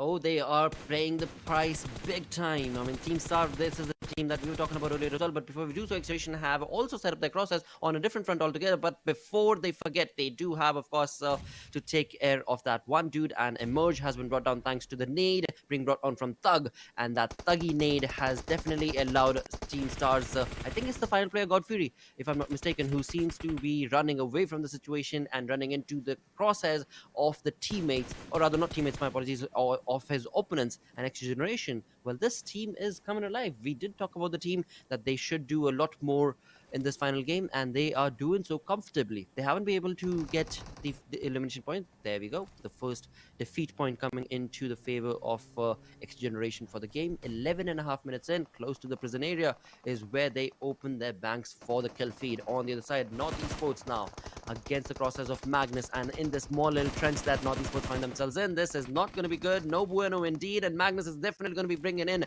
a lot of blows to the face, but MetershotxSKY somehow, a Venture OP still surviving, still holding on quite strongly and bringing in a lot of sprays against Adil as well as Momtu. It's not, yeah, it was Momtu. What a player, dude. What an amazing player. He held on strong for quite some long time, but indeed Magnus were looking, or in fact are looking to be able to probably get this win for themselves if Maxi does not intervene. Ooh, Momtudo seems to want to finish it off. Maxi doesn't seem Maxi's gone. to be in a great spot to finish it. Yeah, exactly. And Maxi will just make the smart decision and get on out of there to try and find maximum points for his team. But actually, seems to instead going to look for the flank, gets out of the car and just gets shut down instantly. I'm not even sure by whom. Oh, it was by Pika. Like, okay, Why? okay. Why would you do that, dude? Come on. Okay, alright. He just was not happy that his team was brought down so vicariously. And it was like, alright, mate, I am not going to be able to survive here for long. I am going along with my team. And thus, we've got 15 teams remaining. We've got 56 players, 12.5 minutes in. Teams are looking pretty good. I mean, R3D right now have already confirmed 4 defeats already confirmed for their side. So a decent play from them. Magnus have also confirmed at least 1 if not 2 confirmed elimination points for the side as well. So a GG play being showcased. But as of now, all the other teams are just taking a slow, low-key approach. But when we move on to the zone itself, the zone is constricting and more forcing these teams to take on these fights. As we can clearly see, R3D push on along Magnus's position. Oh yeah, most definitely now. R3D, they look like in a great position to pin Sir Magnus right here and shut them down for respect. He's going to try to set up some util to try and damage R3D before they get a chance to do so. And they've taken a ton of damage themselves. Now, respect has gotten knocked out, but the instant trade out coming through from Pika will mean just a 1-for-1 knock right now for both of these teams as Momtu looks to become the X factor, the difference maker, move on forward, but he's been taken down. I believe that will be the end of Magnus in this match right here. FMR3D stepping up and with that squad eliminate as well, getting a lot of points on board for themselves. Absolutely, R3D definitely eliminating Magnus right there with 14 teams remaining, 50 players alive. Regicide also moving across the entirety of the map, slowly and steadily getting some decent amount of elimination points for themselves. 2 already confirmed as of now on the other front, as we did just see. R3G, they are comfortable. They are definitely comfortable. But what I do want to see is which team have they pincered down, and that's going to be the side of TUF.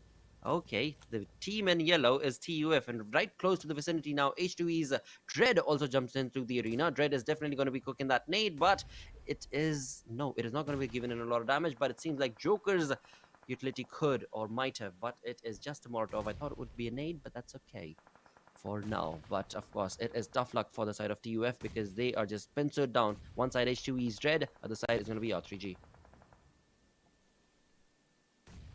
Look at this now, once again.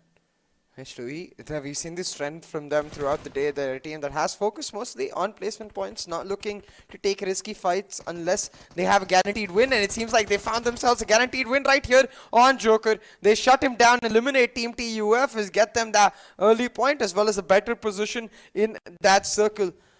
Meantime, QWERTY seems to be making moves towards them while 3x and R3G Regicide are nearby. So H2E, they might be in a little bit of trouble, and this is where working together as a unit is so important. But as a unit, actually, I noticed on the kill feed, Freestyle's been taken down, 52x Rage shutting them down.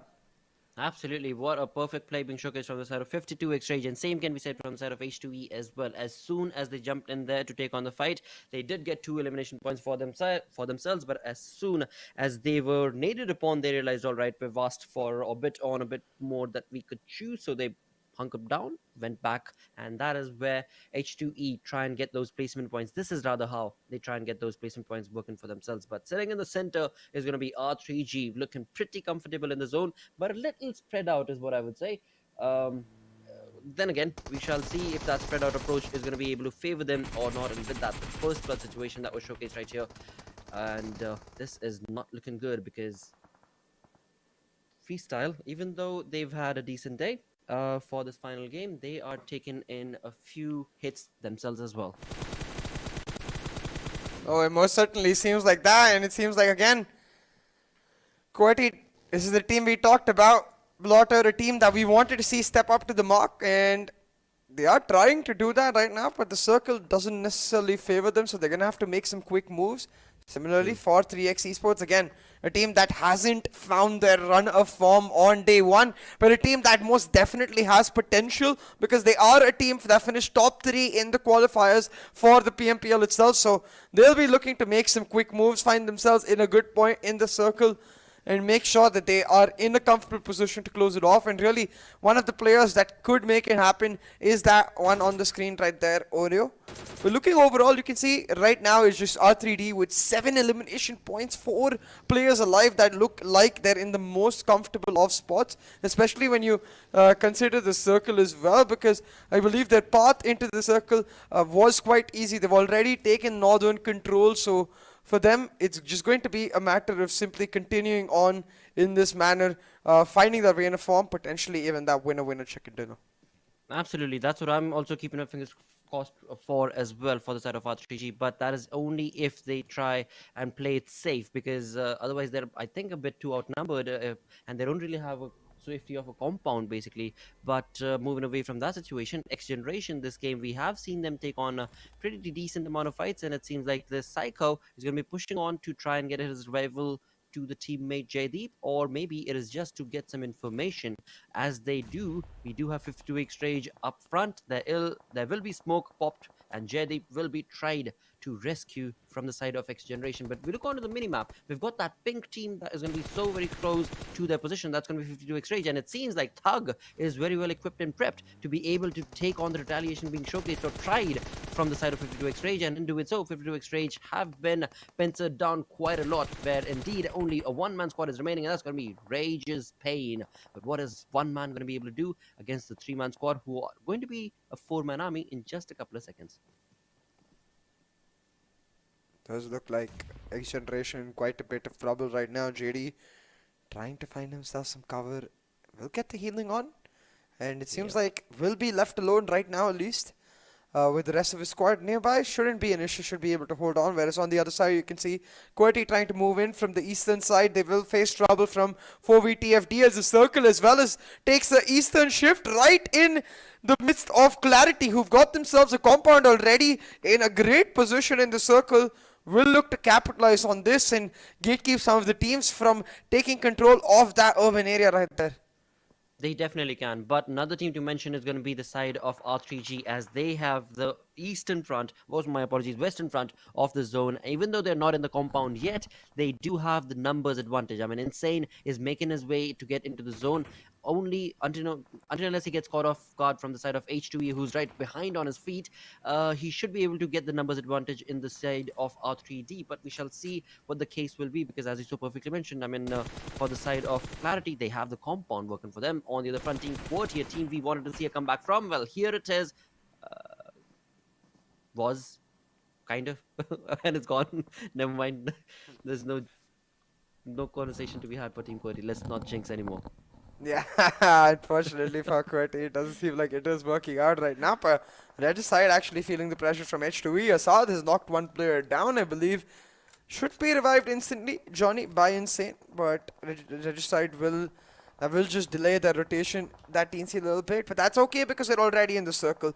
What they could face trouble from though is R3D, who are moving in towards them. But on the other side, XGeneration now looking to capitalize on that northeastern front of their circle, but they're instead being turned on by Clarity as well as 3X at the same time, while 52X Rage get eliminated. So now really Clarity are the gangsters in the circle. They've got a really important part of it for themselves, and they're punishing every team on all fronts. They're able to fight on multiple angles at the same time, and it's going to come down to one team making the decision to slam in onto them and punish them and make that fight happen. Otherwise our Clarity will keep dominating in this circle.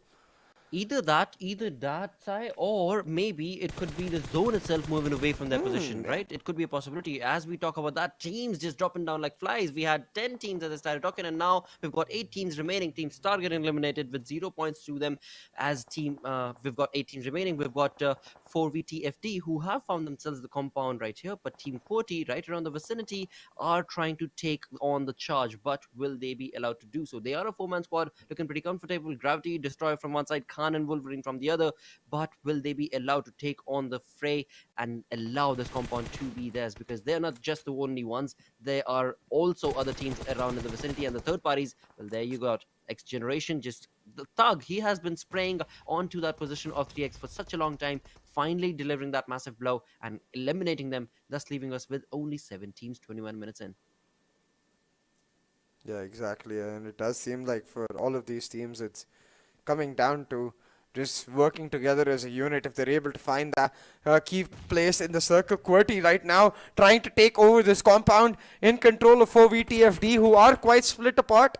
2 players in this shack right here, just holding on for dear life, barely dodging that utility, but QWERTY setting up these crossing smokes, able to get in, and 4VTFD, they cannot afford to be split up, they cannot afford to get caught off guard, because if QWERTY take over this compound, they get a really important part of this next circle for themselves, the entire eastern front in their control. This battle may just decide which team makes it to that top 3.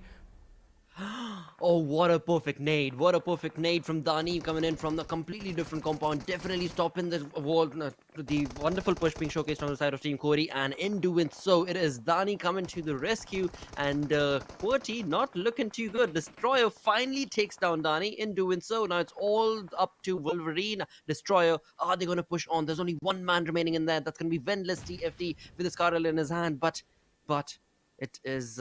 my apologies, not Wendless, it is Washi who is all by himself, but this seems like will not be the case, as Leon OP will be given that revival, and well, Wolverine have given some time to TFD to pinch it down the fort once again. Yeah, exactly, and it does seem the case of either team not being able to necessarily make a decisive move so far. 4VTFD holding on for dear life. You see Dani has been taken down on the other front though, so this could be a key moment for QWERTY to try and make the move happen, but 4VTFD, they're playing with each other right here. Leon OP as well as Vash trying to hold on, but both of them taken frighteningly low.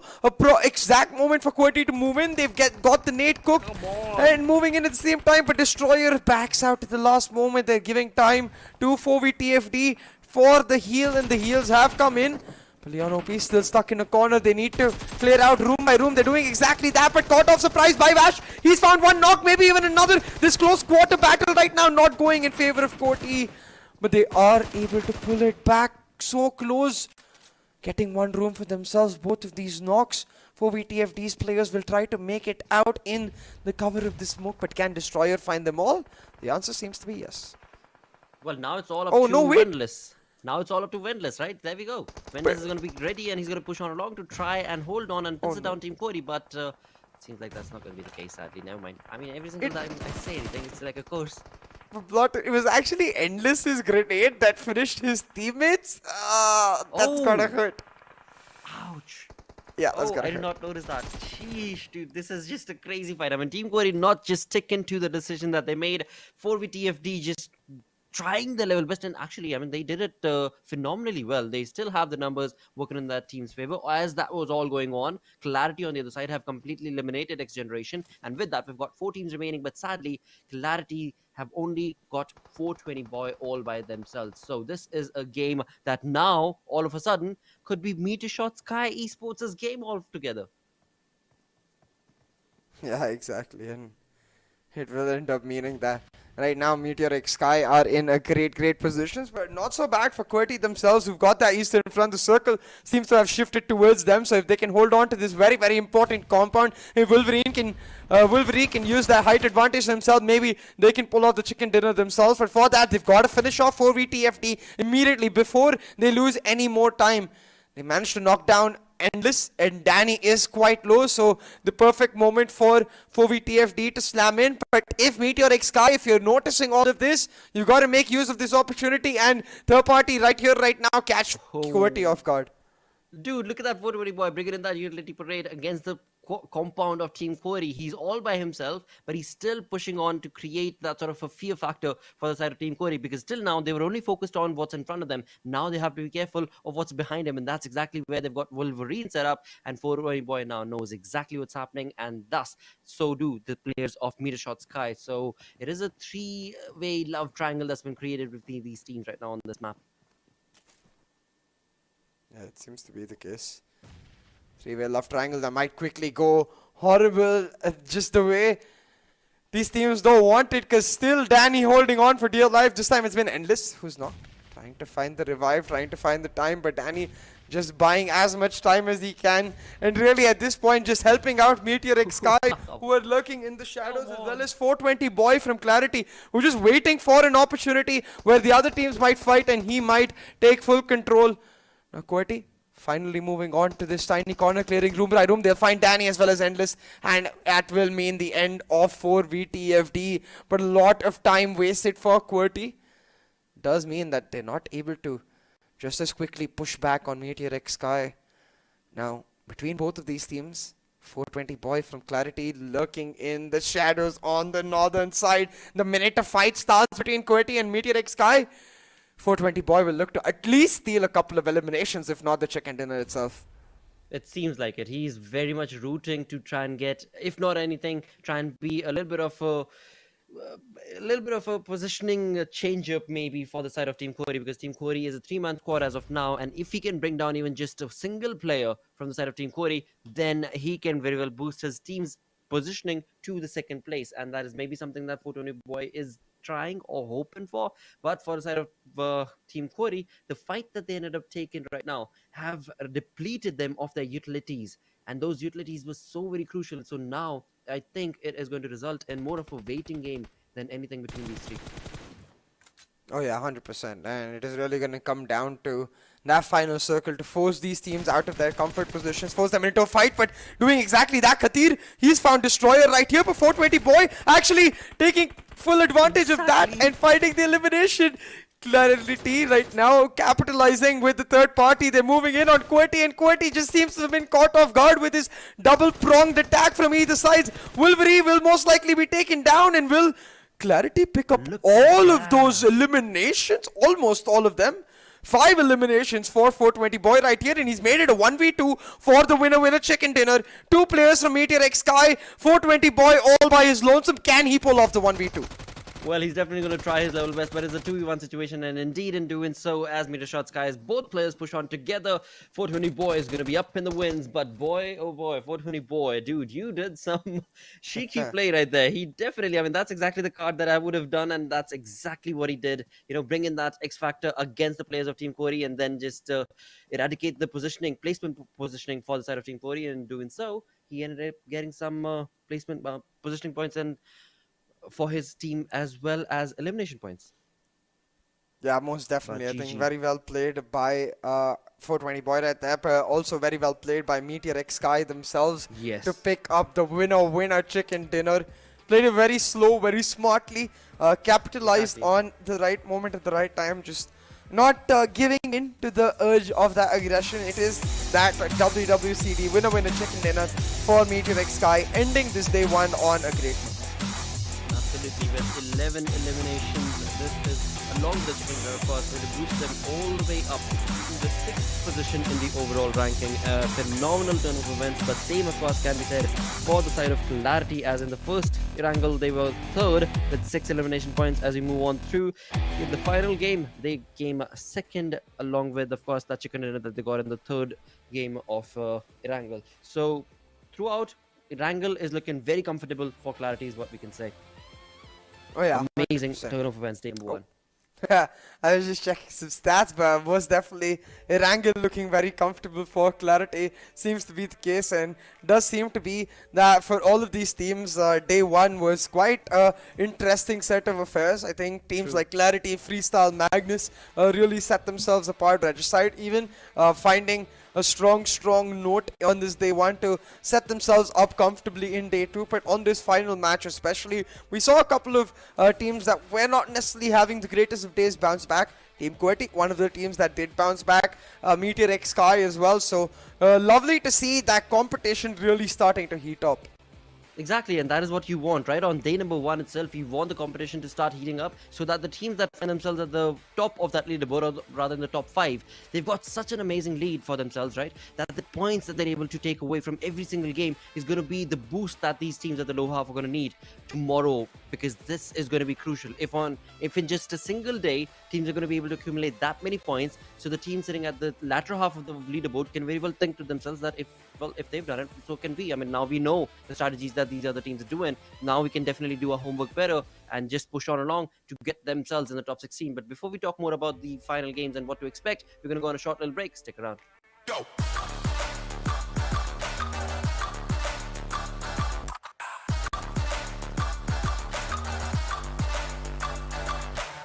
It's your chance to reach the biggest. Let the action begin.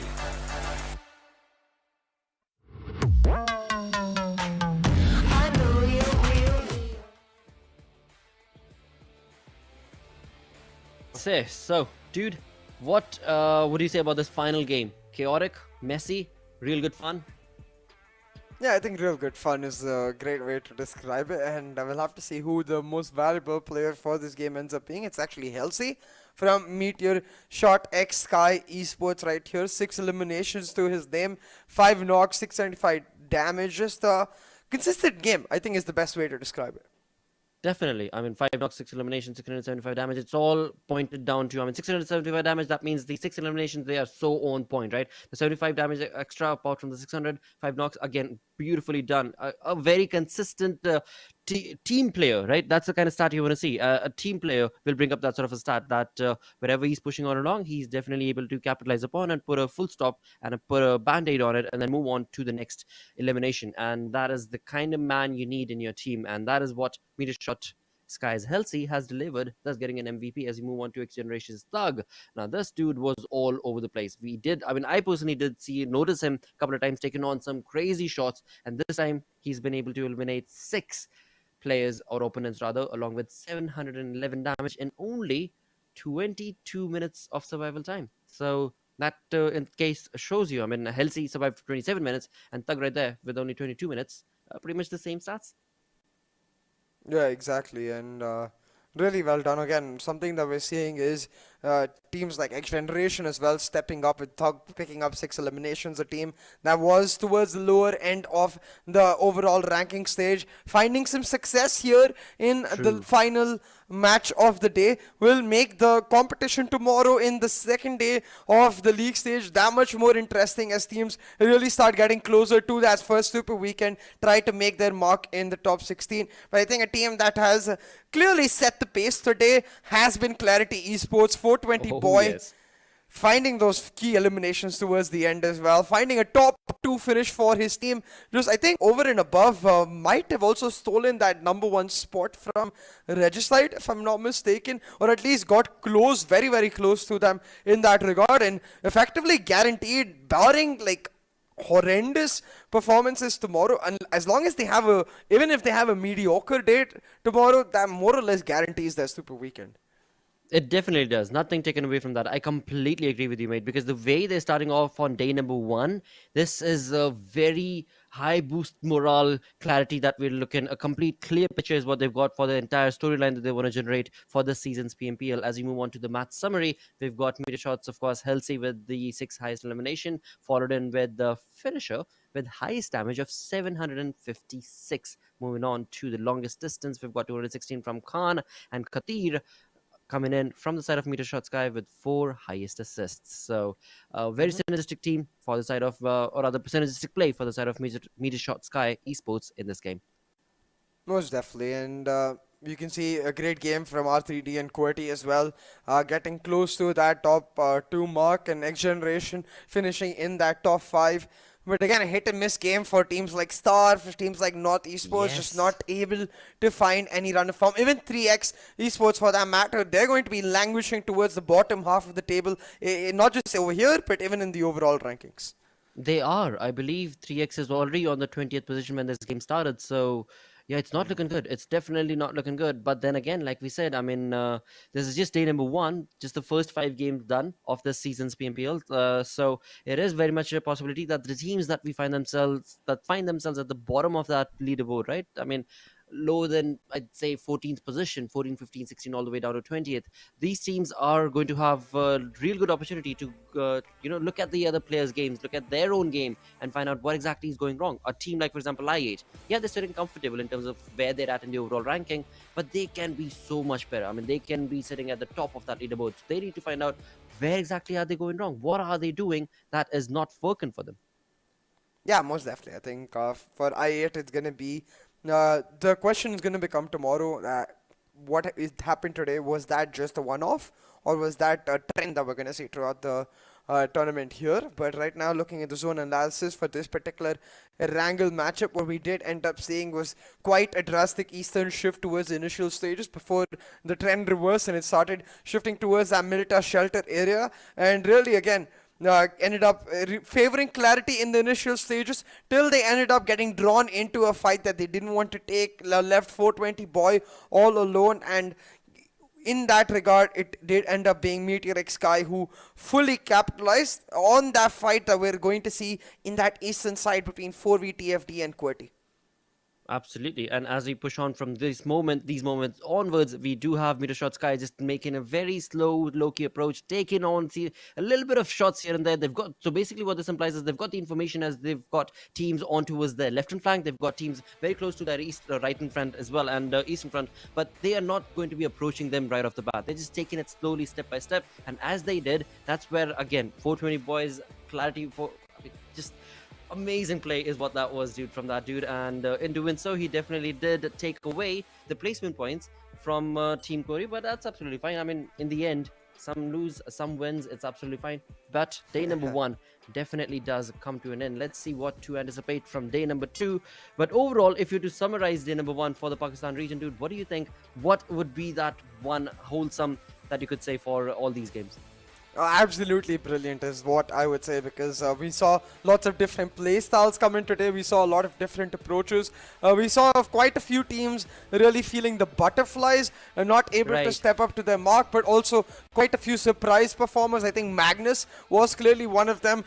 Wasn't expecting them to immediately get off the ground in such a prolific fashion, but they did. And similarly, Regicide as well. Like, while they might be a team that we know very well, the fact that they're able to pick up 2 chicken dinners out of the 4 matches they played today, that's a phenomenal showing in itself.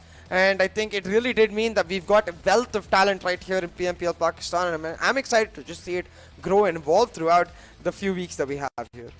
Oh, definitely. I mean, as you so quickly mentioned, from the side of Regicide, again, now let's talk about teams that we do know of and are not performing, like from the side of Team QWERTY, not looking A-okay. By the end of the day, we did see a little bit of light shining from their Grozas and their metas, but eventually that is still very, very dim. They need to really pick up that pace. 3x, another team that you were mentioning when it came down to the qualifiers itself, I did see the team perform and outperform the competition so gracefully. But that again is something that Fixes did mention in the cast, that you need to get your hands warmed enough, you need to get comfortable in the lobby, and that is something that maybe 3x is finding the cold feet upon. But tomorrow they could very well bring in a different playstyle altogether. R3D, I mean, nothing more can be said that will increase their playstyle. I mean, Qwerty Esports, same. They are just sitting so comfortably and so perfectly well in terms of the way and the playstyle that they're creating for themselves, that there's nothing that the lobby has found that will stop them in their tracks, for the likes of either be R3D, either be Qwerty, or for the likes of course, as now we move on along to different teams tomorrow, because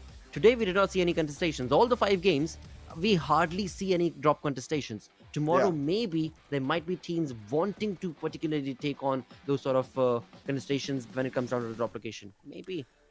Especially the teams towards the bottom half of the table, right? Exactly. Because they're the ones who are going to try to make such moves happen, to get those early eliminations, get an advantage from the very start, and be willing to take those risks. But I think for teams like QWERTY, who are in the top half, they're most likely going to save those small strats for later into the Super Weekend, if not later in the tournament itself, because I think they're quite comfortable in where they are right now, and we'll just look to continue on that front.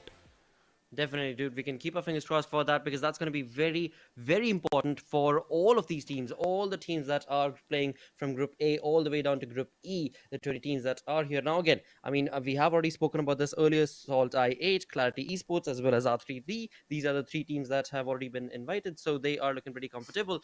But once again, they have to prove their mettle to be a part of that Super Weekend. And as you move on to the damage graph, now look at that damage graph. Jesus. What is going on? 4v the fight that they took, I think that was against QWERTY, right? I mean, 1018 damage dished out, but sadly only 2 eliminations confirmed from their side. Moving on to underperforming teams again. I mean, we've got Team 3x, 397 damage that they were able to dish out in the minutes that they played, with only 1 elimination point. H2E again. I mean, Magnus, 672 damage with only 3 eliminations. So still, teams are trying to figure out the play, what sort of a different play style are they going to be making from one map to the next. And also keeping in mind that tomorrow, as we move on along, we are... no, not tomorrow, actually. My apologies. It's on day number 3. We are going to be looking at Sandhawk. So tomorrow, again, we're going to be sticking with the Erangel and Miramar. Yep, most definitely. And we're going to have to see. For now, which teams are able to fix those small errors that they were able to make, that they ended up making today. But as we are talking about, Clarity do end up taking that #1 slot away from Regicide. Both yes. Regicide and Freestyle will drop one, and we've got our final rankings for today. Clarity, Regicide, Freestyle, Magnus, and SALTxi8 finishing up the top 5. But look at MetershotxSKY with Exactly. one chicken dinner. They jump 5 places from 15th all the way to 6th. Shows you how important one good game can be. One good game. I mean, they got 11 elimination points in this game along with the chicken dinner. Now, that is an over-aggressive good game, because if you were to take away that chicken dinner, take away the 11 elimination points, my apologies, you're sitting at pretty much nothing. So that itself shows you, so perfectly mentioned by you, that when it comes down to a good game, it has to be aggressive, it has to be a chicken dinner, along with, of course, the eliminations. Yeah, exactly. And it's going to come down to teams in the second half of this table to try and find that good game tomorrow, because it's only going to get that much harder with all of these teams trying to push forward.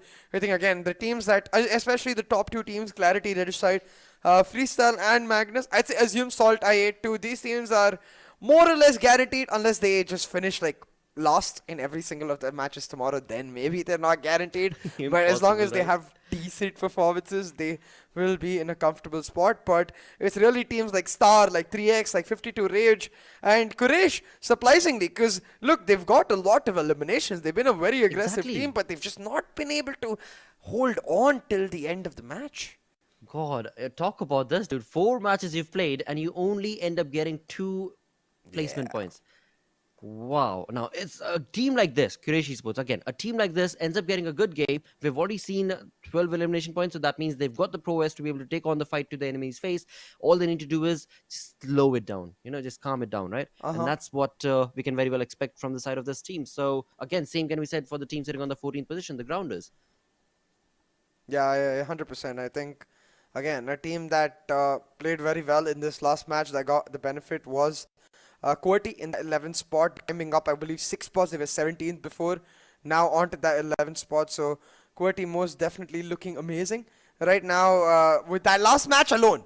The rest not so great. So I think they'll look to just forget the rest of the day and hope to build on to that last match tomorrow, because I do believe tomorrow will be where really the revelation comes through as to who we'll be seeing in our first super weekend. It will come down to the teams trying to make their spot, and just like QWERTY, again, XGeneration as well, where 18th before this, one decent game, they've jump frogged themselves into that 15th spot. Still not out of the danger zone, either of these teams, but they've got to continue on with this form.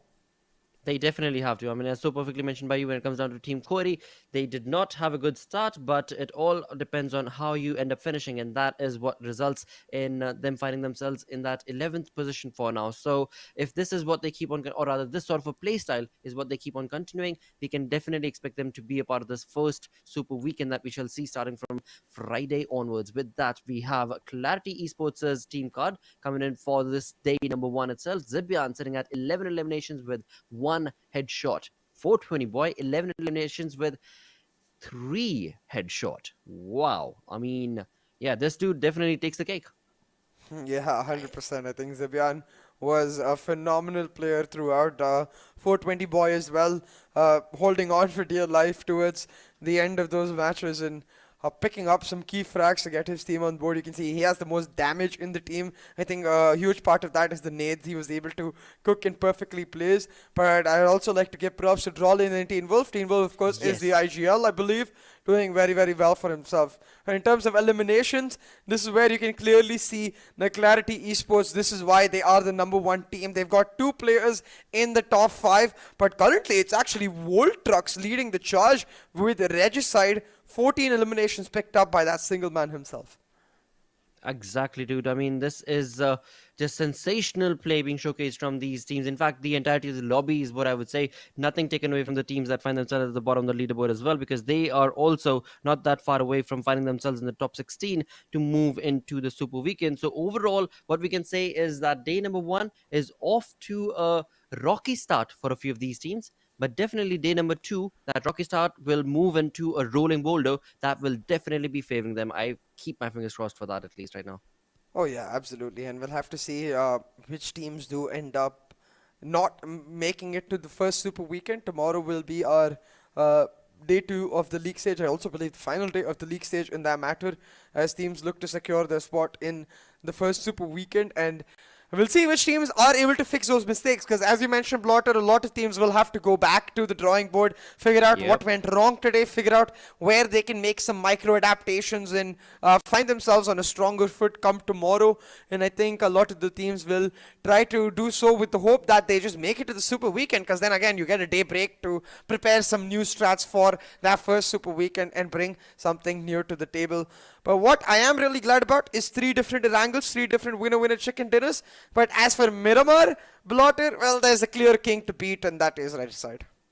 It is. There is nothing taken away from the side of this team, which is so very true. Regicide, in fact, one could very well argue that when it comes down to Erangel, QWERTY is not that far behind. I mean, they're pretty much always taken into that top 3 to top 5 position, at least for today's stats, based on today's stats are concerned. So let's see what this journey is going to be entailing for these two teams tomorrow, because whatever wonderful things they've done today, I don't think they're going to work tomorrow, because the other teams in the lobby, they are definitely going to be looking forward to getting it all taken care of tomorrow when the game starts. But yeah, if you want to catch all of these games, make sure you follow us on all of these platforms. Subscribe to the YouTube channel. Get your notifications turned on, because remember, this is just the start of PMPL Pakistan spring season. It's going to be a wonderful journey throughout as all of these teams grow and evolve, and you don't want to miss a single second of it. Exactly. I mean, look at this amazing, glorious gladiator arena that's been created right now for all of these wonderful players. And as they do, you fans do find yourselves sitting virtually right there. And as you start spamming hearts along with the hashtags of the teams are going to be popped on right here. And of course, your love is going to be showcased virtually to all of these teams. So once again, do not forget to subscribe and follow all of these channels, as well as, of course, well, stick around, because we are going to be, this is just day number 1 that has started. The journey is a long one, a month-long one, and day number 1 comes to an end. Thank you so very much for tuning in. I've been Flora, joining, of course, with Nikhil. Say any, I don't know, last, how do you want to finish? What final words would you want to say for the day? I will just say see you tomorrow. I'm sure everyone will be back. All right, see you tomorrow.